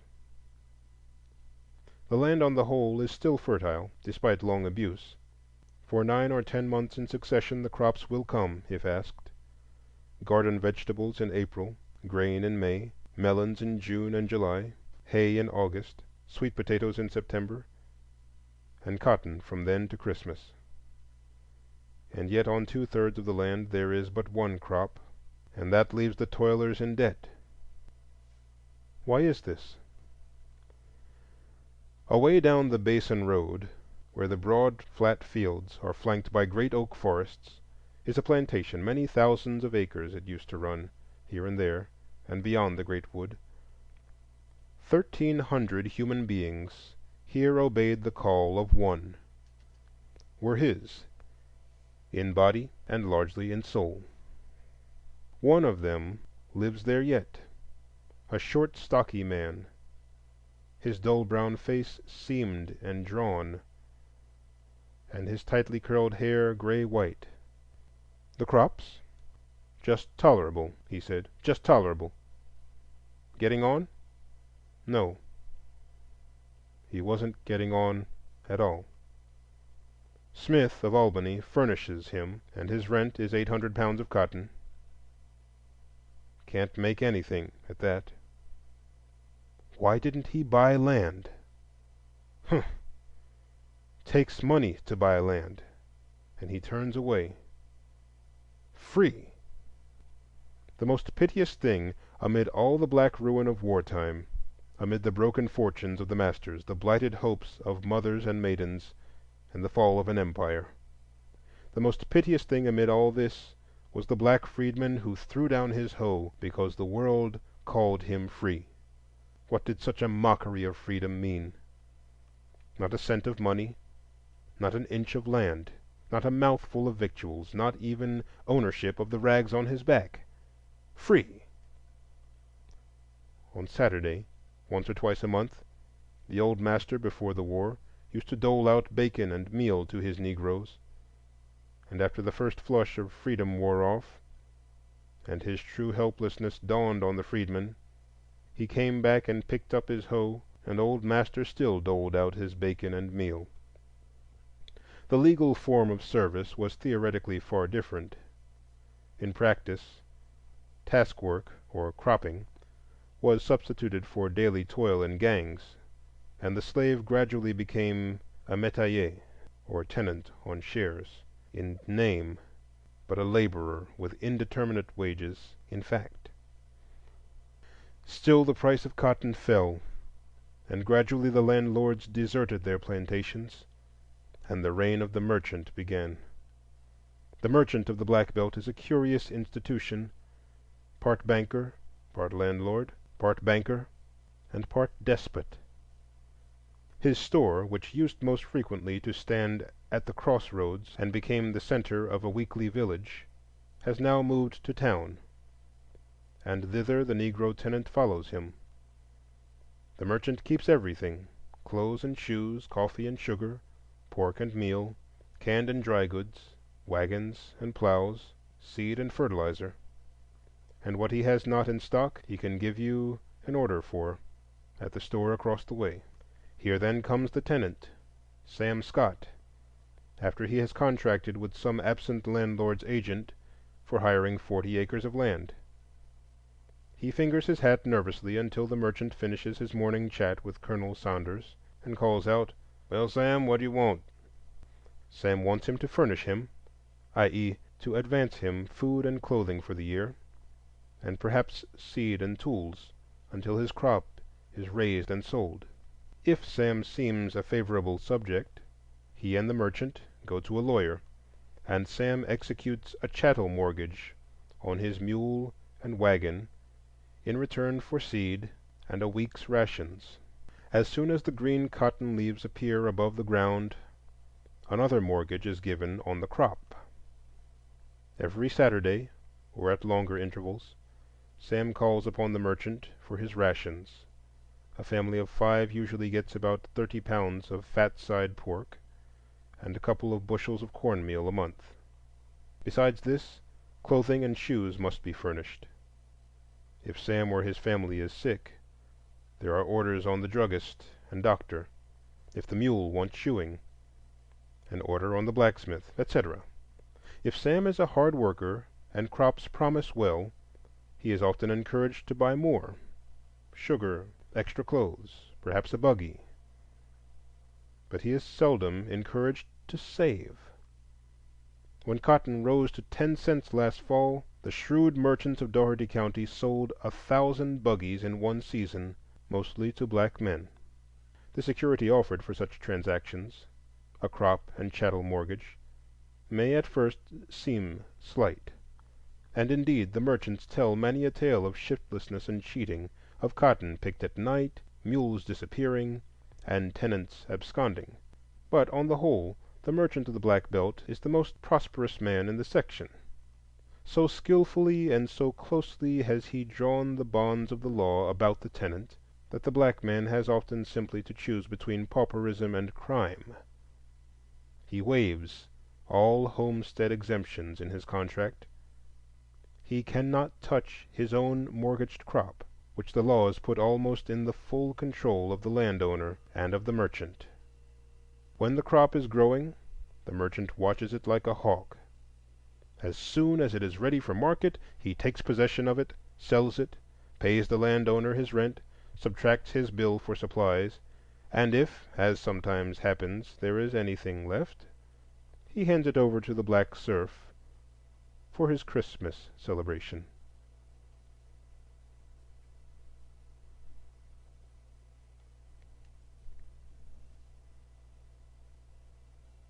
End of Chapter 8, Part 1.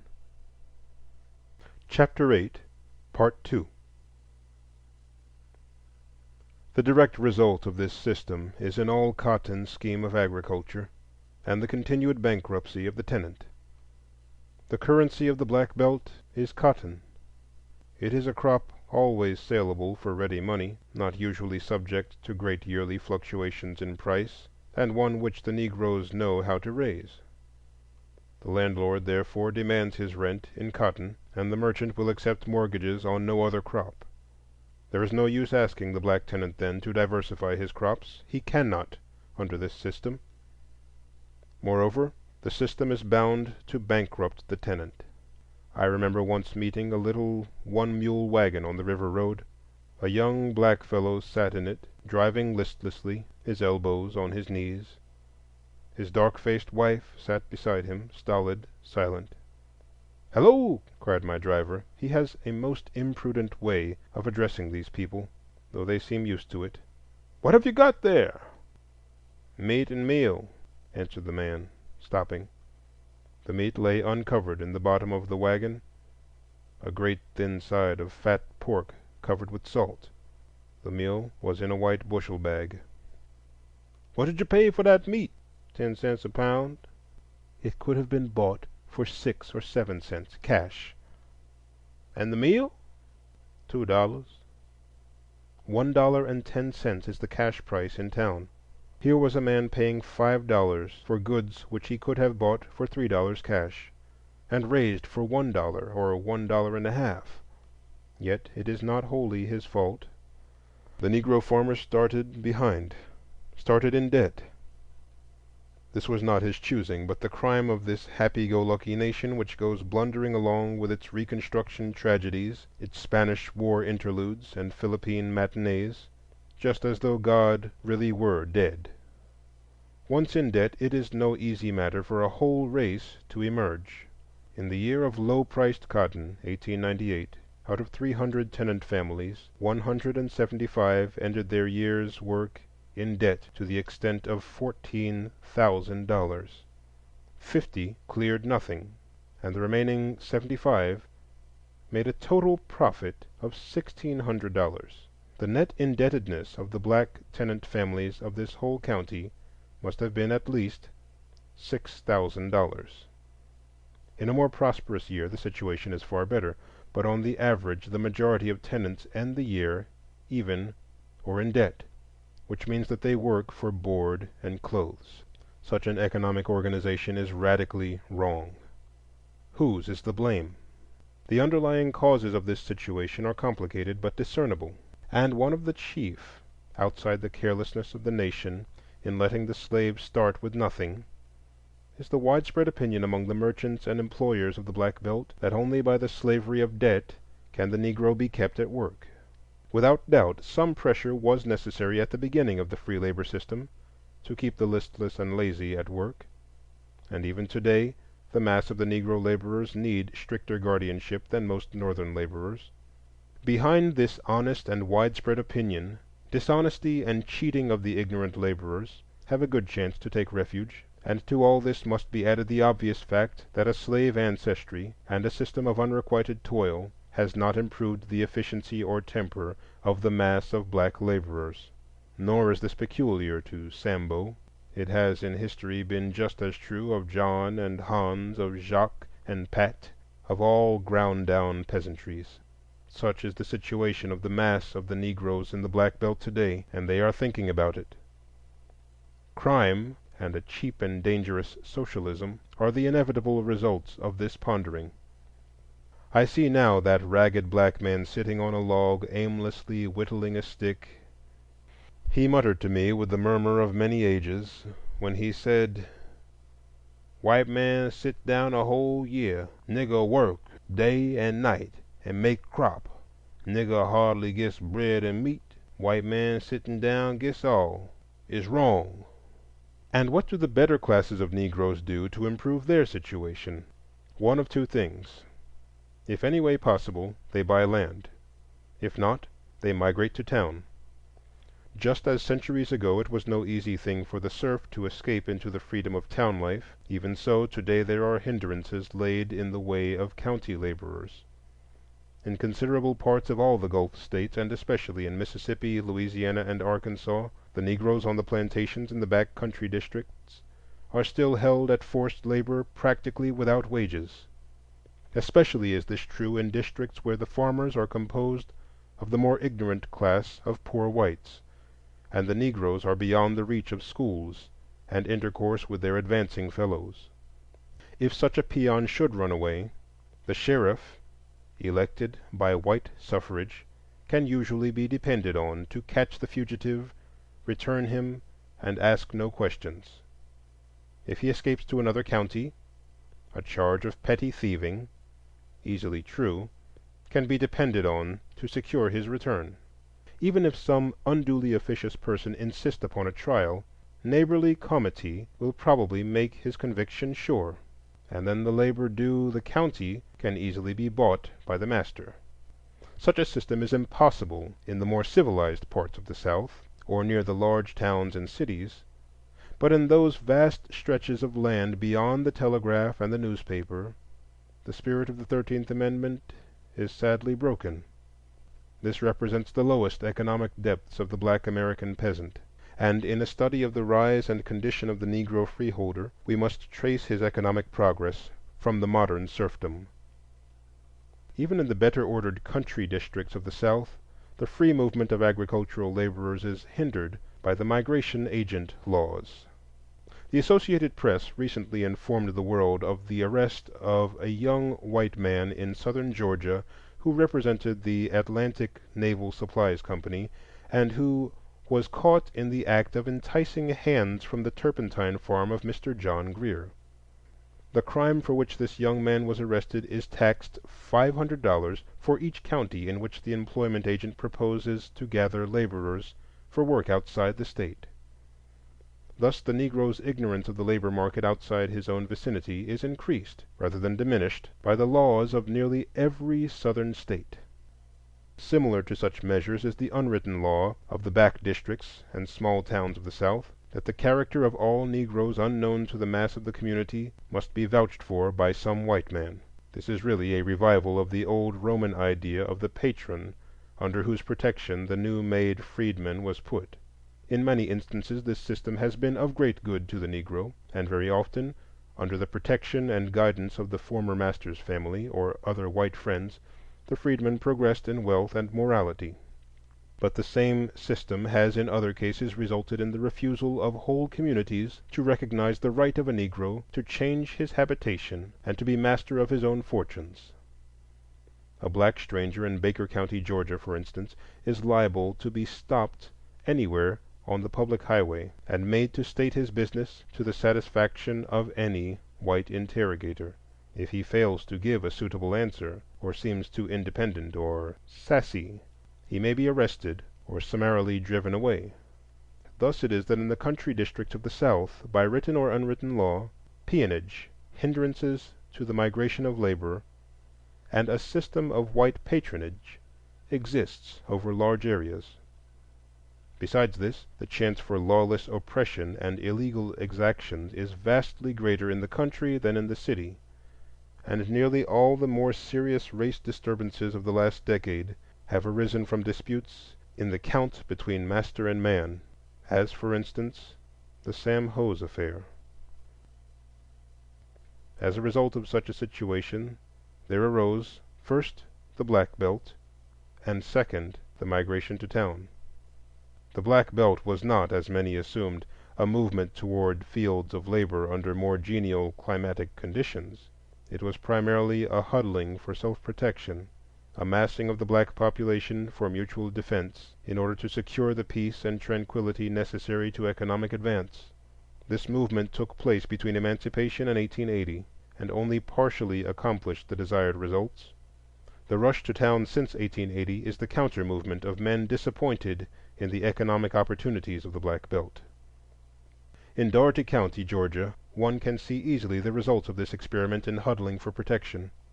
Only 10% of the adult population was born in the county, and yet the blacks outnumber the whites 4 or 5 to 1. There is undoubtedly a security to the blacks in their very numbers, a personal freedom from arbitrary treatment which makes hundreds of laborers cling to Dougherty in spite of low wages and economic distress. But a change is coming, and slowly but surely, even here the agricultural laborers are drifting to town and leaving the broad acres behind. Why is this? Why do not the Negroes become landowners and build up the black landed peasantry, which has for a generation and more been the dream of philanthropist and statesman? To the car window sociologist, to the man who seeks to understand and know the South by devoting the few leisure hours of a holiday trip to unraveling the snarl of centuries, to such men, very often the whole trouble with the black field hand may be summed up by Aunt Ophelia's word: shiftless. They have noted repeatedly scenes like one I saw last summer. We were riding along the highway to town at the close of a long hot day. A couple of young black fellows passed us in a mule team, with several bushels of loose corn in the ear. One was driving, listlessly bent forward, his elbows on his knees, a happy-go-lucky, careless picture of irresponsibility. The other was fast asleep in the bottom of the wagon. As we passed, we noticed an ear of corn fall from the wagon. They never saw it, not they. A rod farther on we noted another ear on the ground, and between that creeping mule and town we counted 26 ears of corn. Shiftless? Yes, the personification of shiftlessness. And yet, follow those boys. They are not lazy. Tomorrow morning they'll be up with the sun. They work hard when they do work, and they work willingly. They have no sordid, selfish, money-getting ways, but rather a fine disdain for mere cash. They'll loaf before your face and work behind your back with good-natured honesty. They'll steal a watermelon and hand you back your lost purse intact. Their great defect as laborers lies in their lack of incentive beyond the mere pleasure of physical exertion.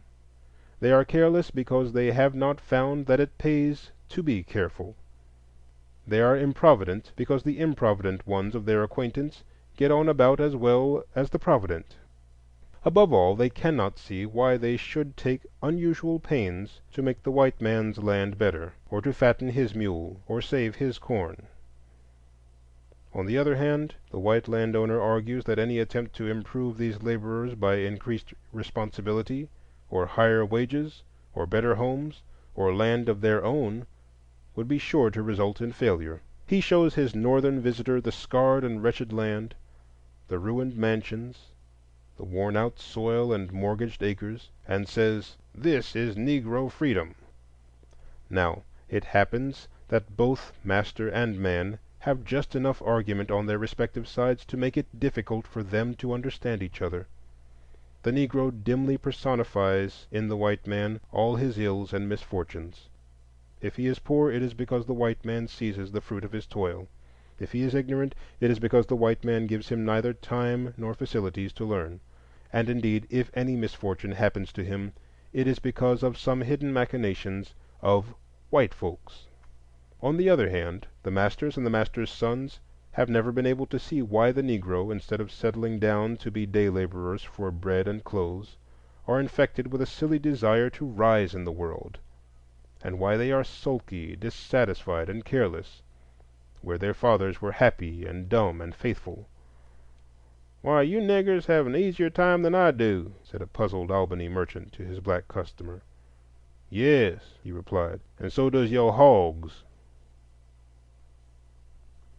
Taking then the dissatisfied and shiftless field hand as a starting point, let us inquire how the black thousands of Dougherty have struggled from him up toward their ideal, and what that ideal is. All social struggle is evidenced by the rise first of economic, then of social classes among a homogeneous population. Today, the following economic classes are plainly differentiated among these Negroes: a submerged tenth of croppers, with a few paupers; 40% who are metayers, and 39% of semi-metayers and wage laborers. There are left 5% of money renters, and 6% of freeholders, the upper 10 of the land. The croppers are entirely without capital, even in the limited sense of food or money to keep them from seed time to harvest. All they furnish is their labor. The landowner furnishes land, stock, tools, seed, and house. And at the end of the year the laborer gets from a third to half of the crop. Out of his share, however, comes pay and interest for food and clothing advanced him during the year. Thus we have a laborer without capital and without wages, and an employer whose capital is largely his employees' wages. It is an unsatisfactory arrangement, both for hirer and hired, and is usually in vogue on poor land with hard-pressed owners. Above the croppers come the great mass of the black population who work the land on their own responsibility, paying rent in cotton and supported by the crop mortgage system. After the war, this system was attractive to the freedmen on account of its larger freedom and its possibility for making a surplus. But with the carrying out of the crop lien system, the deterioration of the land, and the slavery of debt, the position of the metayers has sunk to a dead level of practically unrewarded toil. Formerly all tenants had some capital, and often considerable, but absentee landlordism, rising rack rent, and failing cotton have stripped them well nigh of all, and probably not over half of them today own their mules. The change from cropper to tenant was accomplished by fixing the rent. If now the rent fixed was reasonable, this was an incentive to the tenant to strive. On the other hand, if the rent was too high, or if the land deteriorated, the result was to discourage and check the efforts of the black peasantry. There is no doubt that the latter case is true, that in Dougherty County every economic advantage of the price of cotton in market and of the strivings of the tenant has been taken advantage of by the landlords and merchants, and swallowed up in rent and interest. If cotton rose in price, the rent rose even higher. If cotton fell, the rent remained, or followed reluctantly. If the tenant worked hard and raised a large crop, his rent was raised the next year. If that year the crop failed, his corn was confiscated and his mule sold for debt. There were, of course, exceptions to this, cases of personal kindness and forbearance. But in the vast majority of cases the rule was to extract the uttermost farthing from the mass of the black farm laborers. The average metayer pays from 20 to 30% of his crop in rent. The result of such rack rent can only be evil: abuse and neglect of the soil, deterioration in the character of the laborers, and a widespread sense of injustice. "Wherever the country is poor," cried Arthur Young, "it is in the hands of metayers, and their condition is more wretched than that of day laborers." He was talking of Italy a century ago, but he might have been talking of Dougherty County today. And especially is that true today which he declares was true in France before the Revolution. The metayers are considered as little better than menial servants, removable at pleasure, and obliged to conform in all things to the will of the landlords. On this low plane, half the black population of Dougherty County, perhaps more than half the black millions of this land, are today struggling. A degree above these we may place those laborers who receive money wages for their work. Some receive a house with perhaps a garden spot, then supplies of food and clothing are advanced, and certain fixed wages are given at the end of the year, varying from $30 to $60, out of which the supplies must be paid for with interest. About 18% of the population belong to this class of semi-metayers, while 22% are laborers paid by the month or year, and are either furnished by their own savings, or perhaps more usually by some merchant who takes his chances of payment. Such laborers receive from 35 to 50 cents a day during the working season. They are usually young unmarried persons, some being women, and when they marry they sink to the class of metayers, or more seldom become renters. The renters for fixed money rentals are the first of the emerging classes, and form 5% of the families.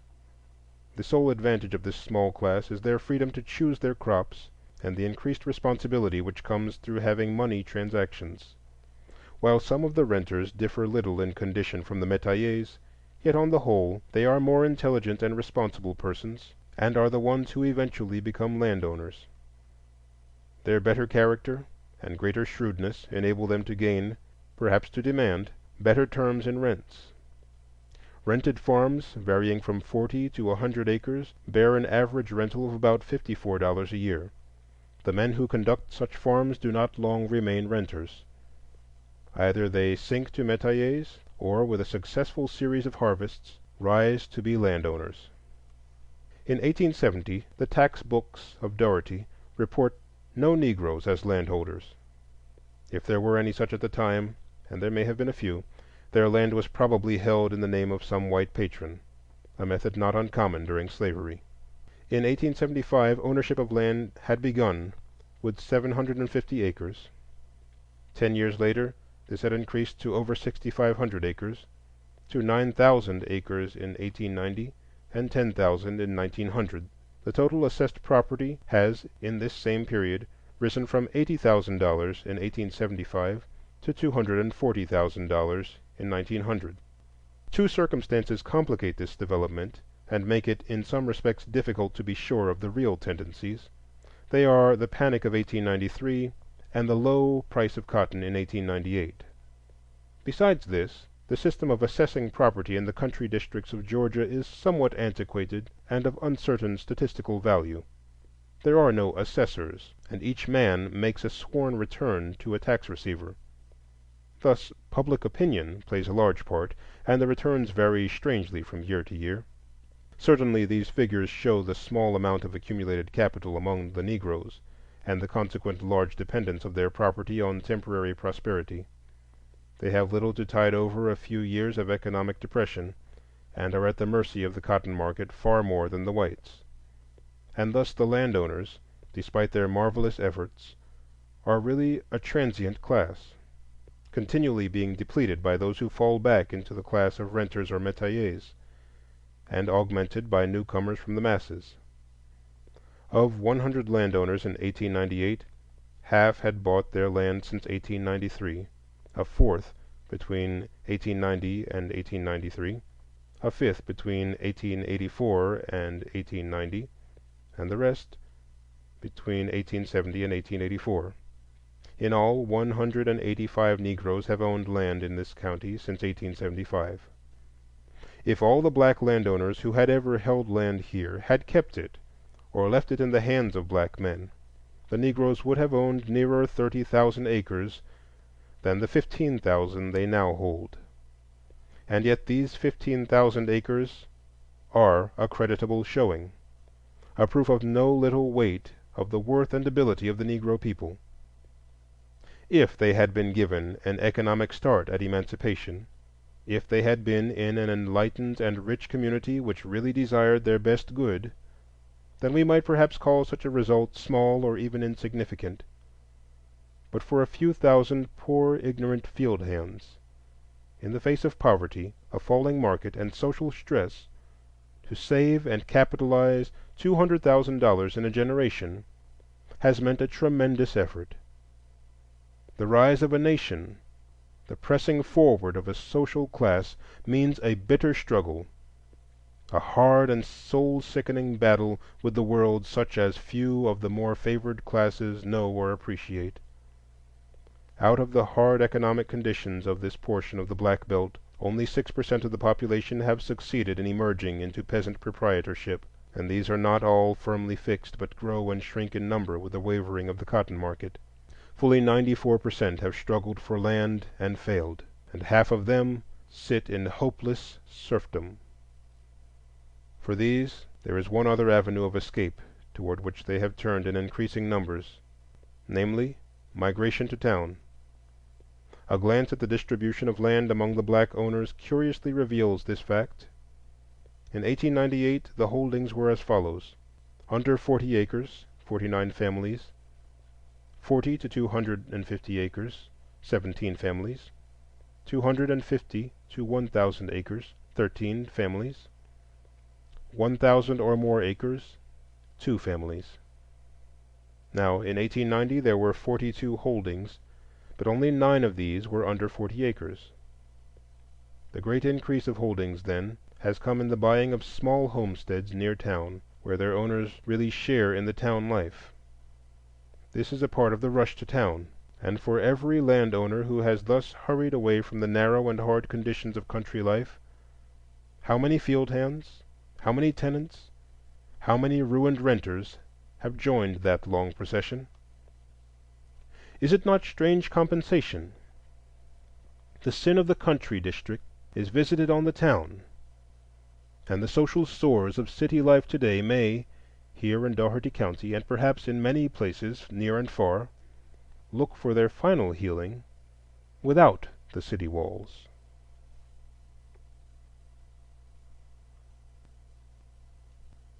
End of Chapter 8. Chapter 9. Of the Sons of Master and Man. Life treads on life, and heart on heart. We press too close in church and mart to keep a dream or grave apart. Mrs. Browning.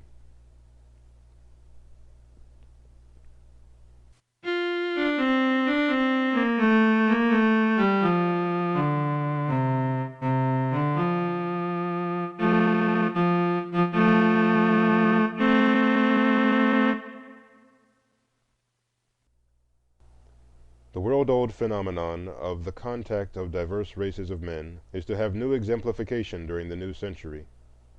Indeed, the characteristic of our age is the contact of European civilization with the world's undeveloped peoples. Whatever we may say of the results of such contact in the past, it certainly forms a chapter in human action not pleasant to look back upon. War, murder, slavery, extermination, and debauchery—this has again and again been the result of carrying civilization and the blessed gospel to the isles of the sea and the heathen without the law. Nor does it altogether satisfy the conscience of the modern world to be told complacently that all this has been right and proper, the fated triumph of strength over weakness, of righteousness over evil, of superiors over inferiors. It would certainly be soothing if one could readily believe all this, and yet there are too many ugly facts for everything to be thus easily explained away. We feel and know that there are many delicate differences in race psychology, numberless changes that our crude social measurements are not yet able to follow minutely, which explain much of history and social development. At the same time, too, we know that these considerations have never adequately explained or excused the triumph of brute force and cunning over weakness and innocence. It is then the strife of all honorable men of the 20th century to see that in the future competition of the races, the survival of the fittest shall mean the triumph of the good, the beautiful, and the true, that we may be able to preserve for future civilization all that is really fine and noble and strong, and not continue to put a premium on greed and impudence and cruelty.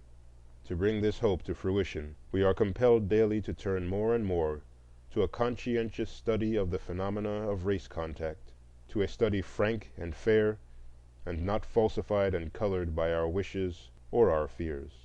And we have in the South as fine a field for such a study as the world affords, a field, to be sure, which the average American scientist deems somewhat beneath his dignity, and which the average man who is not a scientist knows all about, but nevertheless a line of study which, by reason of the enormous race complications with which God seems about to punish this nation, must increasingly claim our sober attention, study, and thought. We must ask, what are the actual relations of whites and blacks in the South? And we must be answered not by apology or fault-finding, but by a plain, unvarnished tale.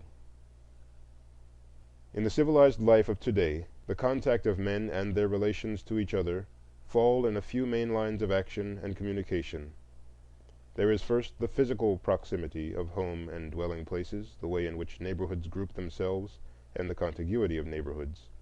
Secondly, and in our age chiefest, there are the economic relations, the methods by which individuals cooperate for earning a living, for the mutual satisfaction of wants, for the production of wealth. Next, there are the political relations, the cooperation in social control, in group government, in laying and paying the burden of taxation. In the fourth place, there are the less tangible but highly important forms of intellectual contact and commerce, the interchange of ideas through conversation and conference, through periodicals and libraries, and above all, the gradual formation for each community of that curious tertium quid which we call public opinion.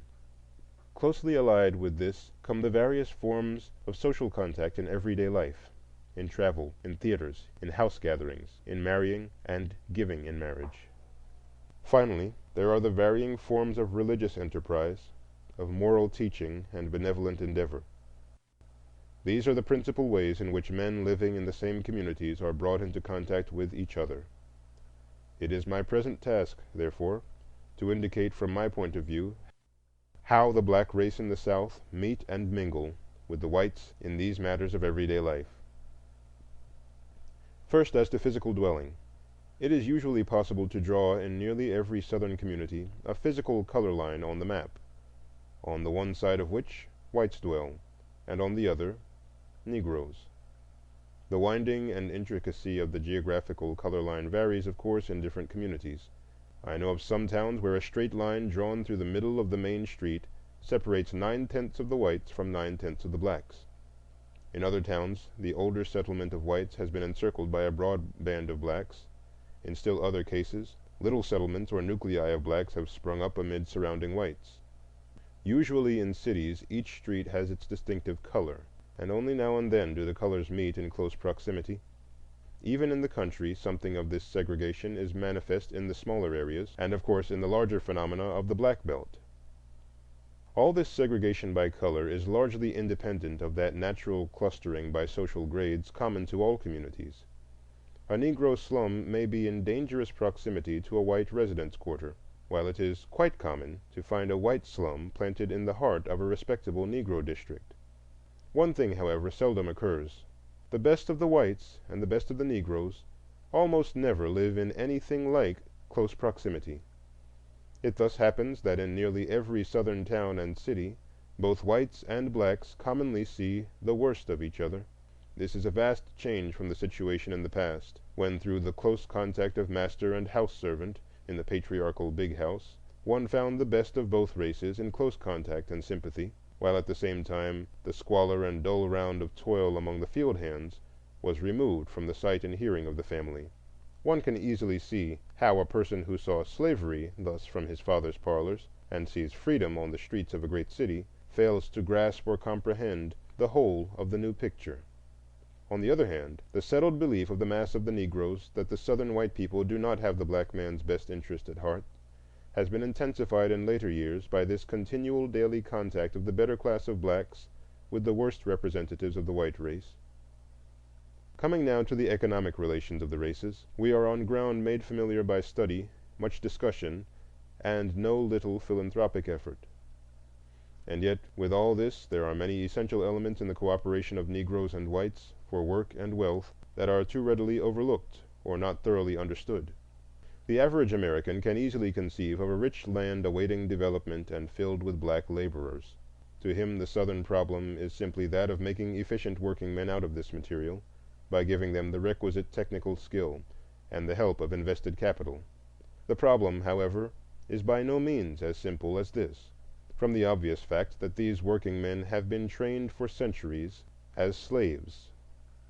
They exhibit, therefore, all the advantages and defects of such training.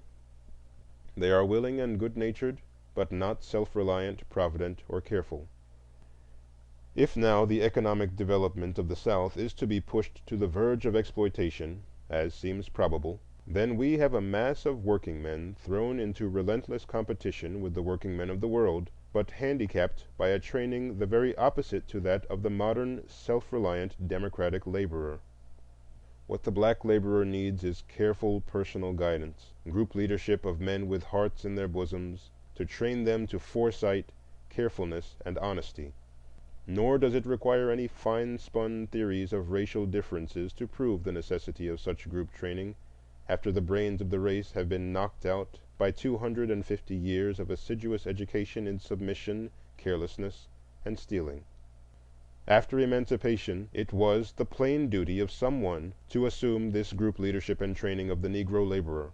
I will not stop here to inquire whose duty it was, whether that of the white ex-master who had profited by unpaid toil, or the Northern philanthropist whose persistence brought on the crisis, or the national government whose edict freed the bondman. I will not stop to ask whose duty it was, but I insist it was the duty of someone to see that these working men were not left alone and unguided, without capital, without land, without skill, without economic organization, without even the bald protection of law, order, and decency, left in a great land, not to settle down to slow and careful internal development, but destined to be thrown almost immediately into relentless and sharp competition with the best of modern working men, under an economic system where every participant is fighting for himself, and too often utterly regardless of the rights or welfare of his neighbor.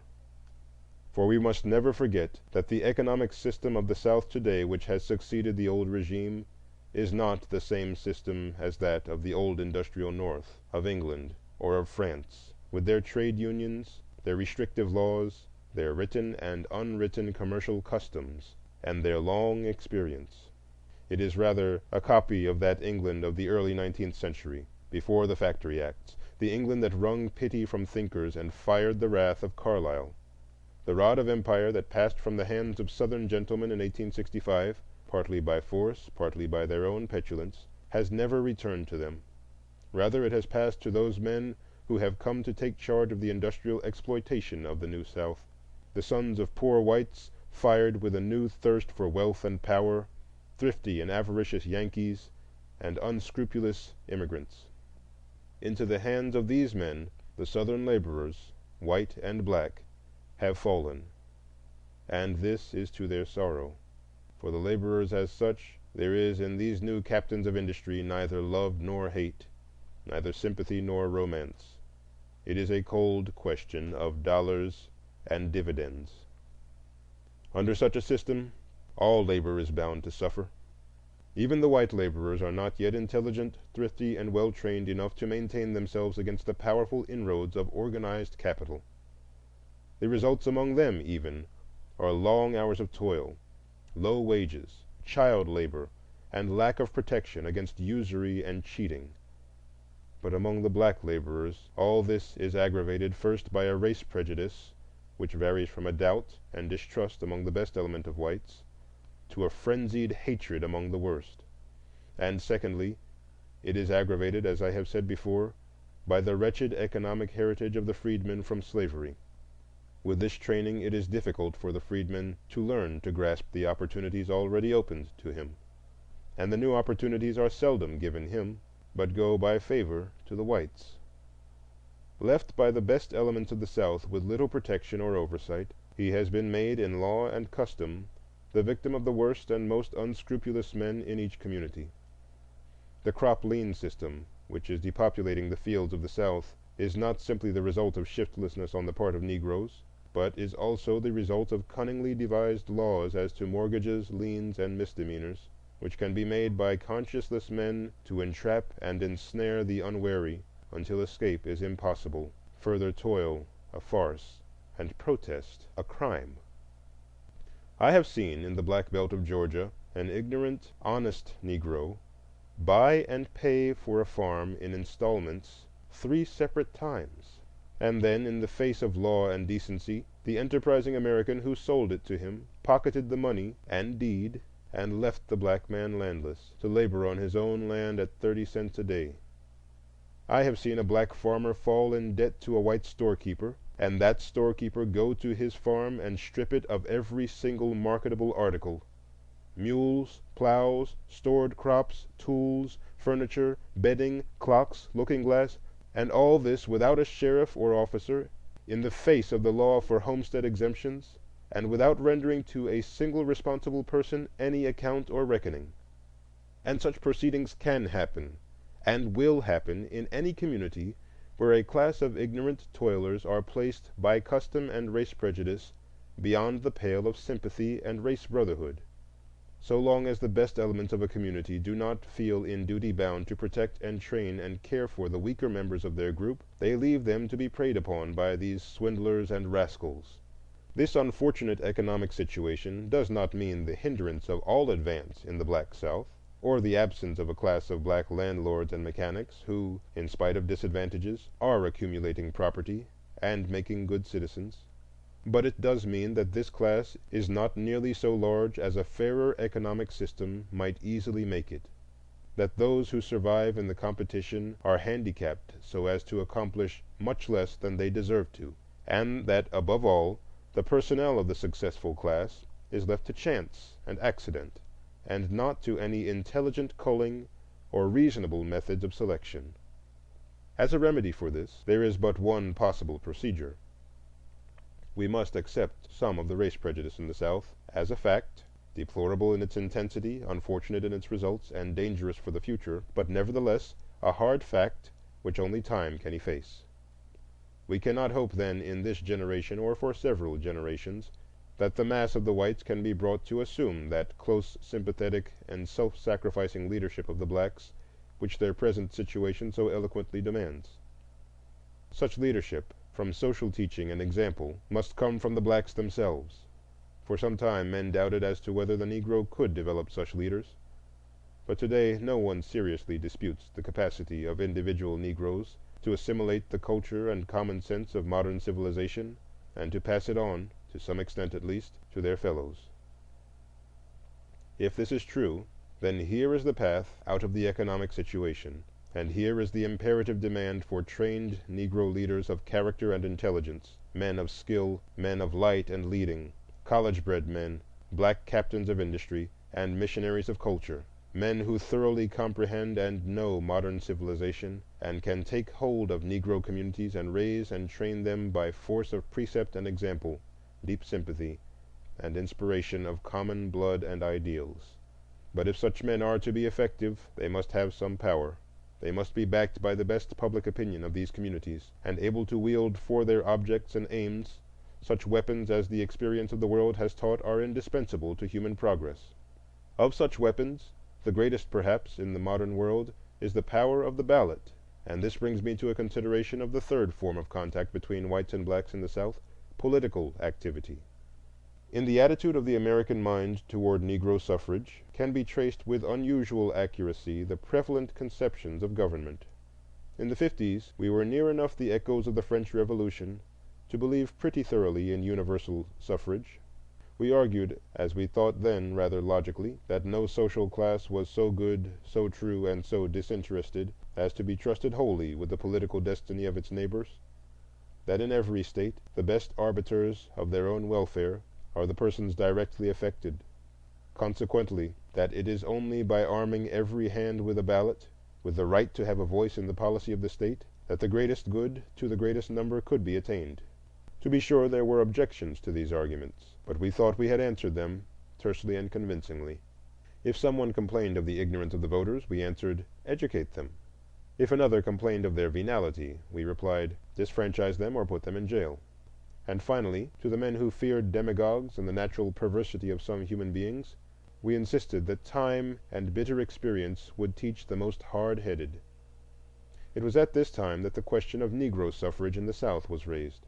Here was a defenseless people suddenly made free. How were they to be protected from those who did not believe in their freedom and were determined to thwart it? Not by force, said the North. Not by government guardianship, said the South. Then by the ballot, the sole and legitimate defense of a free people, said the common sense of the nation. No one thought at that time that the ex-slaves could use the ballot intelligently or very effectively, but they did think that the possession of so great power by a great class in the nation would compel their fellows to educate this class to its intelligent use. Meantime, new thoughts came to the nation. The inevitable period of moral retrogression and political trickery that ever follows in the wake of war overtook us. So flagrant became the political scandals that reputable men began to leave politics alone, and politics consequently became disreputable. Men began to pride themselves on having nothing to do with their own government, and to agree tacitly with those who regarded public office as a private perquisite. In this state of mind it became easy to wink at the suppression of the Negro vote in the South, and to advise self-respecting Negroes to leave politics entirely alone. The decent and reputable citizens of the North, who neglected their own civic duties, grew hilarious over the exaggerated importance with which the Negro regarded the franchise. Thus it easily happened that more and more the better class of Negroes followed the advice from abroad and the pressure from home, and took no further interest in politics, leaving to the careless and the venal of their race the exercise of their rights as voters. The black vote that still remained was not trained and educated, but further debauched by open and unblushing bribery, or force and fraud, until the Negro voter was thoroughly inoculated with the idea that politics was a method of private gain by disreputable means. And finally, now, today, when we are awakening to the fact that the perpetuity of Republican institutions on this continent depends on the purification of the ballot, the civic training of voters, and the raising of voting to a plane of a solemn duty which a patriotic citizen neglects to his peril and to the peril of his children's children, in this day, when we are striving for a renaissance of civic virtue, what are we going to say to the black voter of the South? Are we going to tell him still that politics is a disreputable and useless form of human activity? Are we going to induce the best class of Negroes to take less and less interest in government, and to give up their right to take such an interest without a protest? I am not saying a word against all legitimate efforts to purge the ballot of ignorance, pauperism, and crime, but few have pretended that the present movement for disfranchisement in the South is for such a purpose. It has been plainly and frankly declared in nearly every case that the object of the disfranchising laws is the elimination of the black man from politics. Now, is this a minor matter which has no influence on the main question of the industrial and intellectual development of the Negro? Can we establish a mass of black laborers and artisans and landholders in the South who, by law and public opinion, have absolutely no voice in shaping the laws under which they live and work? Can the modern organization of industry, assuming as it does free democratic government and the power and ability of the laboring classes to compel respect for their welfare, can this system be carried out in the South when half its laboring force is voiceless in the public councils and powerless in its own defense? Today the black man of the South has almost nothing to say as to how much he shall be taxed, or how those taxes shall be expended, as to who shall execute the laws, as to how they shall do it, as to who shall make the laws, and how they shall be made. It is pitiable that frantic efforts must be made at critical times to get lawmakers in some states even to listen to the respectful presentation of the black man's side of a current controversy. Daily, the Negro is coming more and more to look upon law and justice not as protecting safeguards, but as sources of humiliation and oppression. The laws are made by men who have little interest in them. They are executed by men who have absolutely no motive for treating the black people with courtesy or consideration. And finally, the accused lawbreaker is tried not by his peers, but too often by men who would rather punish 10 innocent Negroes than let one guilty one escape. I should be the last one to deny the patent weaknesses and shortcomings of the Negro people. I should be the last to withhold sympathy from the white South in its efforts to solve its intricate social problems. I freely acknowledge that it is possible, and sometimes best, that a partially undeveloped people should be ruled by the best of their stronger and better neighbors for their own good, until such time as they can start and fight the world's battles alone. I have already pointed out how sorely in need of such economic and spiritual guidance the emancipated Negro was, and I am quite willing to admit that if the representatives of the best white Southern public opinion were the ruling and guiding powers in the South today, the conditions indicated would be fairly well fulfilled. But the point I have insisted upon, and now emphasize again, is that the best opinion of the South today is not the ruling opinion. That to leave the Negroes helpless and without a ballot today is to leave him not to the guidance of the best, but rather to the exploitation and debauchement of the worst. That this is no truer of the South than of the North than of Europe. In any land, in any country under modern free competition, to lay any class of weak and despised people, be they white, black, or blue, at the political mercy of their stronger, richer, and more resourceful fellows, is a temptation which human nature seldom has withstood and seldom will withstand.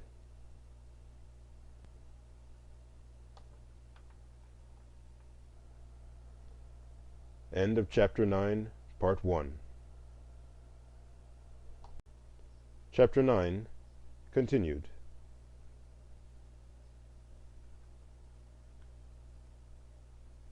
Moreover, the political status of the Negro in the South is closely connected with the question of Negro crime. There can be no doubt that crime among Negroes has sensibly increased in the last 30 years, and that there has appeared in the slums of great cities a distinct criminal class among the blacks. In explaining this unfortunate development, we must note two things. One, that the inevitable result of emancipation was to increase crime and criminals, and two, that the police system of the South was primarily designed to control slaves. As to the first point, we must not forget that under a strict slave system there can scarcely be such a thing as crime. But when these variously constituted human particles are suddenly thrown broadcast on the sea of life, some swim, some sink, and some hang suspended, to be forced up or down by the chance currents of a busy, hurrying world. So great an economic and social revolution as swept the South in '63 meant a weeding out among the Negroes of the incompetent and vicious, the beginning of a differentiation of social grades. Now a rising group of people are not lifted bodily from the ground like an inert solid mass, but rather stretch upward like a living plant, with its roots still clinging in the mold. The appearance, therefore, of the Negro criminal was a phenomenon to be awaited, and while it causes anxiety, it should not occasion surprise. Here again, the hope for the future depended peculiarly on careful and delicate dealing with these criminals. Their offenses at first were those of laziness, carelessness, and impulse, rather than of malignity or ungoverned viciousness. Such misdemeanors needed discriminating treatment, firm but reformatory, but with no hint of injustice, and full proof of guilt. For such dealing with criminals, white or black, the South had no machinery, no adequate jails or reformatories. Its police system was arranged to deal with blacks alone, and tacitly assumed that every white man was ipso facto a member of that police. Thus grew up a double system of justice, which erred on the white side by undue leniency and the practical immunity of red-handed criminals, and erred on the black side by undue severity, injustice, and lack of discrimination. For, as I have said, the police system of the South was originally designed to keep track of all Negroes, and not simply of criminals.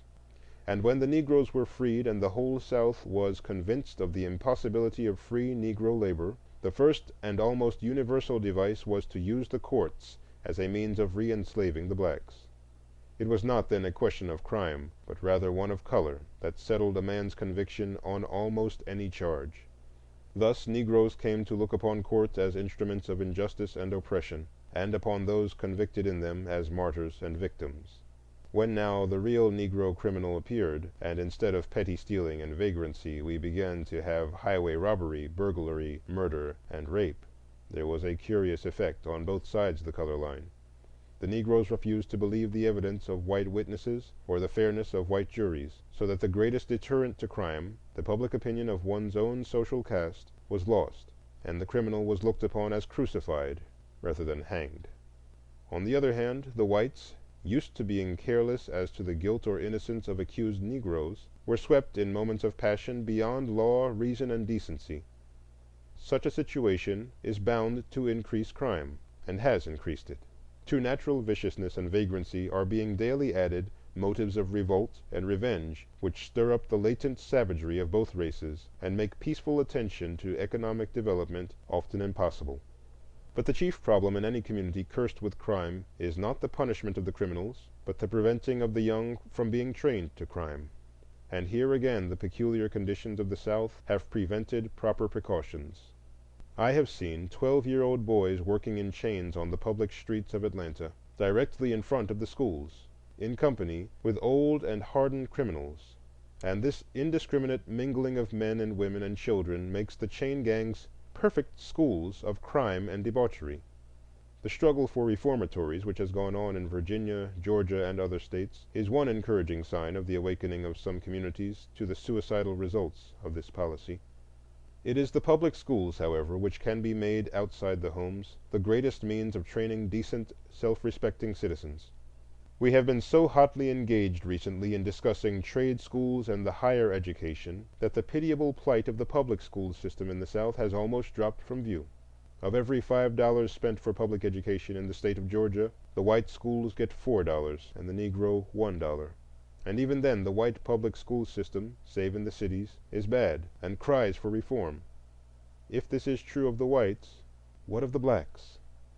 I am becoming more and more convinced as I look upon the system of common school training in the South that the national government must soon step in and aid popular education in some way. Today it has been only by the most strenuous efforts on the part of the thinking men of the South that the Negro's share of the school fund has not been cut down to a pittance in some half-dozen states. And that movement not only is not dead, but in many communities is gaining strength. What, in the name of reason, does this nation expect of a people poorly trained and hard-pressed in severe economic competition, without political rights, and with ludicrously inadequate common school facilities. What can it expect but crime and listlessness, offset here and there by the dogged struggles of the fortunate and more determined, who are themselves buoyed by the hope that in due time the country will come to its senses?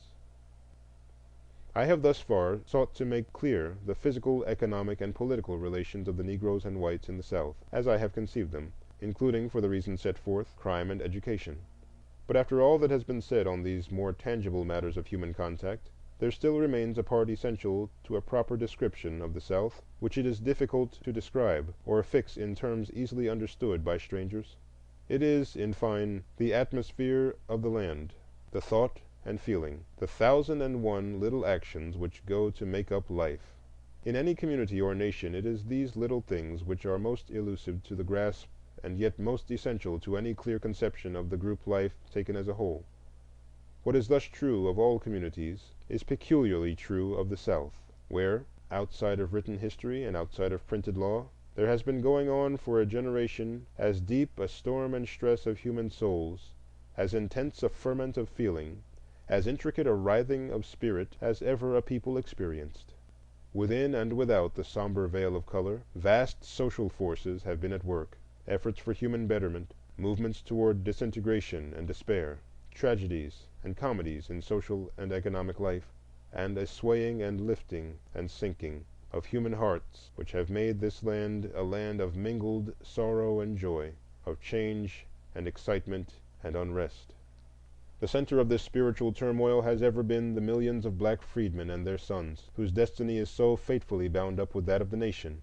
And yet the casual observer visiting the South sees, at first, little of this. He notes the growing frequency of dark faces as he rides along, but otherwise the days slip lazily on. The sun shines, and this little world seems as happy and contented as other worlds he has visited. Indeed, on the question of questions, the Negro problem, he hears so little that there almost seems to be a conspiracy of silence. The morning papers seldom mention it, and then usually in a far-fetched academic way, and indeed almost every one seems to forget and ignore the darker half of the land, until the astonished visitor is inclined to ask if, after all, there is any problem here. But if he lingers long enough, there comes the awakening, perhaps in a sudden whirl of passion which leaves him gasping at its bitter intensity, more likely in a gradually dawning sense of things he had not at first noticed. Slowly but surely his eyes begin to catch the shadows of the color line. Here he meets crowds of Negroes and whites. Then he is suddenly aware that he cannot discover a single dark face. Or again, at the close of a day's wandering, he may find himself in some strange assembly where all faces are tinged brown or black, and where he has the vague, uncomfortable feeling of the stranger. He realizes at last that silently, resistlessly, the world about him flows by in two great streams. They ripple on in the same sunshine. They'll approach and mingle their waters in seeming carelessness. Then they divide and flow wide apart. It is done quietly. No mistakes are made, or if one occurs, the swift arm of the law and of public opinion swings down for a moment, as when the other day a black man and a white woman were arrested for talking together on Whitehall Street in Atlanta.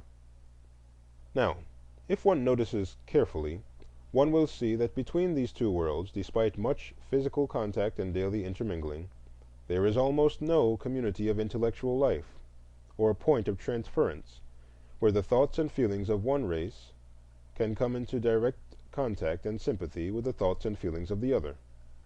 Before and directly after the war, when all the best of the Negroes were domestic servants in the best of the white families, there were bonds of intimacy, affection, and sometimes blood relationship between the races. They lived in the same home, shared in the family life, often attended the same church, and talked and conversed with each other. But the increasing civilization of the Negro since then has naturally meant the development of higher classes. There are increasing numbers of ministers, teachers, physicians, merchants, mechanics, and independent farmers, who by nature and training are the aristocracy and leaders of the blacks. Between them, however, and the best element of the whites, there is little or no intellectual commerce. They go to separate churches, they live in separate sections, They are strictly separated in all public gatherings. They travel separately, and they are beginning to read different papers and books. To most libraries, lectures, concerts, and museums, Negroes are either not admitted at all, or on terms peculiarly galling to the pride of the very classes who might otherwise be attracted. The daily paper chronicles the doings of the black world from afar with no great regard for accuracy, and so on. Throughout the category of means for intellectual communication, schools, conferences, efforts for social betterment, and the like, it is usually true that the very representatives of the two races, who for mutual benefit and the welfare of the land ought to be in complete understanding and sympathy, are so far strangers that one side thinks all whites are narrow and prejudiced, and the other thinks educated Negroes dangerous and insolent. Moreover, in a land where the tyranny of public opinion and the intolerance of criticism is for obvious historical reasons so strong as in the South, such a situation is extremely difficult to correct. The white man, as well as the Negro, is bound and barred by the color line, and many a scheme of friendliness and philanthropy, of broad-minded sympathy and generous fellowship between the two, has dropped stillborn, because some busybody has forced the color question to the front and brought the tremendous force of unwritten law against the innovators. It is hardly necessary for me to add very much in regard to the social contact between the races. Nothing has come to replace that finer sympathy and love between some masters and house servants, which the radical and more uncompromising drawing of the color line in recent years has caused almost completely to disappear. In a world where it means so much to take a man by the hand and sit beside him, to look frankly into his eyes and feel his heart beating with red blood, in a world where a social cigar or a cup of tea together means more than legislative halls and magazine articles and speeches, one can imagine the consequences of the almost utter absence of such social amenities between estranged races, whose separation extends even to parks and streetcars. Here, then, can be none of that social going down to the people, the opening of heart and hand of the best to the worst, in generous acknowledgment of a common humanity and a common destiny. On the other hand, in matters of simple almsgiving, where there can be no question of social contact, and in the succor of the aged and sick, the South, as if stirred by a feeling of its unfortunate limitations, is generous to a fault. The black beggar is never turned away without a good deal more than a crust, and a call for help for the unfortunate meets quick response. I remember one cold winter in Atlanta when I refrained from contributing to a public relief fund lest Negroes should be discriminated against. I afterward inquired of a friend, "Were any black people receiving aid?" "Why," said he, "they were all black." And yet this does not touch the kernel of the problem.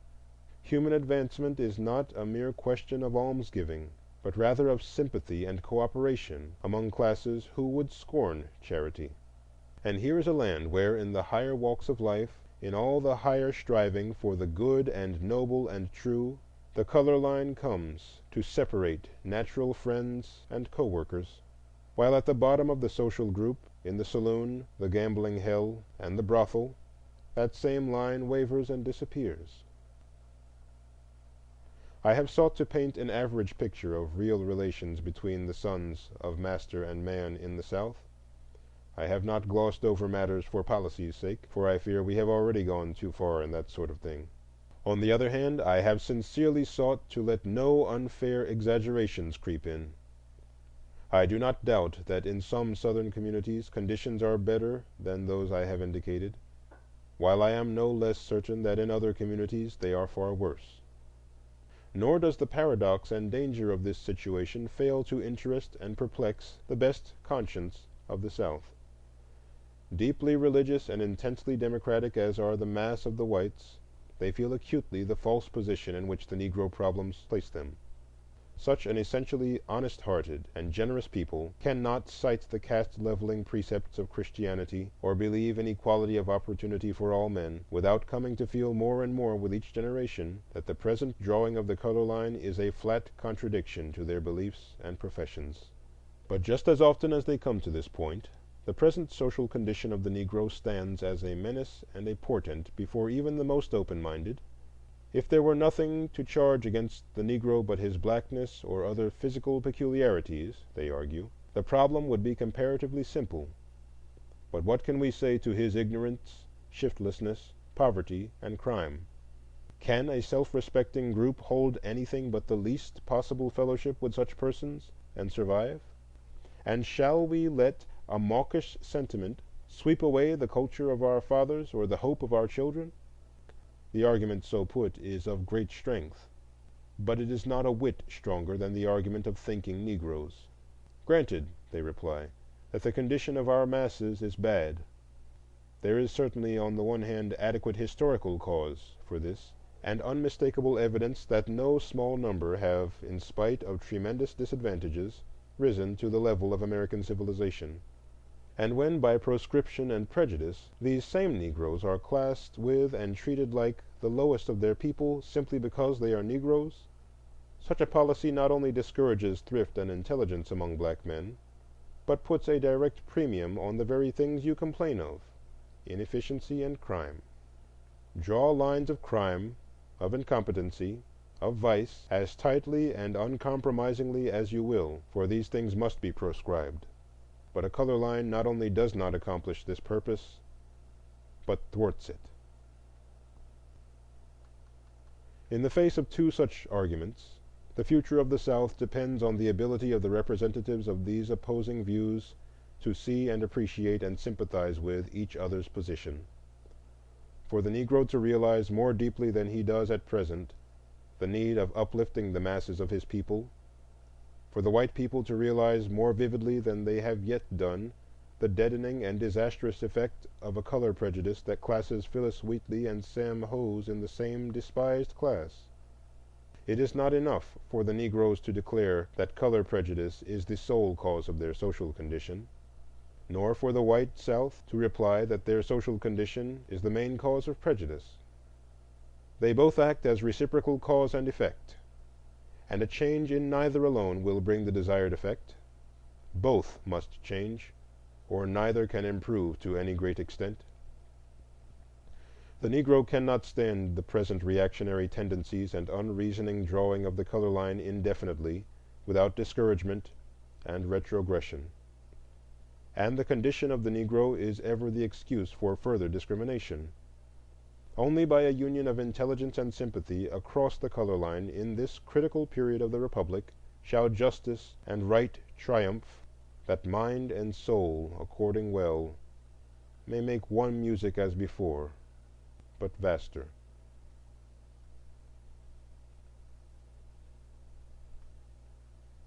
End of chapter 9. Chapter 10. Of the Faith of the Fathers.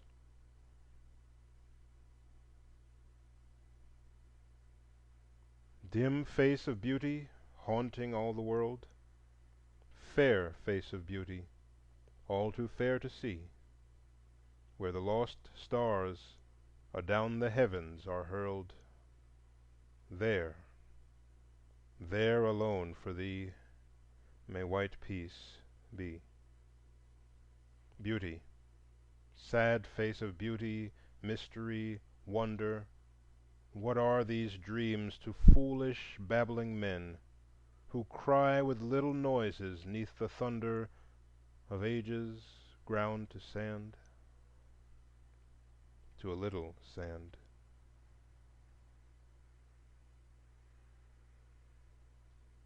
Fiona MacLeod.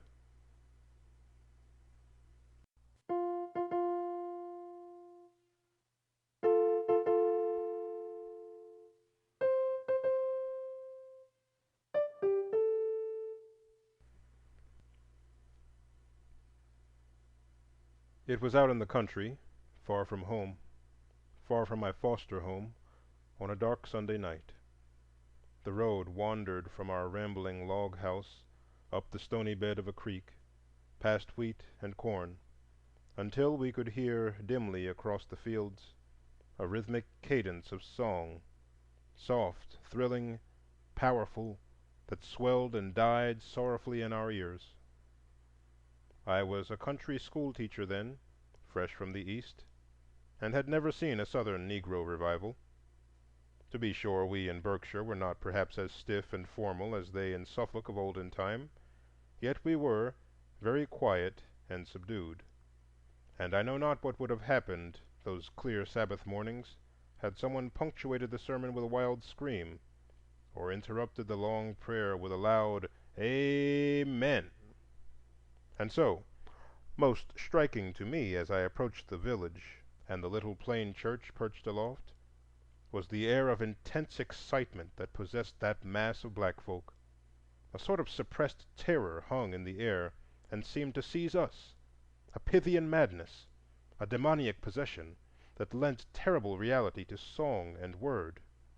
The black and massive form of the preacher swayed and quivered as the words crowded to his lips and flew at us in singular eloquence.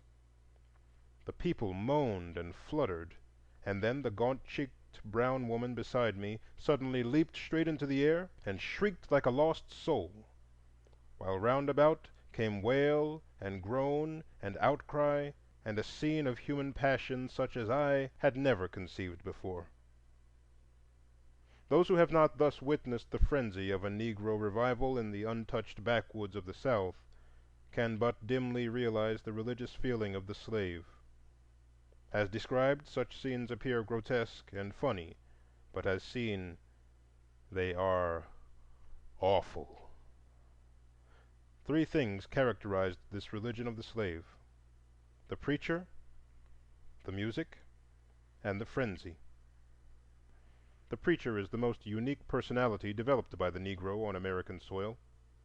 A leader, a politician, an orator, a boss, an intriguer, an idealist, all these he is, and ever too the center of a group of men, now 20, now 1,000 in number. The combination of a certain adroitness with deep-seated earnestness, of tact with consummate ability, gave him his preeminence and helps him maintain it. The type, of course, varies according to time and place, from the West Indies in the 16th century to New England in the 19th, and from the Mississippi bottoms to cities like New Orleans or New York. The music of Negro religion is that plaintive rhythmic melody with its touching minor cadences, which, despite caricature and defilement, still remains the most original and beautiful expression of human life and longing, yet born on American soil. Sprung from the African forests where its counterpart can still be heard, it was adapted, changed, and intensified by the tragic soul life of the slave, until, under the stress of law and whip, it became the one true expression of a people's sorrow, despair, and hope. Finally, the frenzy of shouting when the Spirit of the Lord passed by, and seizing the devotee made him mad with supernatural joy, was the last essential of Negro religion, and the one more devoutly believed in than all the rest. It varied in expression from the silent, rapt countenance, or the low murmur and moan, to the mad abandon of physical fervor, the stamping, shrieking, and shouting, the rushing to and fro and wild waving of arms, the weeping and laughing, the vision and the trance. All this is nothing new in the world, but old as religion, as Delphi and Endor. And so firm a hold did it have on the Negro that many generations firmly believed that without this visible manifestation of the God, there could be no true communion with the invisible. These were the characteristics of Negro religious life as developed up to the time of emancipation. Since, under the peculiar circumstances of the black man's environment, they were the one expression of his higher life, they are of deep interest to the student of his development, both socially and psychologically. Numerous are the attractive lines of inquiry that here group themselves. What did slavery mean to the African savage? What was his attitude toward the world and life? What seemed to him good and evil, God and devil? Whither went his longings and strivings, and wherefore were his heart-burnings and disappointments? Answers to such questions can come only from a study of Negro religion as a development, through its gradual changes, from the heathenism of the Gold Coast to the Institutional Negro Church of Chicago. Moreover, the religious growth of millions of men, even though they be slaves, cannot be without potent influence upon their contemporaries. The Methodists and Baptists of America owe much of their condition to the silent but potent influence of their millions of Negro converts. Especially is this noticeable in the South, where theology and religious philosophy are on this account a long way behind the North, and where the religion of the poor whites is a plain copy of Negro thought and methods. The mass of gospel hymns which has swept through American churches and well nigh ruined our sense of song consists largely of debased imitations of Negro melodies made by ears that caught the jingle but not the music, the body but not the soul of the Jubilee songs.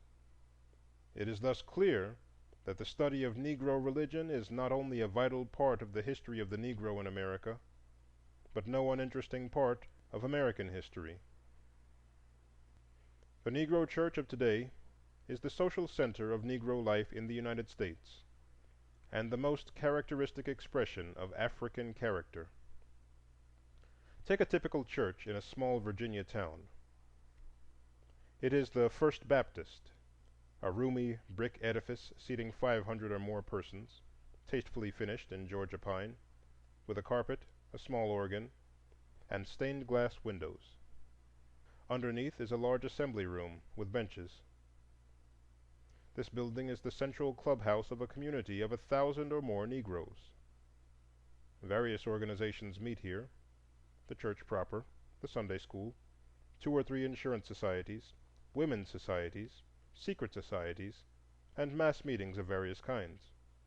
Entertainments, suppers, and lectures are held, beside the 5 or 6 regular weekly religious services. Considerable sums of money are collected and expended here. Employment is found for the idle, strangers are introduced, news is disseminated, and charity distributed. At the same time, this social, intellectual, and economic center is a religious center of great power. Depravity, sin, redemption, heaven, hell, and damnation are preached twice a Sunday after the crops are laid by, and few indeed of the community have the hardihood to withstand conversion. Back of this more formal religion, the church often stands as a real conserver of morals, a strengthener of family life, and the final authority on what is good and right. Thus one can see in the Negro church today, reproduced in microcosm, all the great world from which the Negro was cut off by color prejudice and social condition. In the great city churches, the same tendency is noticeable, and in many respects emphasized. A great church, like the Bethel of Philadelphia, has over 1,100 members. An edifice seating 1,500 persons and valued at $100,000, an annual budget of $5,000, and a government consisting of a pastor with several assisting local preachers, an executive and legislative board, financial boards and tax collectors, general church meetings for making laws, subdivided groups led by class leaders, a company of militia, and 24 auxiliary societies. The activity of a church like this is immense and far-reaching, and the bishops who preside over these organizations throughout the land are among the most powerful Negro rulers in the world. Such churches are really governments of men, and consequently a little investigation reveals the curious fact that, in the South at least, practically every American Negro is a church member. Some, to be sure, are not regularly enrolled, and a few do not habitually attend services. But, practically, a proscribed people must have a social center, and that center for this people is the Negro Church. The status of 1890 showed nearly 24,000 Negro churches in the country, with a total enrolled membership of over 2.5 million, or 10 actual church members to every 28 persons, and in some southern states, 1 in every 2 persons. Besides these, there is the large number who, while not enrolled as members, attend and take part in many of the activities of the church. There is an organized Negro church for every 60 black families in the nation, and in some states for every 40 families, owning on an average $1,000 worth of property each, or nearly $26 million in all. Such, then, is the large development of the Negro church since emancipation. The question now is, what have been the successive steps of this social history, and what are the present tendencies? First, we must realize that no such institution as the Negro church could ever rear itself without definite historical foundations. These foundations we can find if we remember that the social history of the Negro did not start in America. He was brought from a definite social environment, the polygamous clan life under the headship of the chief and the potent influence of the priest. His religion was nature worship, with profound belief in invisible surrounding influences, good and bad, and his worship was through incantation and sacrifice. The first rude change in this life was the slave ship and the West Indian sugar fields. The plantation organization replaced the clan and tribe, and the white master replaced the chief, with far greater and more despotic powers. Forced and long-continued toil became the rule of life. The old ties of blood relationship and kinship disappeared, and instead of the family appeared a new polygamy and polyandry, which in some cases almost reached promiscuity. It was a terrific social revolution, and yet some traces were retained of the former group life, and the chief remaining institution was the priest or medicine man. He early appeared on the plantation, and found his function as the healer of the sick, the interpreter of the unknown, the comforter of the sorrowing, the supernatural avenger of wrong, and the one who rudely but picturesquely expressed the longing, disappointment, and resentment of a stolen and oppressed people. Thus, as bard, physician, judge, and priest, within the narrow limits allowed by the slave system, rose the Negro preacher, and under him the first church was not at first by any means Christian nor definitely organized. Rather, it was an adaptation and mingling of heathen rites among the members of each plantation, and roughly designated as voodooism.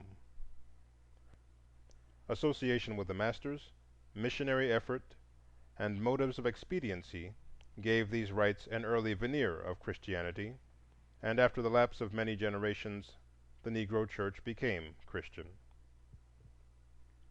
Two characteristic things must be noticed in regard to the church. First, it became almost entirely Baptist and Methodist in faith. Secondly, as a social institution, it antedated by many decades the monogamic Negro home. From the very circumstances of its beginning, the church was confined to the plantation, and consisted primarily of a series of disconnected units. Although later on some freedom of movement was allowed, still this geographical limitation was always important, and was one cause of the spread of the decentralized and democratic Baptist faith among the slaves. At the same time, the visible rite of baptism appealed strongly to their mystic temperament.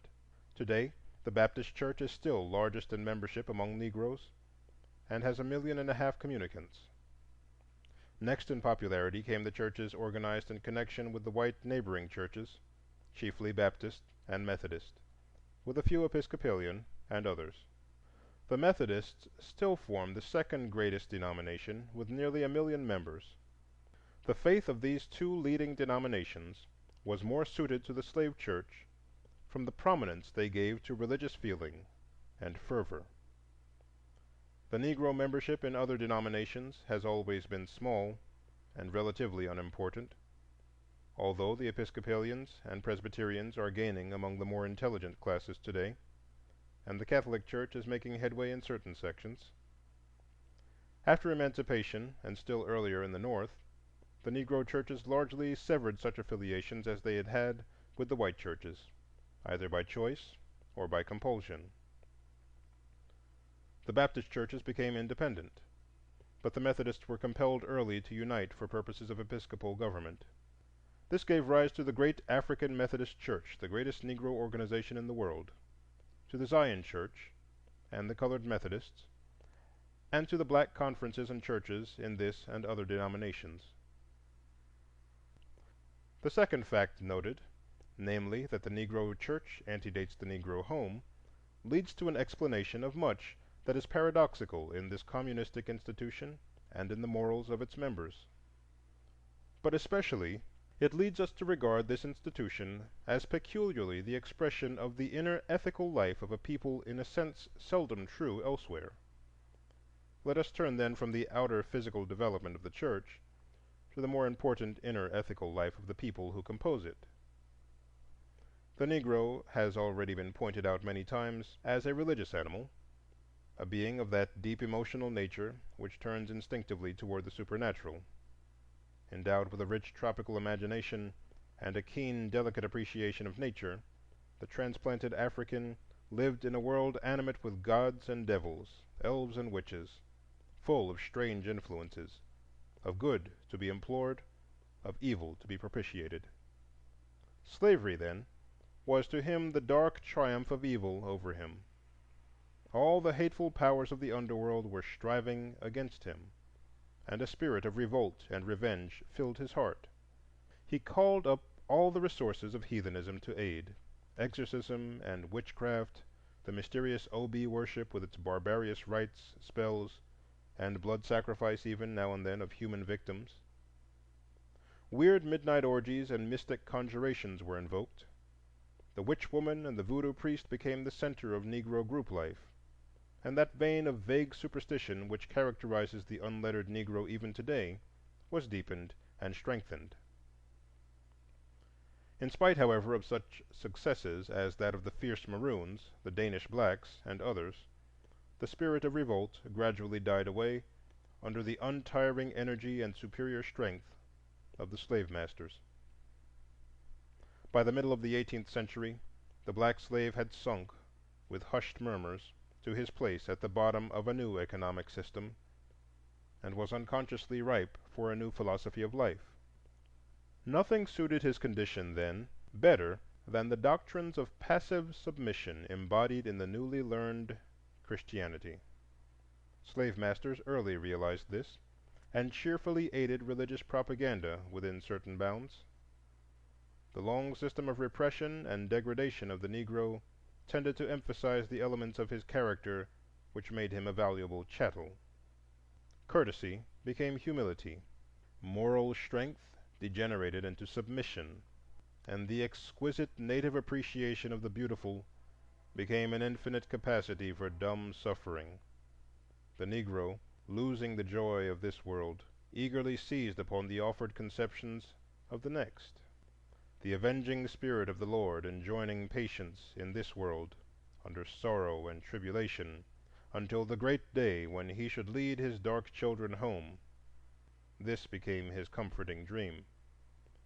His preacher repeated the prophecy, and his bards sang, "Children, we all shall be free when the Lord shall appear." This deep religious fatalism, painted so beautifully in Uncle Tom, came soon to breed, as all fatalistic faiths will, the sensualist side by side with the martyr.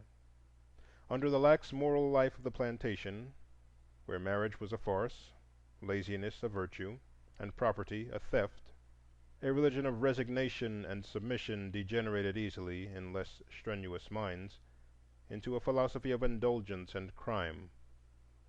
Many of the worst characteristics of the Negro masses of today had their seed in this period of the slave's ethical growth. Here it was that the home was ruined under the very shadow of the church, white and black. Here habits of shiftlessness took root, and sullen hopelessness replaced hopeful strife. With the beginning of the abolition movement and the gradual growth of a class of free Negroes came a change. We often neglect the influence of the freedman before the war because of the paucity of his numbers and the small weight he had in the history of the nation. But we must not forget that his chief influence was internal, was exerted on the black world, and that there He was the ethical and social leader. Huddled as he was in a few centers like Philadelphia, New York, and New Orleans, the masses of the freedmen sank into poverty and listlessness, but not all of them. The free Negro leader early arose, and his chief characteristic was intense earnestness and deep feeling on the slavery question. Freedom became to him a real thing and not a dream. His religion became darker and more intense, and into his ethics crept a note of revenge, into his songs a day of reckoning close at hand. The coming of the Lord swept this side of death, and came to be a thing hoped for in this day. Through fugitive slaves and irrepressible discussion, this desire for freedom seized the black millions still in bondage, and became their one ideal of life. The black bards caught new notes, and sometimes even dared to sing, "Freedom, oh freedom, oh freedom over me. Before I'll be a slave, I'll be buried in my grave, and go home to my Lord and be free." For 50 years, Negro religion thus transformed itself and identified itself with the dream of abolition, until that which was a radical fad in the white North and an anarchistic plot in the white South had become a religion to the black world.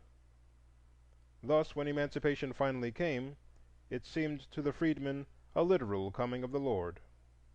His fervid imagination was stirred as never before by the tramp of armies, the blood and dust of battle, and the wail and whirl of social upheaval. He stood dumb and motionless before the whirlwind. What had he to do with it? Was it not the Lord's doing, and marvelous in his eyes? Joyed and bewildered with what came, he stood awaiting new wonders, till the inevitable age of reaction swept over the nation and brought the crisis of today. It is difficult to explain clearly the present critical stage of Negro religion. First, we must remember that living as the blacks do in close contact with the great modern nation, and sharing, although imperfectly, the soul life of that nation, they must necessarily be affected more or less directly by all the religious and ethical forces that are today moving the United States. These questions and movements are, however, overshadowed and dwarfed by the, to them, all-important question of their civil, political, and economic status. They must perpetually discuss the Negro problem, must live, move, and have their being in it, and interpret all else in its light or darkness. With this come, too, peculiar problems of their inner life, of the status of women, the maintenance of home, the training of children, the accumulation of wealth, and the prevention of crime. All this must mean a time of intense ethical ferment, of religious heart-searching and intellectual unrest.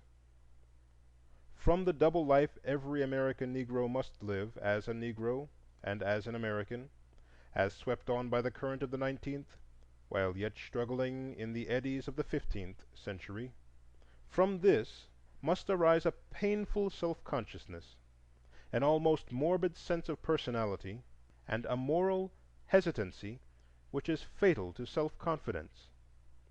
The worlds within and without the veil of color are changing, and changing rapidly, but not at the same rate, and not in the same way. And this must produce a peculiar wrenching of the soul, a peculiar sense of doubt and bewilderment. Such a double life, with double thoughts, double duties, and double social classes, must give rise to double words and double ideals, and tempt the mind to pretense or revolt, to hypocrisy or radicalism. In some such doubtful words and phrases can one perhaps most clearly picture the peculiar ethical paradox that faces the Negro of today, and is tinging and changing his religious life. Feeling that his rights and his dearest ideals are being trampled upon, that the public conscience is ever more deaf to his righteous appeal, and that all the reactionary forces of prejudice, greed, and revenge are daily gaining new strength and fresh allies, the Negro faces no enviable dilemma. Conscious of his impotence, and pessimistic, he often becomes bitter and vindictive, and his religion, instead of a worship, is a complaint and a curse, a wail rather than a hope, a sneer rather than a faith.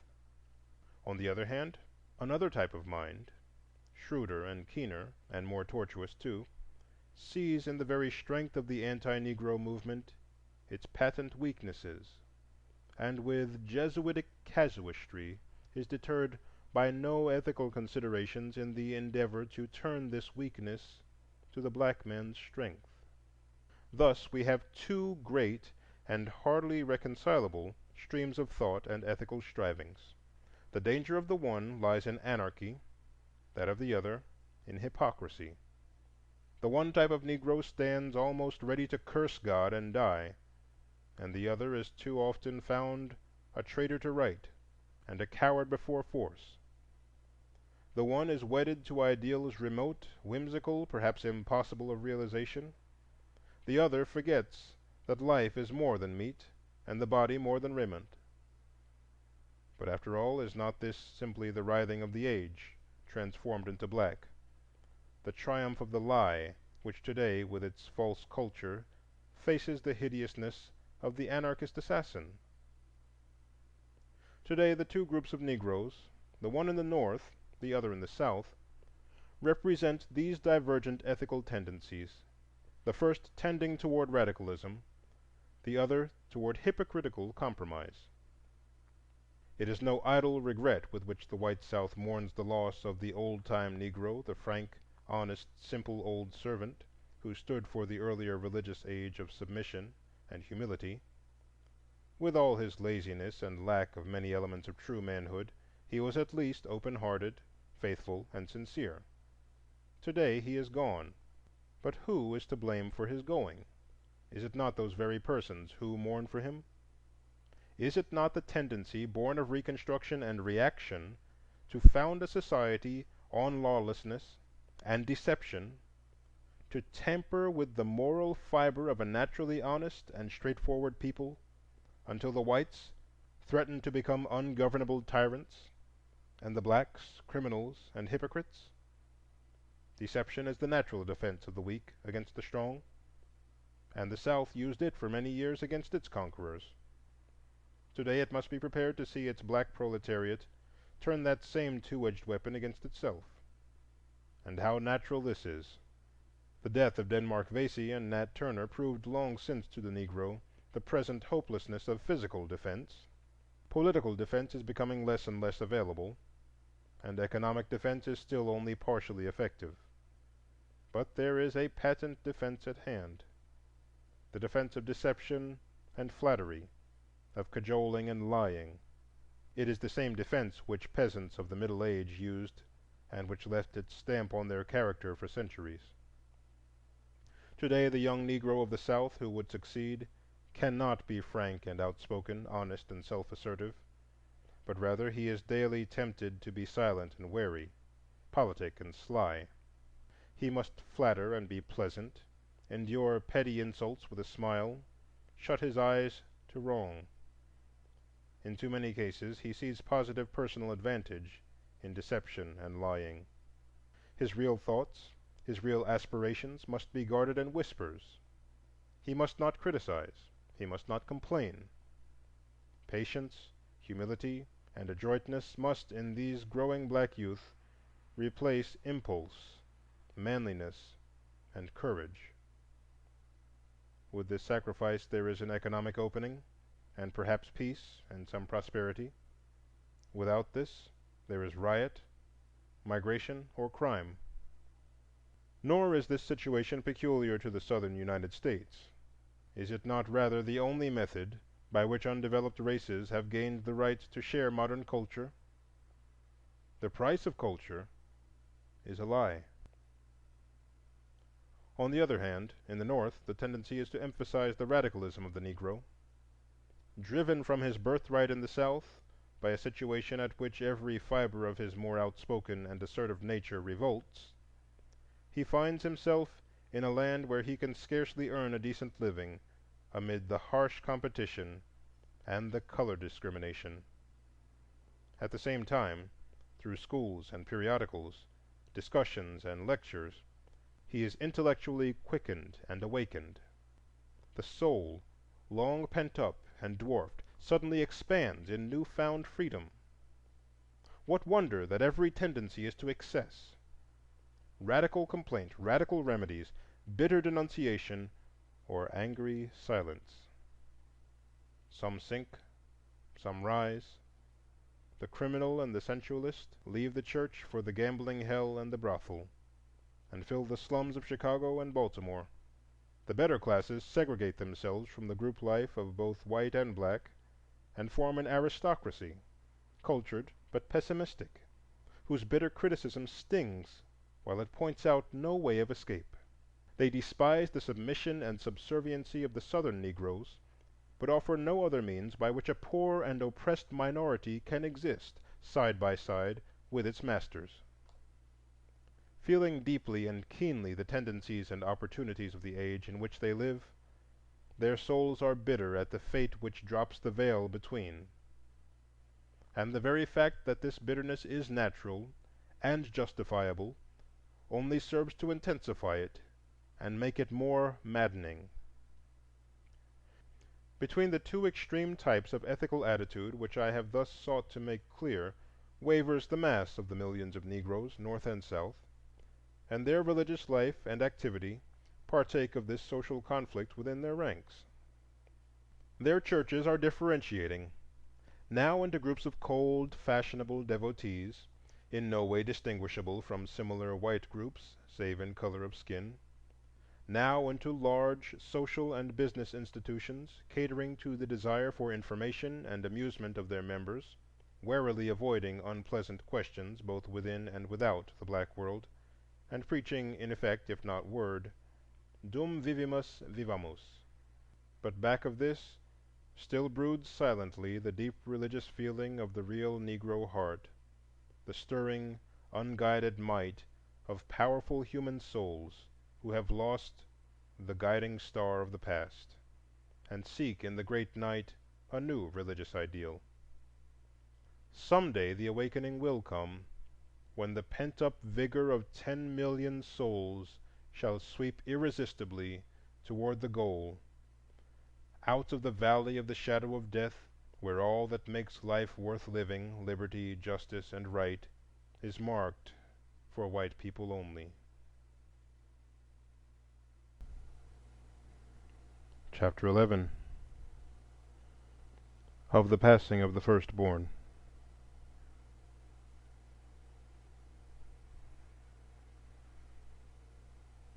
O sister, sister, thy first begotten, the hands that cling and the feet that follow, the voice of the child's blood crying yet, who hath remembered me? Who hath forgotten? Thou hast forgotten, O summer swallow, but the world shall end when I forget.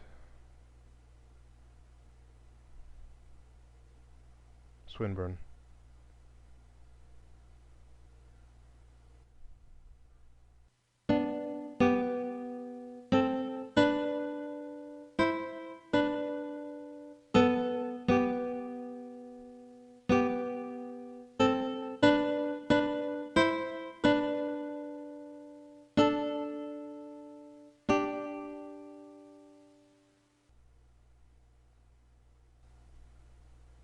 Unto you a child is born, sang the bit of yellow paper that fluttered into my room one brown October morning.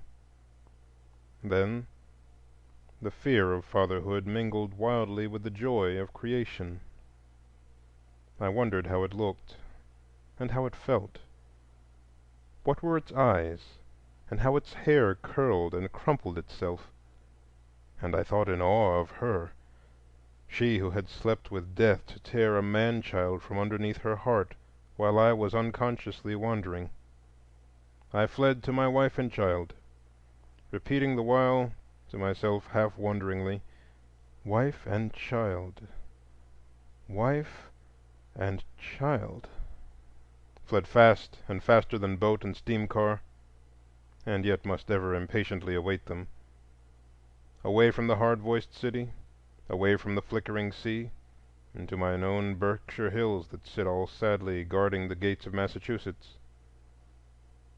Up the stairs I ran, to the wan mother and whimpering babe, to the sanctuary on whose altar a life, at my bidding, had offered itself to win a life, and won. What is this tiny, formless thing, this newborn wail from an unknown world, all head and voice? I handle it curiously and watch perplexed its winking, breathing, and sneezing. I did not love it then. It seemed a ludicrous thing to love. But her I loved, my girl mother, she whom now I saw unfolding like the glory of the morning, the transfigured woman.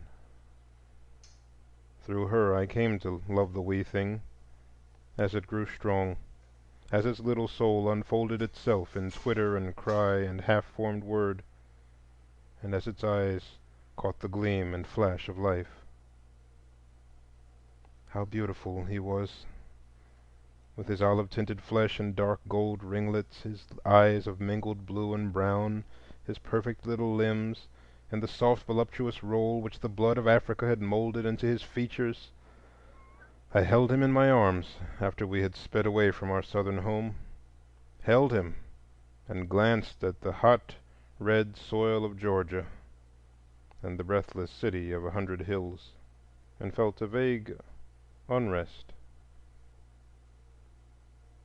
Why was his hair tinted with gold? An evil omen was golden hair in my life. Why had not the brown of his eyes crushed out and killed the blue? For brown were his father's eyes and his father's father's. And thus in the land of the color line I saw, as it fell across my baby, the shadow of the veil. Within the veil was he born, said I, and there within shall he live, a Negro and a Negro's son, holding in that little head, bitterly, the unbowed pride of a hunted race, clinging with that tiny dimpled hand, wearily, to a hope, not hopeless but unhopeful, and seeing with those bright wondering eyes that peer into my soul a land whose freedom is to us a mockery and whose liberty a lie. I saw the shadow of the veil as it passed over my baby. I saw the cold city towering above the blood-red land. I held my face beside his little cheek, showed him the star children and the twinkling lights as they began to flash, and stilled with an even song the unvoiced terror of my life. So sturdy and masterful he grew, so filled with bubbling life, so tremulous with the unspoken wisdom of a life but 18 months distant from the all-life. We were not far from worshiping this revelation of the divine, my wife and I. Her own life builded and molded itself upon the child. He tinged her every dream and idealized her every effort. No hands but hers must touch and garnish those little limbs, no dress or frill must touch them that had not wearied her fingers, no voice but hers could coax him off to dreamland. And she and he together spoke some soft and unknown tongue, and in it held communion. I too mused above his little white bed, saw the strength of my own arm stretched onward through the ages, through the newer strength of his, saw the dream of my black fathers stagger a step onward in the wild phantasm of the world, heard in his baby voice the voice of the prophet that was to rise within the veil. And so we dreamed and loved and planned by fall and winter and the full flush of the long southern spring, till the hot winds rolled from the fetid Gulf, till the roses shivered and the still stern sun quivered its awful light over the hills of Atlanta. And then one night the little feet pattered wearily to the wee white bed, and the tiny hands trembled, and a warm flushed face tossed on the pillow, and we knew baby was sick. 10 days he lay there, a swift week, and 3 endless days, wasting, wasting away. Cheerily the mother nursed him the first days and laughed into the little eyes that smiled again. Tenderly she hovered round him, till the smile fled away and fear crouched beside the little bed. Then the day ended not, and the night was a dreamless terror, and joy and sleep slipped away. I hear now that voice at midnight calling me from dull and dreamless trance, crying, "The shadow of death, the shadow of death." Out into the starlight I crept to rouse the gray physician. The shadow of death, the shadow of death. The hours trembled on, the night listened, the ghastly dawn glided like a tired thing across the lamplight. Then we two alone looked upon the child as he turned toward us with great eyes and stretched his string-like hands. The shadow of death. And we spoke no word and turned away. He died at eventide, when the sun lay like a brooding sorrow above the western hills, veiling its face, when the winds spoke not, and the trees, the great green trees he loved, stood motionless. I saw his breath beat quicker and quicker, pause, and then his little soul leapt like a star that travels in the night and left a world of darkness in its train. The day changed not. The same tall trees peeped in at the windows, the same green grass glinted in the setting sun. Only in the chamber of death writhed the world's most piteous thing, a childless mother. I shirk not. I long for work. I pant for a life full of striving. I am no coward to shrink before the rugged rush of the storm, nor even quail before the awful shadow of the veil. But hearken, O death, is not this my life hard enough? Is not that dull land that stretches its sneering web about me cold enough? Is not all the world beyond these four little walls pitiless enough, but that thou must needs enter here, thou, O death? About my head the thundering storm beat like a heartless voice, and the crazy forest pulsed with the curses of the weak. But what cared I within my home, beside my wife and baby boy? Wast thou so jealous of one little coin of happiness that thou must needs enter there, thou, O death? A perfect life was his, all joy and love, with tears to make it brighter, sweet as a summer's day beside the Housatonic. The world loved him, the women kissed his curls, the men looked gravely into his wonderful eyes, and the children hovered and fluttered about him. I can see him now changing like the sky from sparkling laughter to darkening frowns, and then to wondering thoughtfulness, as he watched the world. He knew no color line, poor dear, and the veil, though it shadowed him, had not yet darkened half his sun. He loved the white matron, he loved his black nurse, and in his little world walked souls alone, uncolored and unclothed. I, yea, all men, were larger and purer by the infinite breadth of that one little life. She who in simple clearness of vision sees beyond the stars said when he had flown, "He will be happy there. He ever loved beautiful things."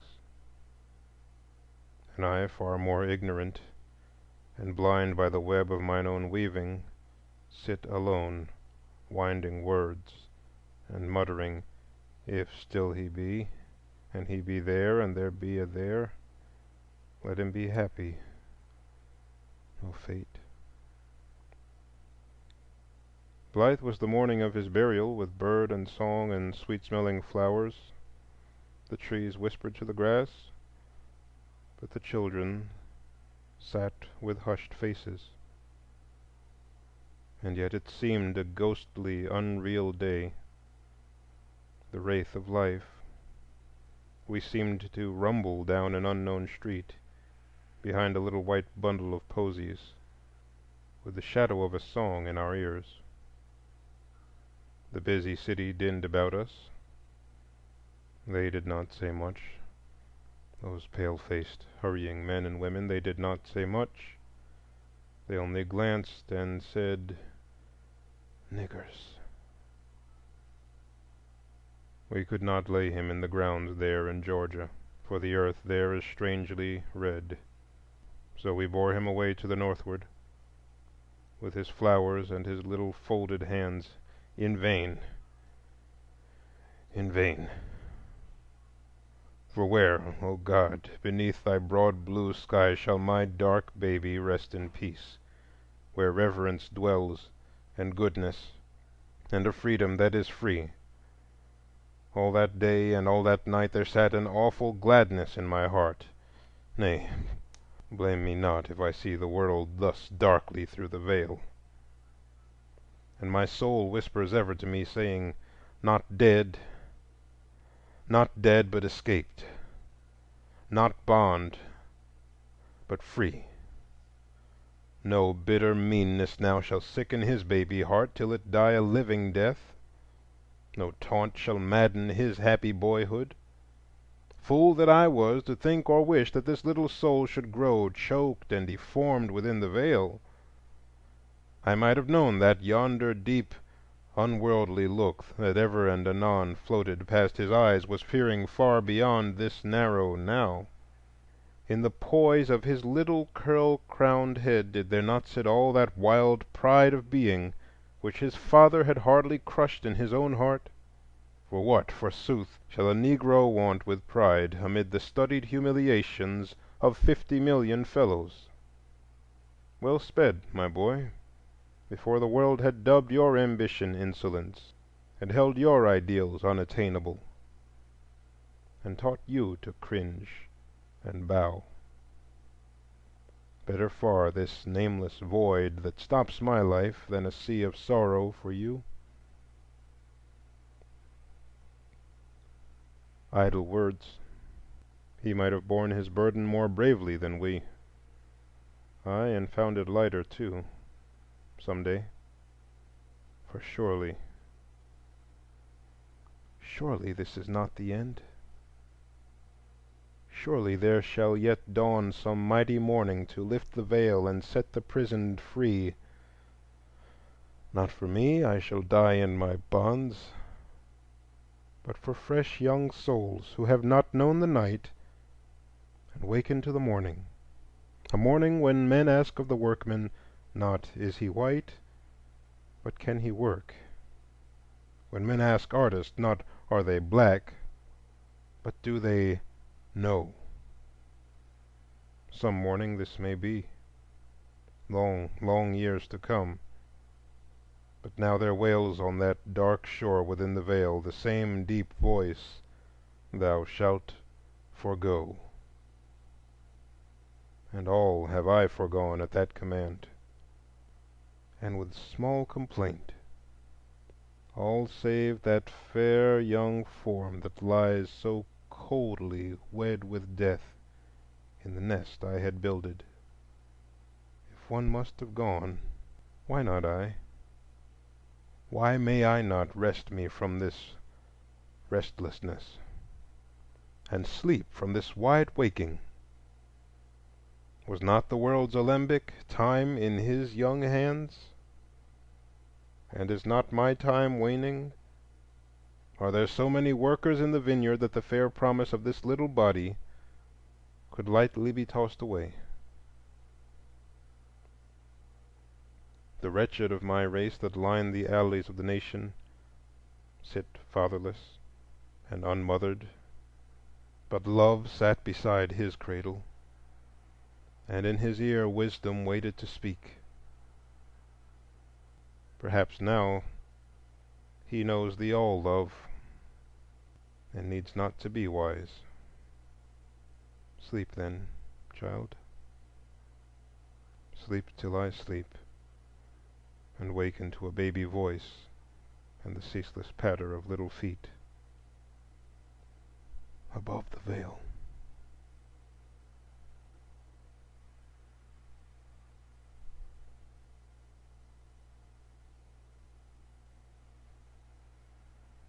End of chapter 11.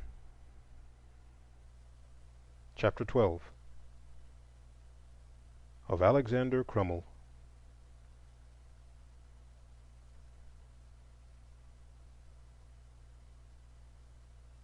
Then from the dawn it seemed there came, but faint, as from beyond the limit of the world, like the last echo born of a great cry, sounds as if some fair city were one voice around a king returning from his wars.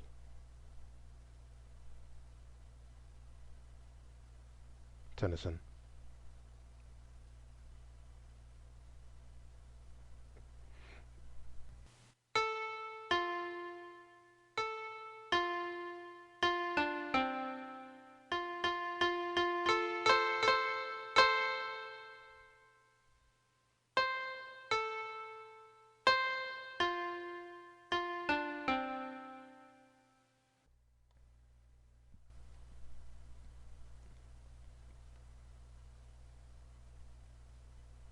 This is the story of a human heart, the tale of a black boy who many long years ago began to struggle with life that he might know the world and know himself.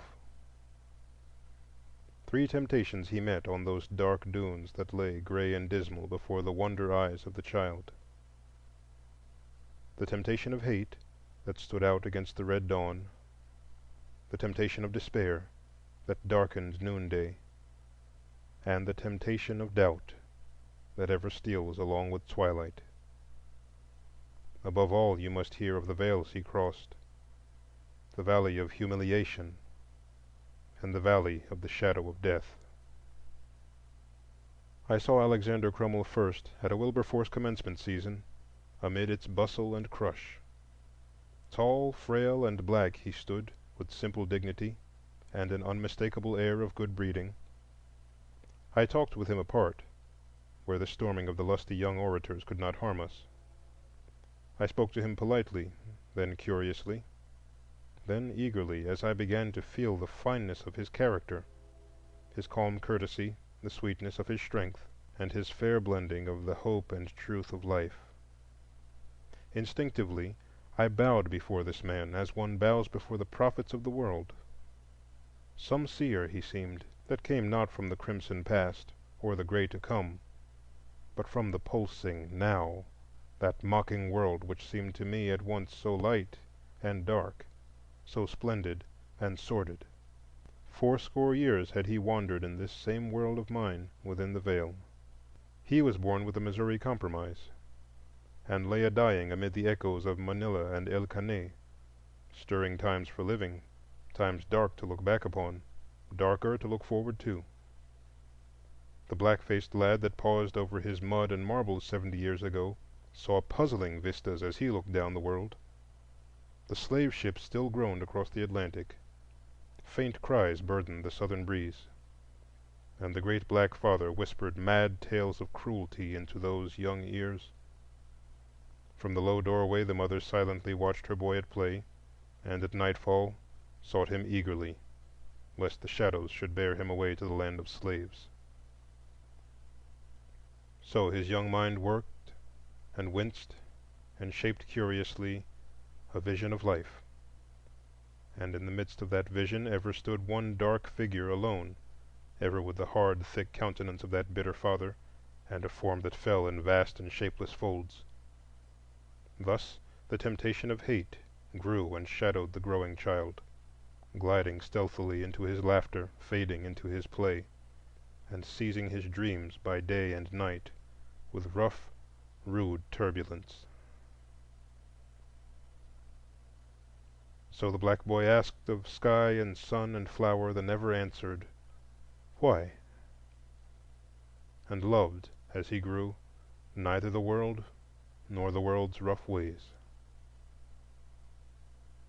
Strange temptation for a child, you may think. And yet in this wide land today 1,000,000 dark children brood before this same temptation, and feel its cold and shuddering arms. For them perhaps someone will some day lift the veil, will come tenderly and cheerily into those sad little lives and brush the brooding hate away, just as Beriah Green strode in upon the life of Alexander Crummell. And before the bluff, kind-hearted man, the shadow seemed less dark.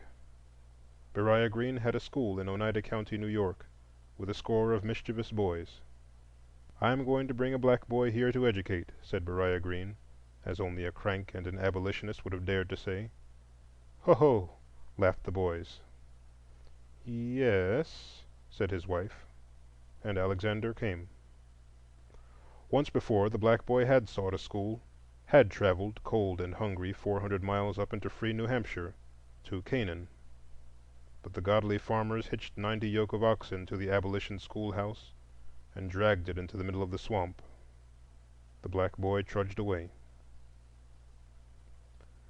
The 19th was the first century of human sympathy, the age when half wonderingly we began to descry in others that transfigured spark of divinity which we call myself; when clodhoppers and peasants and tramps and thieves and millionaires and sometimes Negroes became throbbing souls whose warm pulsing life touched us so nearly that we half gasped with surprise, crying, "Thou too? Hast thou seen sorrow and the dull waters of hopelessness? Hast thou known life?" And then all helplessly we peered into those other worlds and wailed, "O world of worlds, how shall man make you one?" So in that little Oneida school there came to those schoolboys a revelation of thought and longing beneath one black skin, of which they had not dreamed before. And to the lonely boy came a new dawn of sympathy and inspiration. The shadowy, formless thing, the temptation of hate, that hovered between him and the world, grew fainter and less sinister. It did not wholly fade away, but diffused itself and lingered thick at the edges. Through it the child now first saw the blue and gold of life, the sun-swept road that ran twixt the heaven and earth until, in one far-off, wan, wavering line, they met and kissed. A vision of life came to the growing boy, mystic, wonderful. He raised his head, stretched himself, breathed deep of the fresh new air. Yonder, behind the forests, he heard strange sounds. Then, glinting through the trees, he saw far, far away the bronzed host of a nation calling, calling faintly, calling loudly. He heard the hateful clank of their chains. He felt them cringe and grovel, and there rose within him a protest and a prophecy, and he girded himself to walk down the world. A voice and vision called him to be a priest, a seer to lead the uncalled out of the house of bondage. He saw the headless host turn toward him like the whirling of mad waters. He stretched forth his hands eagerly, and then, even as he stretched them, suddenly there swept across the vision the temptation of despair. They were not wicked men. The problem of life is not the problem of the wicked.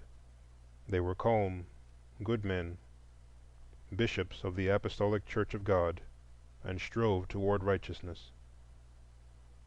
They said slowly, "It is all very natural, it is even commendable, but the General Theological Seminary of the Episcopal Church cannot admit a Negro." And when that thin, half-grotesque figure still haunted their doors, they put their hands kindly, half sorrowfully, on his shoulders, and said, "Now, of course, we know how you feel about it, but you see it is impossible. That is, well, it is premature. Sometime we trust, sincerely trust, all such distinctions will fade away, but now the world is as it is." This was the temptation of despair, and the young man fought it doggedly. Like some grave shadow he flitted by those halls, pleading, arguing, half angrily demanding admittance, until there came the final "no," until men hustled the disturber away, marked him as foolish, unreasonable, and injudicious, a vain rebel against God's law. And then from that vision splendid, all the glory slowly faded away, and left an earth gray and stern, rolling on beneath a dark despair. Even the kind hands that stretched themselves toward him from out the depths of that dull morning seemed but parts of the purple shadows. He saw them coldly, and asked, "Why should I strive by special grace, when the way of the world is closed to me?" All gently yet, the hands urged him on, the hands of young John Jay, that daring father's daring son, the hands of the good folk of Boston, that free city. And yet, with a way to the priesthood of the church open at last before him, the cloud lingered there.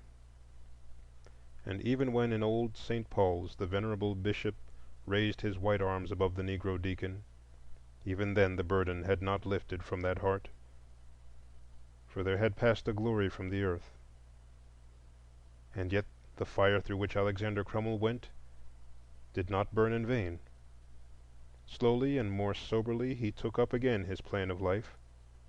More critically he studied the situation. Deep down below the slavery and servitude of the Negro people, he saw their fatal weaknesses, which long years of mistreatment had emphasized.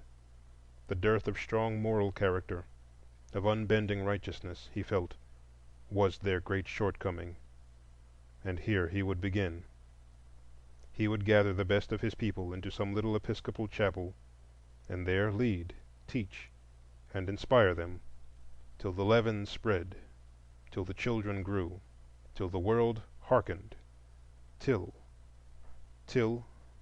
and then across his dream gleamed some faint afterglow of that first fair vision of youth, only an afterglow, for there had passed a glory from the earth. One day, it was in 1842, and the springtide was struggling merrily with the May winds of New England, he stood at last in his own chapel in Providence, a priest of the church. The days sped by, and the dark young clergyman labored. He wrote his sermons carefully, he intoned his prayers with a soft, earnest voice. He haunted the streets and accosted the wayfarers. He visited the sick and knelt beside the dying. He worked and toiled, week by week, day by day, month by month. And yet month by month the congregation dwindled. Week by week the hollow walls echoed more sharply. Day by day the calls came fewer and fewer. And day by day the third temptation sat clearer and still more clearly within the veil, a temptation as it were bland and smiling, with just a shade of mockery in its smooth tones. First it came casually in the cadence of a voice, "Oh, colored folks, yes." Or perhaps more definitely, "What do you expect?" In voice and gesture lay the doubt, the temptation of doubt. How he hated it, and stormed at it furiously. Of course they are capable, he cried. Of course they can learn and strive and achieve. And of course, added the temptation softly, they do nothing of the sort.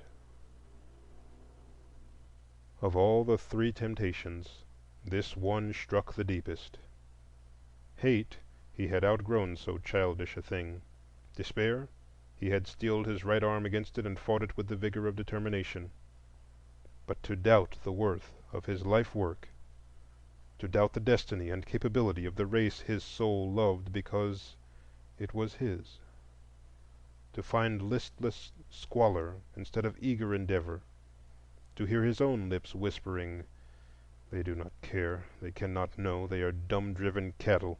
Why cast your pearls before swine?"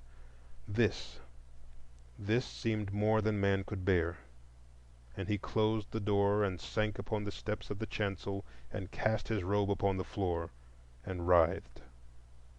The evening sunbeams had set the dust to dancing in the gloomy chapel when he arose.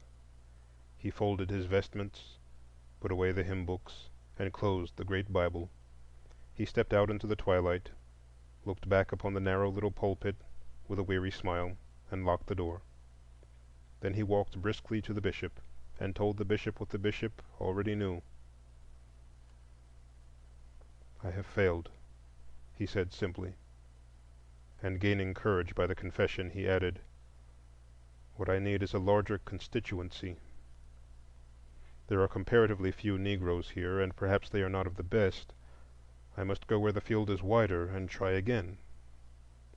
So the bishop sent him to Philadelphia with a letter to Bishop Onderdonk. Bishop Onderdonk lived at the head of 6 white steps, corpulent, red-faced, and the author of several thrilling tracts on apostolic succession.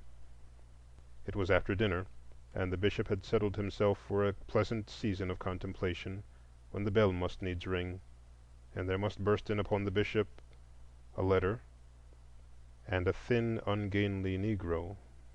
Bishop Onderdonk read the letter hastily and frowned. Fortunately, his mind was already clear on this point, and he cleared his brow and looked at Crummell. Then he said slowly and impressively, "I will receive you into this diocese on one condition.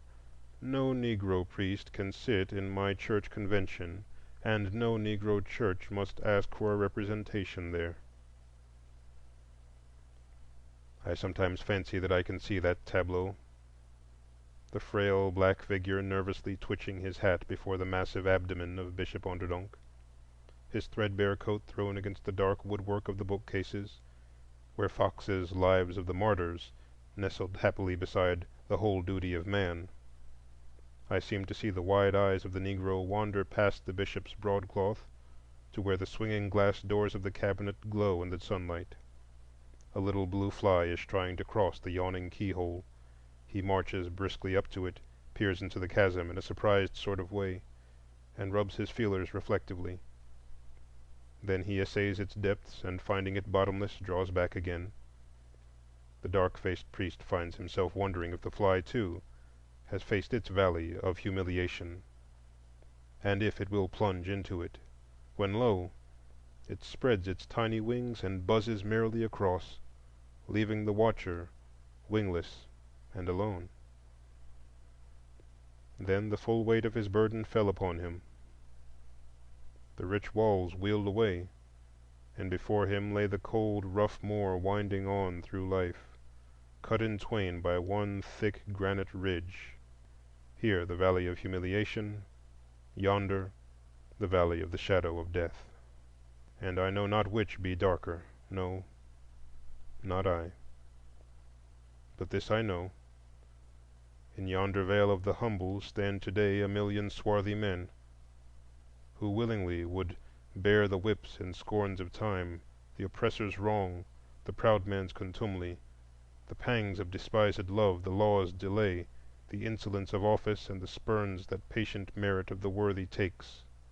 All this and more would they bear, did they but know that this were sacrifice, and not a meaner thing.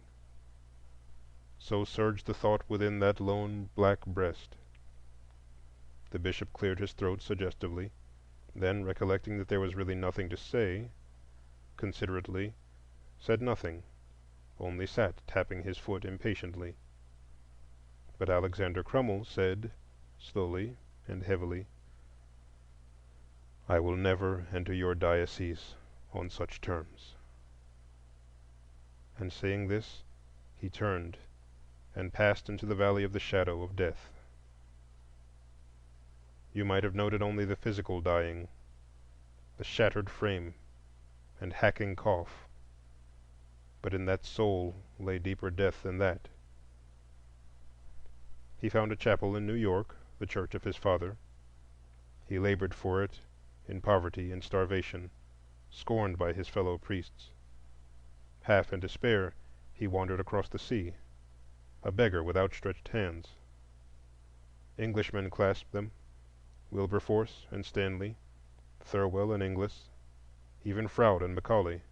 Sir Benjamin Brodie bade him rest awhile at Queen's College in Cambridge, and there he lingered, struggling for health of body and mind until he took his degree in '53.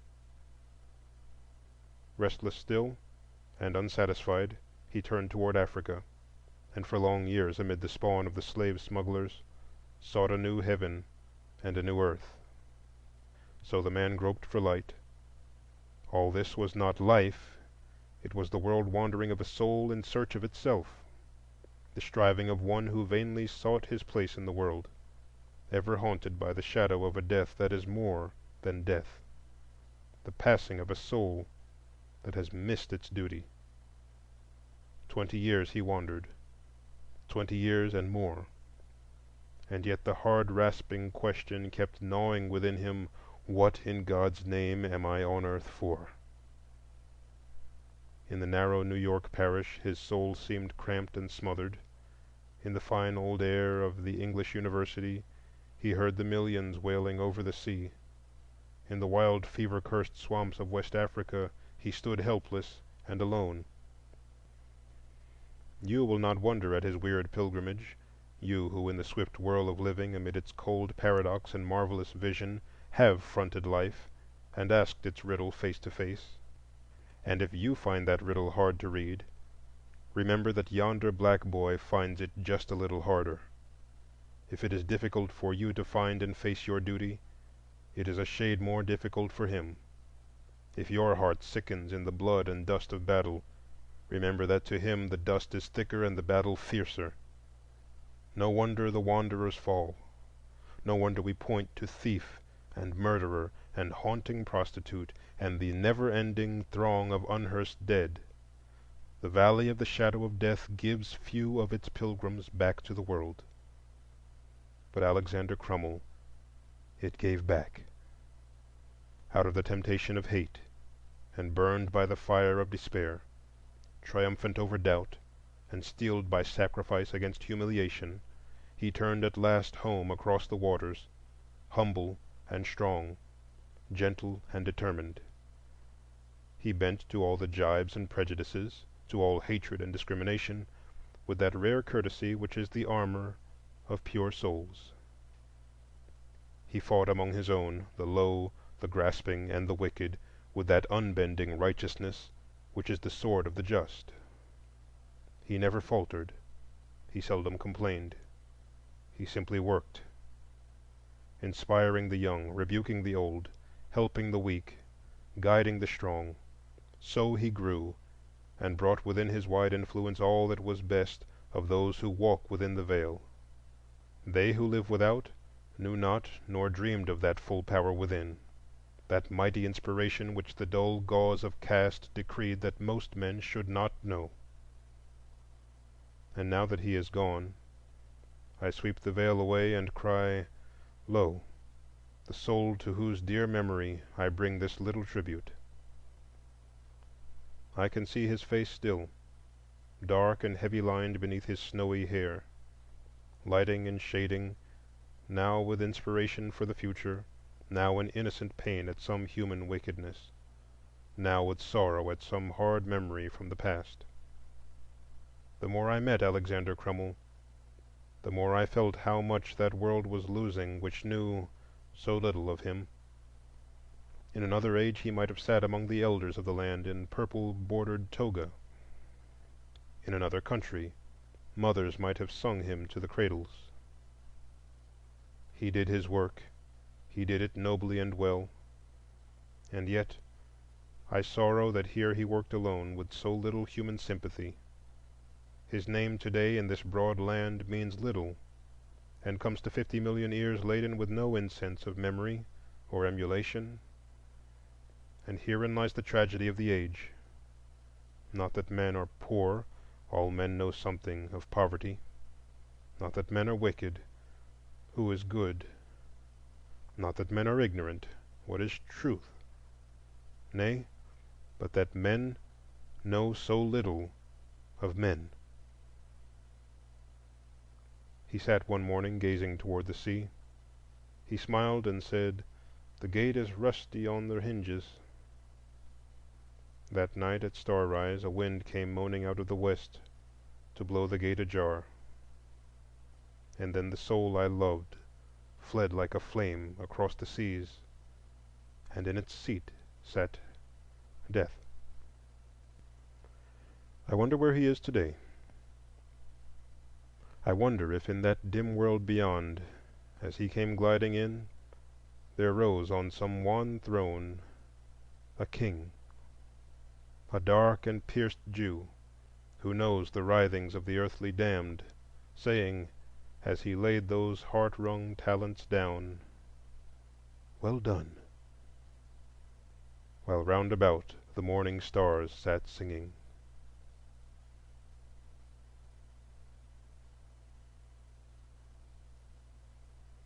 End of chapter 12. Chapter 13. Of the Coming of John.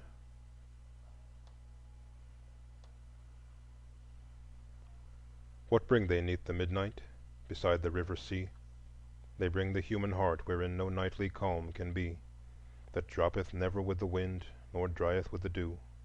O calm it, God, thy calm is broad to cover spirits too. The river floweth on. Mrs. Browning.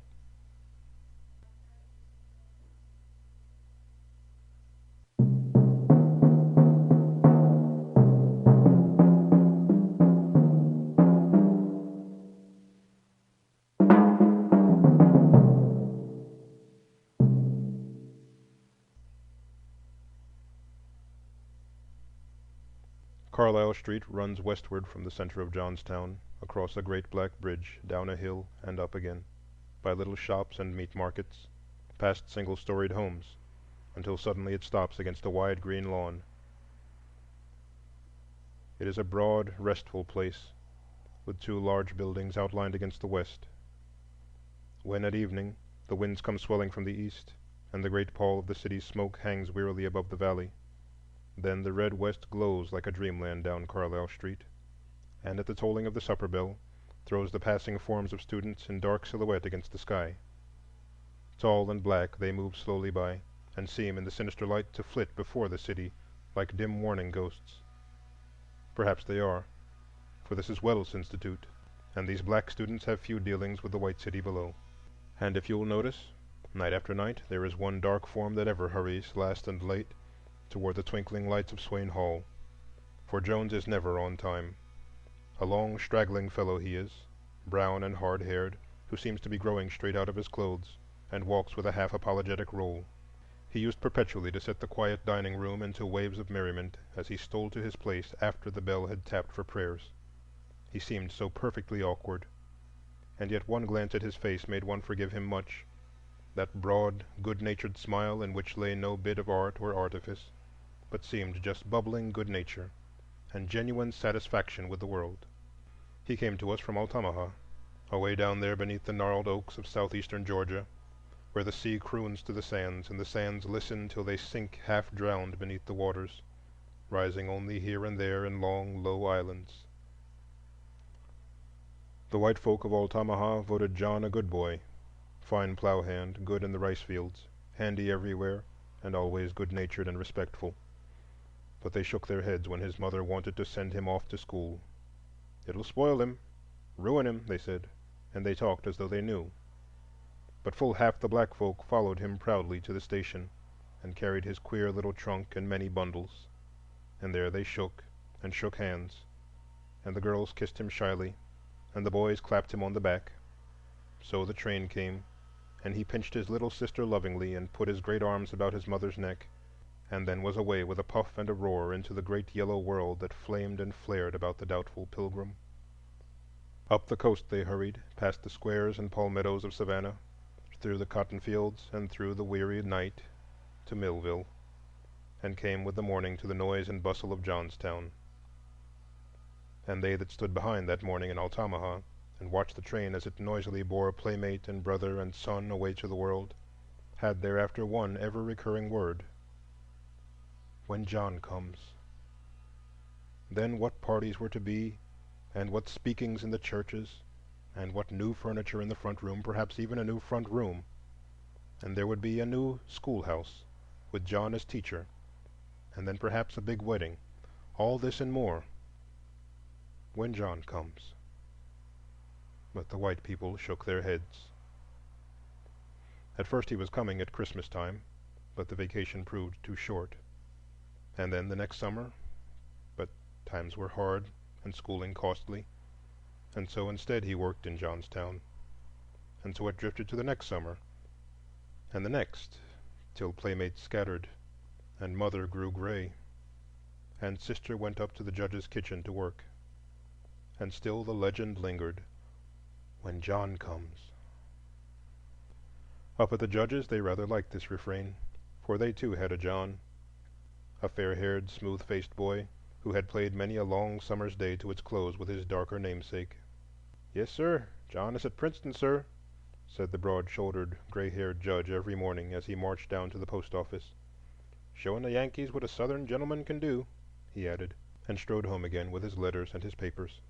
Up at the great pillared house they lingered long over the Princeton letter, the Judge and his frail wife, his sister and growing daughters. "It'll make a man of him," said the Judge. "College is the place." And then he asked the shy little waitress, "Well, Jenny, how's your John?"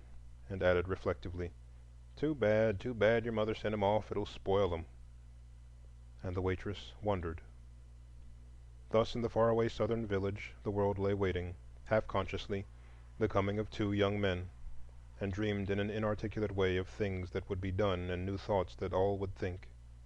And yet it was singular that few thought of two Johns, for the black folk thought of one John, and he was black, and the white folk thought of another John, and he was white, and neither world thought the other world's thought, save with a vague unrest.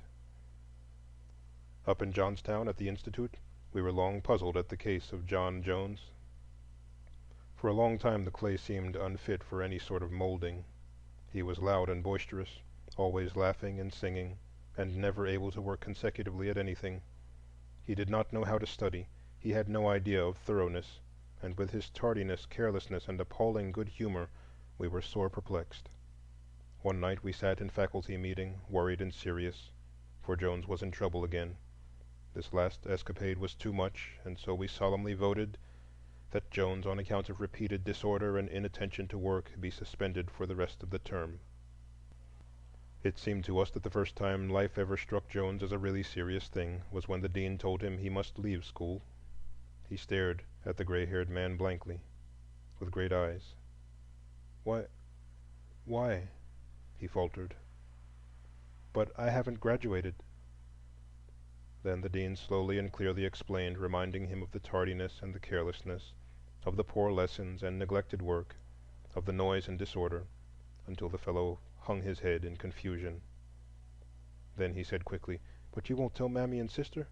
You won't write Mammy now, will you? For if you won't, I'll go out into the city and work, and come back next term and show you something."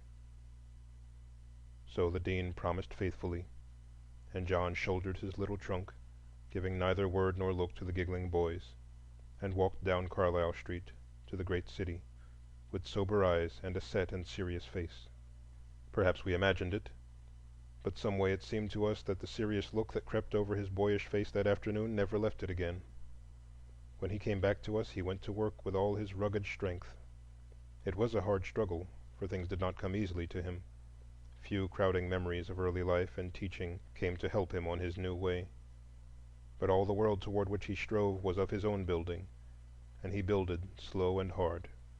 As the light dawned lingeringly on his new creations, he sat rapt and silent before the vision, or wandered alone over the green campus, peering through and beyond the world of men into a world of thought. And the thoughts at times puzzled him sorely. He could not see just why the circle was not square, and carried it out 56 decimal places one midnight, would have gone further indeed had not the matron rapped for lights out. He caught terrible colds lying on his back in the meadows of nights, trying to think out the solar system. He had grave doubts as to the ethics of the fall of Rome, and strongly suspected the Germans of being thieves and rascals, despite his textbooks. He pondered long over every new Greek word, and wondered why this meant that, and why it couldn't mean something else, and how it must have felt to think all things in Greek. So he thought and puzzled along for himself, pausing perplexed where others skipped merrily, and walking steadily through the difficulties where the rest stopped and surrendered. Thus he grew in body and soul, and with him his clothes seemed to grow and arrange themselves. Coat sleeves got longer, cuffs appeared, and collars got less soiled. Now and then his boots shone, and a new dignity crept into his walk, and we who saw daily a new thoughtfulness growing in his eyes began to expect something of this plodding boy. Thus he passed out of the preparatory school into college, and we who watched him felt 4 more years of change, which almost transformed the tall, grave man who bowed to us commencement morning. He had left his queer thought world and come back to a world of motion and of men. He looked now for the first time sharply about him, and wondered he had seen so little before. He grew slowly to feel almost for the first time the veil that lay between him and the white world. He first noticed now the oppression that had not seemed oppression before, differences that erstwhile seemed natural, restraints and slights that in his boyhood days had gone unnoticed or been greeted with a laugh. He felt angry now when men did not call him Mister. He clenched his hands at the Jim Crow cars and chafed at the color line that hemmed in him and his. A tinge of sarcasm crept into his speech, and a vague bitterness into his life, and he sat long hours wondering and planning a way around these crooked things. Daily he found himself shrinking from the choked and narrow life of his native town, and yet he always planned to go back to Altamaha. He always planned to work there. Still more and more as the day approached he hesitated with a nameless dread, and even the day after graduation he seized with eagerness the offer of the dean to send him north with a quartet during the summer vacation to sing for the Institute. A breath of air before the plunge, he said to himself in half apology. It was a bright September afternoon, and the streets of New York were brilliant with moving men. They reminded John of the sea as he sat in the square and watched them, so changelessly changing, so bright and dark, so grave and gay. He scanned their rich and faultless clothes, the way they carried their hands, the shape of their hats. He peered into the hurrying carriages. Then, leaning back with a sigh, he said, "This is the world." The notion suddenly seized him to see where the world was going, since many of the richer and brighter seemed hurrying all one way. So when a tall, light-haired young man and a little talkative lady came by, he rose half hesitatingly and followed them. Up the street they went, past stores and gay shops, across a broad square, until with 100 others they entered the high portal of a great building. He was pushed toward the ticket office with the others, and felt in his pocket for the new $5 bill he had hoarded. There seemed really no time for hesitation, so he drew it bravely out, passed it to the busy clerk, and received simply a ticket, but no change. When at last he realized that he had paid $5 to enter he knew not what, he stood stock-still amazed. "Be careful," said a low voice behind him. "You must not lynch the colored gentleman simply because he's in your way." And a girl looked up roguishly into the eyes of her fair-haired escort. A shade of annoyance passed over the escort's face. "You will not understand us at the South," he said half impatiently, as if continuing with an argument. "With all your professions, one never sees in the North so cordial and intimate relations between white and black as are everyday occurrences with us. Why, I remember my closest playfellow in boyhood was a little Negro named after me, and surely no two—" "Well—" The man stopped short and flushed to the roots of his hair, for there, directly beside his reserved orchestra chairs, sat the Negro he had stumbled over in the hallway. He hesitated and grew pale with anger, called the usher, and gave him his card with a few peremptory words, and slowly sat down. The lady deftly changed the subject. All this John did not see, for he sat in a half-daze minding the scene about him. The delicate beauty of the hall, the faint perfume, the moving myriad of men, the rich clothing and low hum of talking seemed all a part of a world so different from his, so strangely more beautiful than anything he had known, that he sat in dreamland, and started when, after a hush, rose high and clear the music of Lohengrin's Swan. The infinite beauty of the wail lingered and swept through every muscle of his frame and put it all atune. He closed his eyes and grasped the elbows of the chair, touching unwittingly the lady's arm, and the lady drew away.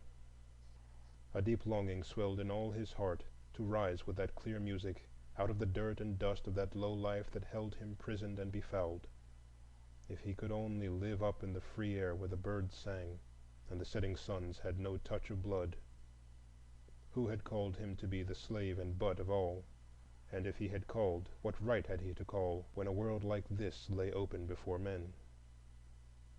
Then the movement changed. A fuller, mightier harmony swelled away. He looked thoughtfully across the hall and wondered why the beautiful gray-haired woman looked so listless, and what the little man could be whispering about. He would not be listless and idle, he thought, for he felt with the music the movement of power within him. If he but had some master work, some life service, hard, aye, bitter hard, but without the cringing and sickening servility, without the cruel hurt that hardened his heart and soul.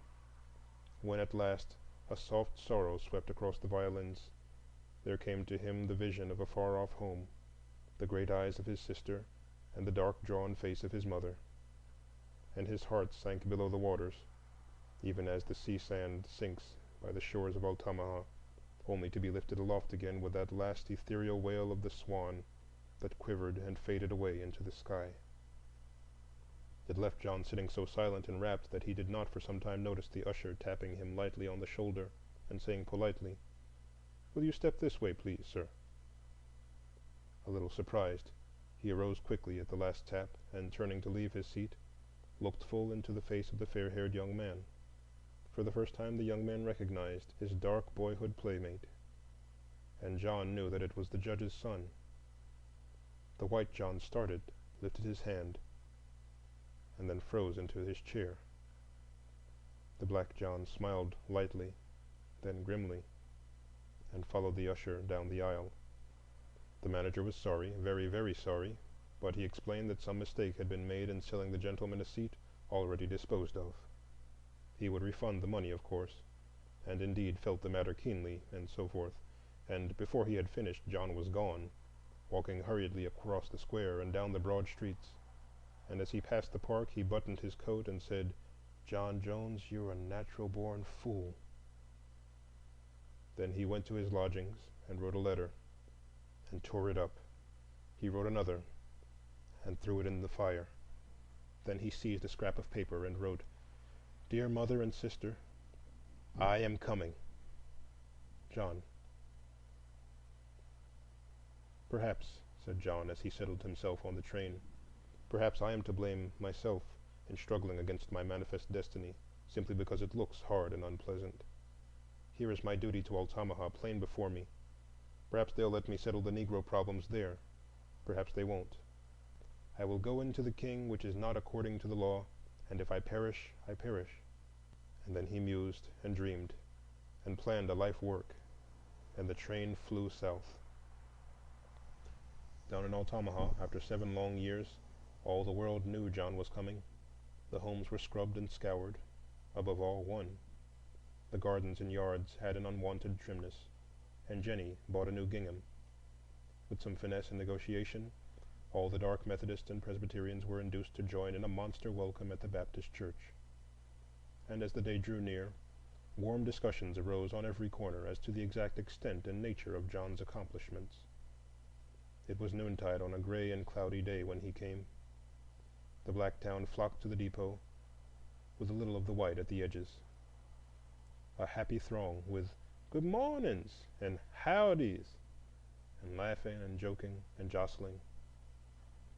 Mother sat yonder in the window watching, but Sister Jenny stood on the platform, nervously fingering her dress, tall and lithe, with soft brown skin and loving eyes, peering from out a tangled wilderness of hair. John rose gloomily as the train stopped, for he was thinking of the Jim Crow car. He stepped to the platform and paused. A little dingy station, a black crowd, gaudy and dirty, a half-mile of dilapidated shanties along a straggling ditch of mud. An overwhelming sense of the sordidness and narrowness of it all seized him. He looked in vain for his mother, kissed coldly the tall, strange girl who called him brother, spoke a short, dry word here and there, then, lingering neither for handshaking nor gossip, started silently up the street, raising his hat merely to the last eager old auntie, to her open-mouthed astonishment. The people were distinctly bewildered. This silent, cold man, was this John? Where was his smile and hearty hand grasp? "'Peared kind of down in the mouth," said the Methodist preacher thoughtfully. "Seems monstrous stuck up," complained a Baptist sister. But the white postmaster from the edge of the crowd expressed the opinion of his folks plainly. "That damn nigger," said he, as he shouldered the mail and arranged his tobacco, "has gone north and got plumb full of fool notions, but they won't work in Altamaha." And the crowd melted away. The meeting of welcome at the Baptist church was a failure. Rain spoiled the barbecue, and thunder turned the milk in the ice cream. When the speaking came at night, the house was crowded to overflowing. The three preachers had especially prepared themselves, but somehow John's manner seemed to throw a blanket over everything. He seemed so cold and preoccupied, and had so strange an air of restraint, that the Methodist brother could not warm up to his theme, and elicited not a single amen. The Presbyterian prayer was but feebly responded to, and even the Baptist preacher, though he wakened faint enthusiasm, got so mixed up in his favorite sentence that he had to close by stopping fully 15 minutes sooner than he meant. The people moved uneasily in their seats as John rose to reply. He spoke slowly and methodically. The age, he said, demanded new ideas. We were far different from those men of the 17th and 18th centuries, with broader ideas of human brotherhood and destiny. Then he spoke of the rise of charity and popular education, and particularly the spread of wealth and work. The question was then, he added reflectively, looking at the low discolored ceiling, what part the Negroes of this land would take in the striving of the new century. He sketched in vague outline the new industrial school that might rise among these pines. He spoke in detail of the charitable and philanthropic work that might be organized, of money that might be saved for banks and business. Finally, he urged unity, and deprecated especially religious and denominational bickering. "Today," he said, with a smile, "the world cares little whether a man be Baptist or Methodist, or indeed a churchman at all, so long as he is good and true. What difference does it make whether a man be baptized in river or washbowl or not at all? Let's leave all that littleness and look higher." Then, thinking of nothing else, he slowly sat down. A painful hush seized that crowded mass. Little had they understood of what he said, for he spoke an unknown tongue, save the last word about baptism. That they knew. And they sat very still while the clock ticked. Then at last a low suppressed snarl came from the Amen corner, and an old bent man arose, walked over the seats, and climbed straight up into the pulpit. He was wrinkled and black, with scant gray and tufted hair. His voice and hands shook as with palsy, but on his face lay the intense, rapt look of the religious fanatic. He seized the Bible with his rough, huge hands. Twice he raised it, inarticulate, and then fairly burst into words with rude and awful eloquence. He quivered, swayed, and bent, then rose aloft in perfect majesty till the people moaned and wept, wailed and shouted, and a wild shrieking arose from the corners where all the pent-up feeling of the hour gathered itself and rushed into the air. John never knew clearly what the old man said. He only felt himself held up to scorn and scathing denunciation for trampling on the true religion, and he realized with amazement that all unknowingly he had put rough, rude hands on something this little world held sacred. He arose silently and passed out into the night. Down toward the sea he went, in the fitful starlight, half conscious of the girl who followed timidly after him. When at last he stood upon the bluff, he turned to his little sister and looked upon her sorrowfully, remembering with sudden pain how little thought he had given her. He put his arm about her and let her passion of tears spend itself on his shoulder. Long they stood together, peering over the gray, unresting water. "John," she said, "does it make everyone unhappy when they study and learn lots of things?" He paused and smiled. "I am afraid it does," he said. "And John, are you glad you studied?" "Yes," came the answer, slowly but positively. She watched the flickering lights upon the sea, and said thoughtfully, "I wish I was unhappy, and," putting both arms about his neck, "I think I am a little, John." It was several days later that John walked up to the judge's house to ask for the privilege of teaching the Negro school. The judge himself met him at the front door, stared a little hard at him, and said brusquely, "Go round to the kitchen door, John, and wait." Sitting on the kitchen steps, John stared at the corn, thoroughly perplexed. What on earth had come over him? Every step he made offended someone. He had come to save his people, and before he left the depot he had hurt them. He sought to teach them at the church, and had outraged their deepest feelings. He had schooled himself to be respectful to the judge, and then blundered into his front door. And all the time he had meant right. And yet somehow he found it so hard and strange to fit his old surroundings again, to find his place in the world about him. He could not remember that he used to have any difficulty in the past, when life was glad and gay. The world seemed smooth and easy then. Perhaps. But his sister came to the kitchen door just then and said the judge awaited him. The judge sat in the dining room amid his morning's mail, and he did not ask John to sit down. He plunged squarely into the business. "You've come for the school, I suppose? Well, John, I want to speak to you plainly. You know I'm a friend to your people. I've helped you and your family, and would have done more if you hadn't got the notion of going off. Now, I like the colored people, and sympathize with all their reasonable aspirations, but you and I both know, John, that in this country the Negro must remain subordinate, and can never expect to be the equal of white men. In their place, your people can be honest and respectful, and God knows I'll do what I can to help them. But when they want to reverse nature and rule white men and marry white women and sit in my parlor, then by God we'll hold them under if we have to lynch every nigger in the land.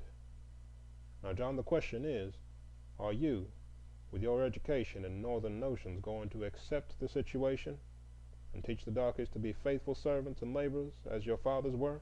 I knew your father, John. He belonged to my brother, and he was a good nigger. Well, are you going to be like him?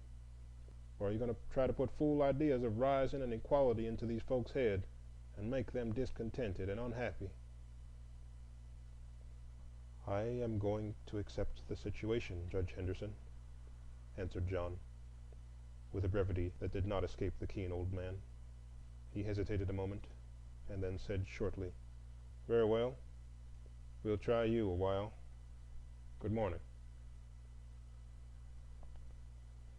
It was a full month after the opening of the Negro school that the other John came home, tall, gay, and headstrong. The mother wept, the sisters sang, the whole white town was glad. A proud man was the judge, and it was a goodly sight to see the two swinging down Main Street together. And yet all did not go smoothly between them, for the younger man could not and did not veil his contempt for the little town, and plainly had his heart set on New York. Now the one cherished ambition of the judge was to see his son mayor of Altamaha, representative to the legislature, and, who could say, governor of Georgia. So the argument often waxed hot between them. "Good heavens, father," the younger man would say after dinner, as he lighted a cigar and stood by the fireplace, "you surely don't expect a young fellow like me to settle down permanently in this God-forsaken town with nothing but mud and Negroes?" "I did," the judge would answer laconically, and on this particular day it seemed from the gathering scowl that he was about to add something more emphatic. But neighbors had already begun to drop in to admire his son, and the conversation drifted. "Hear that John is livening things up at the darky school," volunteered the postmaster after a pause. "What now?" asked the judge sharply. "Oh, nothing in particular. Just his almighty air and uppish ways. Believe I did hear something about his giving talks on the French Revolution, equality, and such like. He's what I call a dangerous nigger. Have you heard him say anything out of the way?" "Why, no.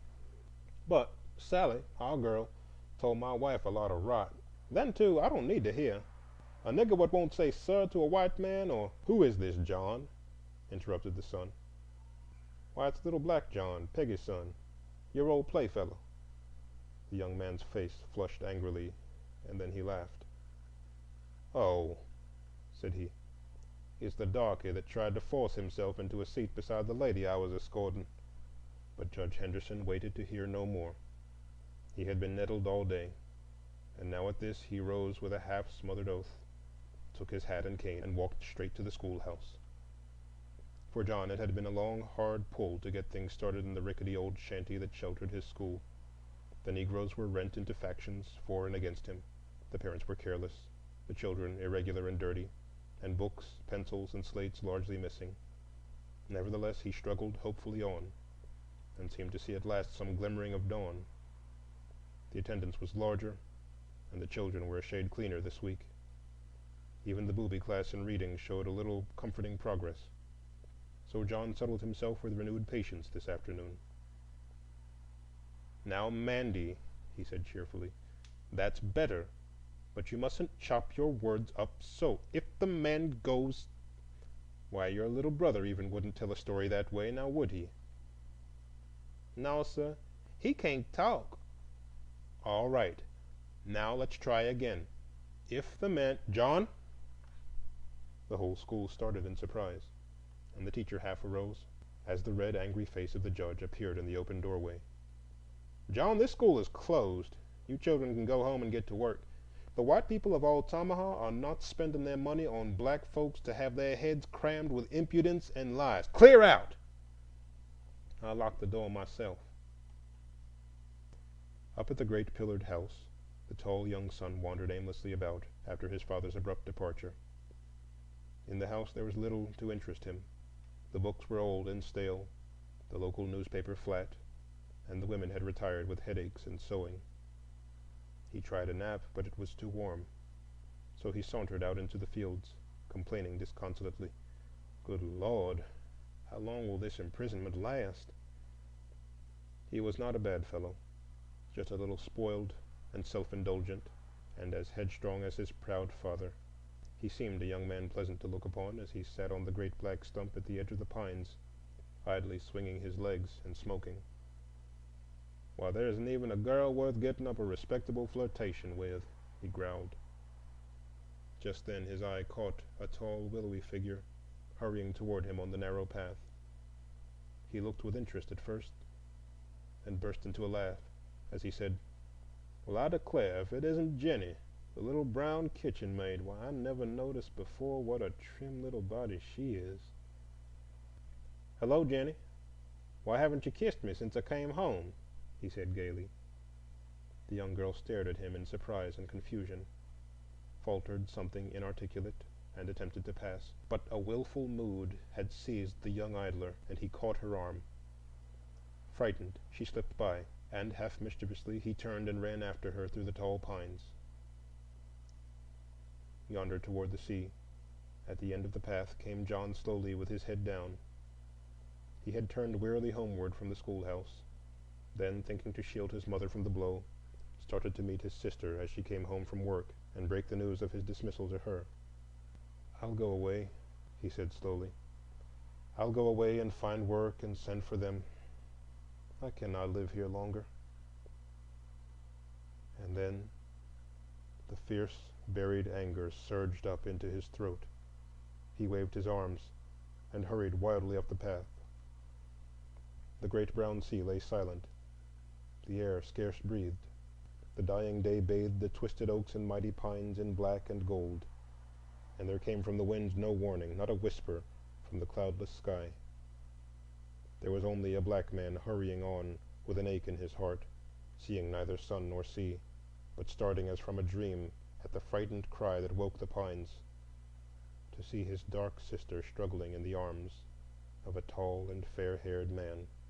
He said not a word, but seizing a fallen limb, struck him with all the pent-up hatred of his great black arm, and the body lay white and still beneath the pines, all bathed in sunshine and in blood.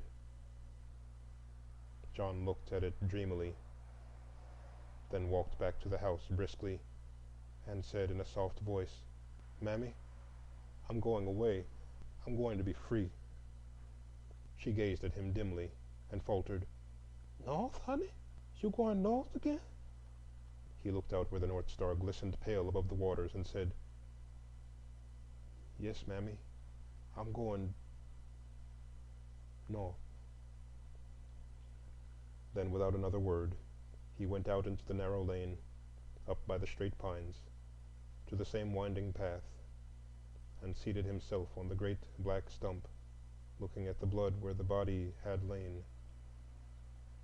Yonder in the gray past, he had played with that dead boy, romping together under the solemn trees. The night deepened. He thought of the boys at Johnstown. He wondered how Brown had turned out, and Carey, and Jones. Jones. Why, he was Jones. And he wondered what they would all say when they knew, in that great long dining room with its hundreds of merry eyes. Then, as the sheen of the starlight stole over him, he thought of the gilded ceiling of that vast concert hall, heard stealing toward him the faint, sweet music of the swan. Hark, was it music, or the hurry and shouting of men? Yes, surely. Clear and high, the faint, sweet melody rose and fluttered like a living thing, so that the very earth trembled as with the tramp of horses and the murmur of angry men. He leaned back and smiled toward the sea, whence rose the strange melody, away from the dark shadows where lay the noise of horses galloping, galloping on. With an effort he roused himself, bent forward, and looked steadily down the pathway, softly humming the song of the bride. Freudig geführt, sie geht dahin. Amid the trees, in the dim morning twilight, he watched their shadows dancing and heard their horses thundering toward him, until at last they came sweeping like a storm, and he saw in front that haggard, white-haired man whose eyes flashed red with fury. Oh, how he pitied him, and wondered if he had the coiling, twisted rope. Then, as the storm burst round him, he rose slowly to his feet and turned his closed eyes toward the sea, and the world whistled in his ears.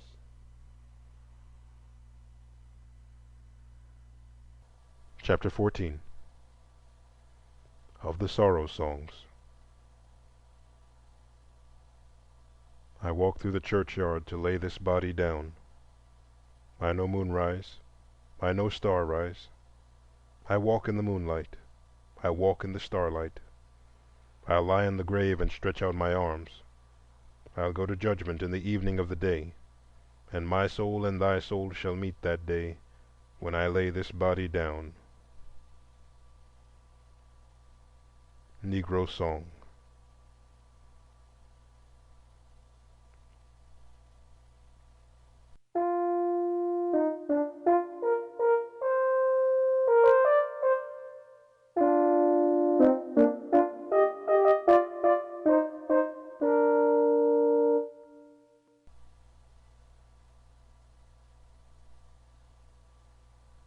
They that walked in darkness sang songs in the olden days, sorrow songs, for they were weary at heart. And so before each thought that I have written in this book, I have set a phrase, a haunting echo of these weird old songs in which the soul of the black slave spoke to men. Ever since I was a child, these songs have stirred me strangely. They came out of the South unknown to me, one by one, and yet at once I knew them as of me and of mine. Then in after years, when I came to Nashville, I saw the great temple builded of these songs towering over the pale city. To me Jubilee Hall seemed ever made of the songs themselves, and its bricks were red with the blood and dust of toil. Out of them rose for me, morning, noon, and night, bursts of wonderful melody, full of the voices of my brothers and sisters, full of the voices of the past. Little of beauty has America given the world, save the rude grandeur God Himself stamped on her bosom. The human spirit in this new world has expressed itself in vigor and ingenuity rather than in beauty, and so by fateful chance the Negro folk song, the rhythmic cry of the slave, stands today not simply as the sole American music, but as the most beautiful expression of human experience born this side the seas. It has been neglected, it has been and is half despised, and above all it has been persistently mistaken and misunderstood. But notwithstanding, it still remains as the singular spiritual heritage of the nation and the greatest gift of the Negro people. Away back in the 30s, the melody of these slave songs stirred the nation, but the songs were soon half forgotten. Some, like Near the Lake Where Drooped the Willow, passed into current airs, and their source was forgotten. Others were caricatured on the minstrel stage, and their memory died away. Then in wartime came the singular Port Royal experiment after the capture of Hilton Head, and perhaps for the first time the North met the Southern slave face to face and heart to heart with no third witness. The sea islands of the Carolinas where they met were filled with a black folk of primitive type, touched and molded less by the world about them than any others outside the Black Belt. Their appearance was uncouth, their language funny, but their hearts were human, and their singing stirred men with a mighty power. Thomas Wentworth Higginson hastened to tell of these songs, and Miss McKim and others urged upon the world their rare beauty. But the world listened only half credulously, until the Fisk Jubilee singers sang the slave songs so deeply into the world's heart that it can never wholly forget them again. There was once a blacksmith's son born at Cadiz, New York, who in the changes of time taught school in Ohio and helped defend Cincinnati from Kirby Smith. Then he fought at Chancellorsville and Gettysburg, and finally served in the Freedmen's Bureau at Nashville. Here he formed a Sunday school class of black children in 1866, and sang with them and taught them to sing. And then they taught him to sing. And when once the glory of the Jubilee songs passed into the soul of George L. White, he knew his life work was to let those Negroes sing to the world as they had sung to him. So in 1871 the pilgrimage of the Fisk Jubilee singers began. North to Cincinnati they rode, 4 half-clothed black boys and 5 girl women, led by a man with a cause and a purpose. They stopped at Wilberforce, the oldest of Negro schools, where a black bishop blessed them. Then they went, fighting cold and starvation, shut out of hotels and cheerfully sneered at, ever northward, and ever the magic of their song kept thrilling hearts, until a burst of applause in the Congregational Council at Oberlin revealed them to the world.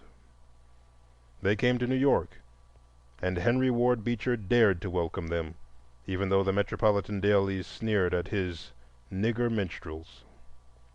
So their songs conquered, till they sang across the land and across the sea, before Queen and Kaiser, in Scotland and Ireland, Holland and Switzerland.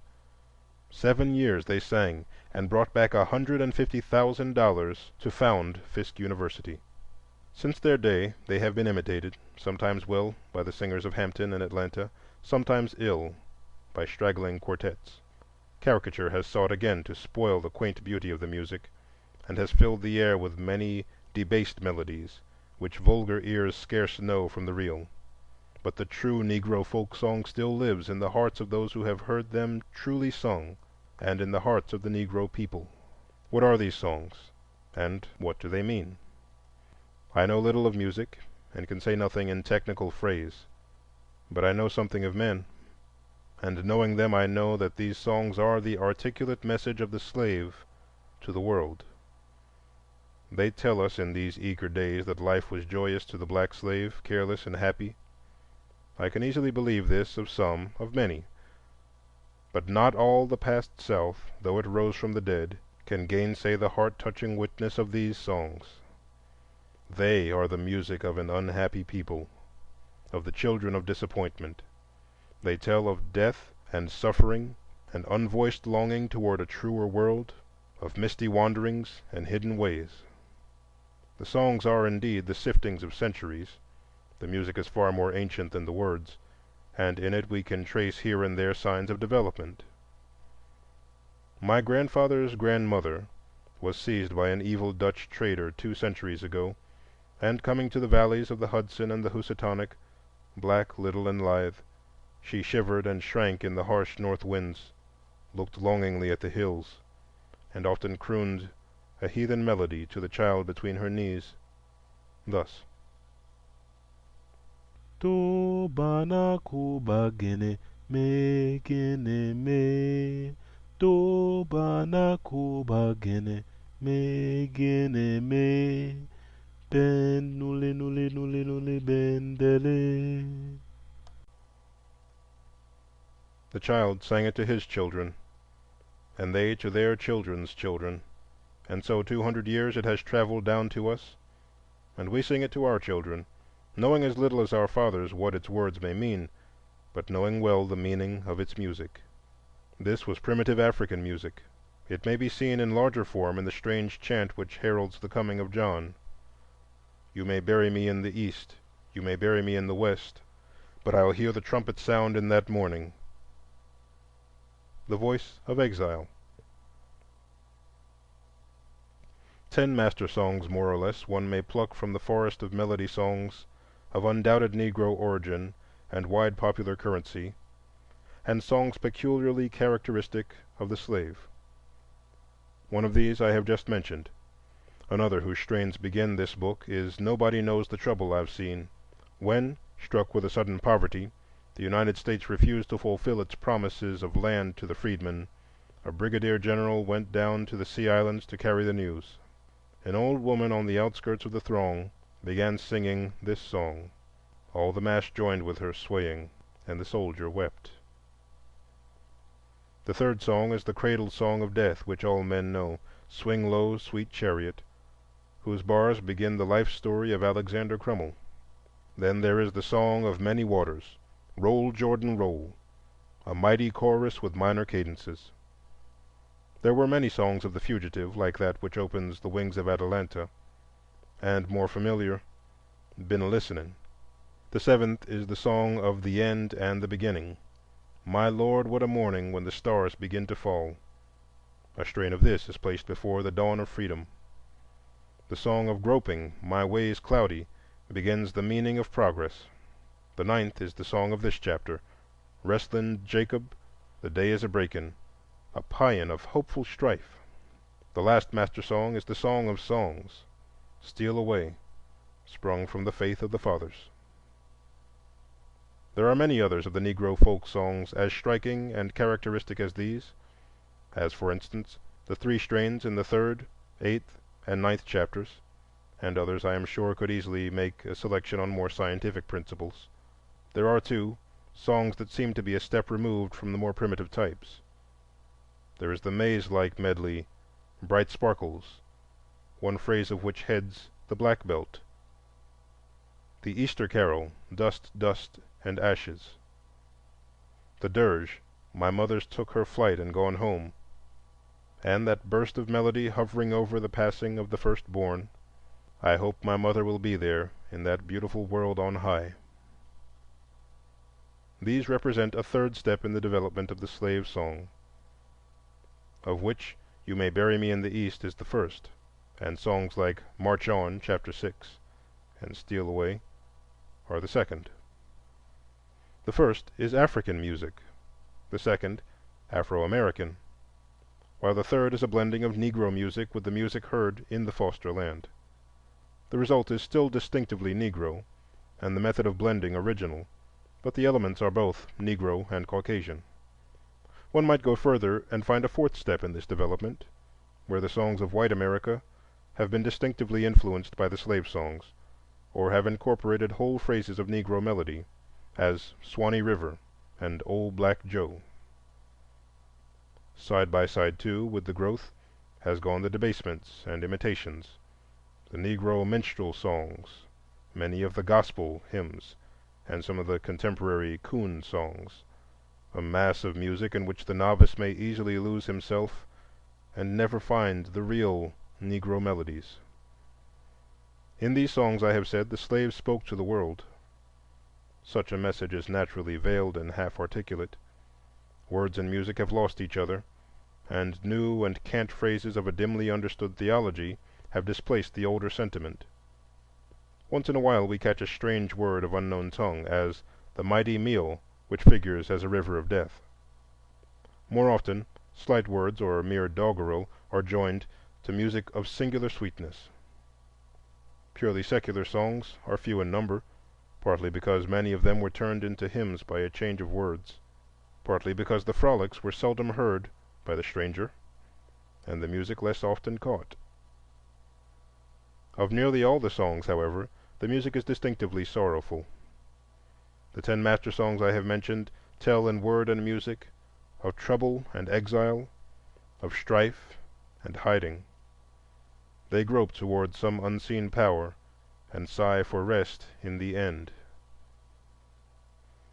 The words that are left to us are not without interest, and, cleared of evident dross, they conceal much of real poetry and meaning beneath conventional theology and unmeaning rhapsody. Like all primitive folk, the slave stood near to nature's heart. Life was a rough and rolling sea, like the brown Atlantic of the Sea Islands. The wilderness was the home of God, and the lonesome valley led to the way of life. Winter'll soon be over was the picture of life and death to a tropical imagination. The sudden wild thunderstorms of the South awed and impressed the Negroes. At times the rumbling seemed to them mournful, at times imperious. My Lord calls me, he calls me by the thunder, the trumpet sounds it in my soul. The monotonous toil and exposure is painted in many words. One sees the plowman in the hot, moist furrows singing, "There's no rain to wet you, there's no sun to burn you. Oh, push along, believer, I want to go home." The bowed and bent old man cries with thrice-repeated wail, "Oh Lord, keep me from sinking down." And he rebukes the devil of doubt, who can whisper, "Jesus is dead and God's gone away." Yet the soul hunger is there, the restlessness of the savage, the wail of the wanderer, and the plaint is put in one little phrase: "My soul wants something that's new, that's new." Over the inner thoughts of the slaves and their relations one with another, the shadow of fear ever hung, so that we get but glimpses here and there, and also with them eloquent omissions and silences. Mother and child are sung, but seldom father. Fugitive and weary wanderer call for pity and affection, but there is little of wooing and wedding. The rocks and the mountains are well known, but home is unknown. Strange blending of love and helplessness sings through the refrain, "Yonder's my old mudder, been waggin' at the hill so long, 'bout time she cross over, get home by and by." Elsewhere comes the cry of the motherless, and the "Farewell, farewell, my only child." Love songs are scarce and fall into 2 categories, the frivolous and light, and the sad. Of deep, successful love there is ominous silence, and in one of the oldest of these songs there is a depth of history and meaning. "Poor Rosie, poor gal, poor Rosie, poor gal, Rosie break my poor heart, heaven shall be my home." A black woman said of the song, "It can't be sung without a full heart and a troubled spirit." The same song sings here that sings in the German folk song, "Jetzt geh I ans Brunella, trink aber net." Of death the Negro showed little fear, but talked of it familiarly, and even fondly, as simply a crossing of the waters, perhaps, who knows, back to his ancient forests again. Later days transfigured his fatalism, and amid the dust and dirt the toiler sang, "Dust, dust and ashes fly over my grave, but the Lord shall bear my spirit home." The things evidently borrowed from the surrounding world undergo characteristic change when they enter the mouth of the slave. Especially is this true of Bible phrases. "Weep, O captive daughter of Zion," is quaintly turned into "Zion, weep alow," and the wheels of Ezekiel are turned every way into the mystic dreaming of the slave, till he says, "There's a little wheel a turning in my heart." As in olden time, the words of these hymns were improvised by some leading minstrel of the religious band. The circumstances of the gathering, however, the rhythm of the songs, and the limitations of allowable thought, confined the poetry for the most part to single or double lines, and they seldom were expanded to quatrains or longer tales, although there are some few examples of sustained efforts, chiefly paraphrases of the Bible. Three short series of verses have always attracted me. The one that heads this chapter, of one line of which Thomas Wentworth Higginson has fittingly said, "Never, it seems to me, since man first lived and suffered, was his infinite longing for peace uttered more plaintively." The second and third are descriptions of the Last Judgment. The one, a late improvisation with some traces of outside influence. "Oh, the stars and the elements are falling, and the moon drips away into blood, and the ransomed of the Lord are returning unto God. Blessed be the name of the Lord." And the other, earlier and homelier picture from the low coast lands. "Michael, haul the boat ashore. Then you'll hear the horn they blow. Then you'll hear the trumpet sound. Trumpets sound the world round. Trumpets sound for rich and poor. Trumpets sound the Jubilee. Trumpets sound for you and me." Through all the sorrow of the sorrow songs there breathes a hope, a faith in the ultimate justice of things. The minor cadences of despair change often to triumph and calm confidence. Sometimes it is faith in life, sometimes a faith in death, sometimes assurance of boundless justice in some fair world beyond. But whichever it is, the meaning is always clear, that sometime, somewhere, men will judge men by their souls and not by their skins. Is such a hope justified? Do the sorrow songs sing true? The silently growing assumption of this age is that the probation of races is past, and that the backward races of today are of proven inefficiency and not worth the saving.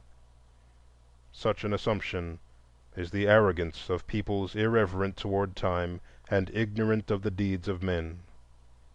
1,000 years ago such an assumption, easily possible, would have made it difficult for the Teuton to prove his right to life. 2,000 years ago such dogmatism, readily welcome, would have scouted the idea of blond races ever leading civilization. So woefully unorganized is sociological knowledge that the meaning of progress, the meaning of swift and slow in human doing, and the limits of human perfectibility are veiled, unanswered sphinxes on the shores of science. Why should Aeschylus have sung 2,000 years before Shakespeare was born? Why has civilization flourished in Europe and flickered, flamed, and died in Africa? So long as the world stands meekly dumb before such questions, shall this nation proclaim its ignorance and unhallowed prejudices by denying freedom of opportunity to those who brought the sorrow songs to the seats of the mighty? Your country, how came it yours? Before the Pilgrims landed, we were here. Here we have brought our three gifts and mingled them with yours: a gift of story and song, soft, stirring melody in an ill-harmonized and unmelodious land; the gift of sweat and brawn to beat back the wilderness, conquer the soil, and lay the foundations of this vast economic empire 200 years earlier than your weak hands could have done it; the third, a gift of the Spirit. Around us the history of the land has centered for thrice 100 years. Out of the nation's heart we have called all that was best, to throttle and subdue all that was worst. Fire and blood, prayer and sacrifice have billowed over this people, and they have found peace only in the altars of the God of Right. Nor has our gift of the Spirit been merely passive. Actively we have woven ourselves with the very warp and woof of this nation. We fought their battles, shared their sorrows, mingled our blood with theirs, and generation after generation have pleaded with a headstrong, careless people to despise not justice, mercy, and truth, lest the nation be smitten with a curse. Our song, our toil, our cheer, and warning have been given to this nation in blood brotherhood. Are not these gifts worth the giving? Is not this work and striving. Would America have been America without her Negro people? Even so is the hope that sang in the songs of my fathers well sung. If somewhere in this whirling chaos of things there dwells eternal good, pitiful yet masterful, then anon in his good time America shall rend the veil, and the prisoned shall go free.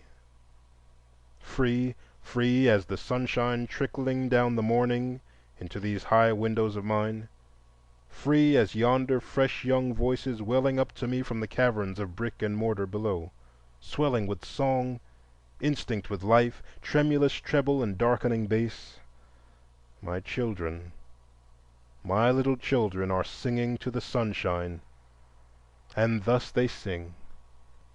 Let us cheer the weary traveler, let us cheer the weary traveler, let us cheer the weary traveler along the heavenly way.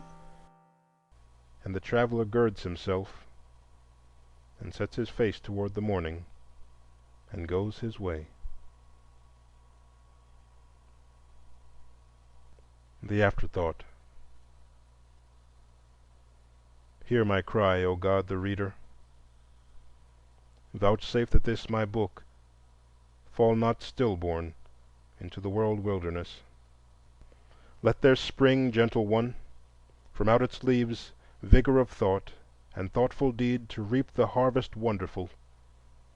Let the ears of a guilty people tingle with truth, and 70 millions sigh for the righteousness which exalteth nations, in this drear day when human brotherhood is mockery and a snare. Thus, in thy good time, may infinite reason turn the tangle straight, and these crooked marks on a fragile leaf be not indeed the end.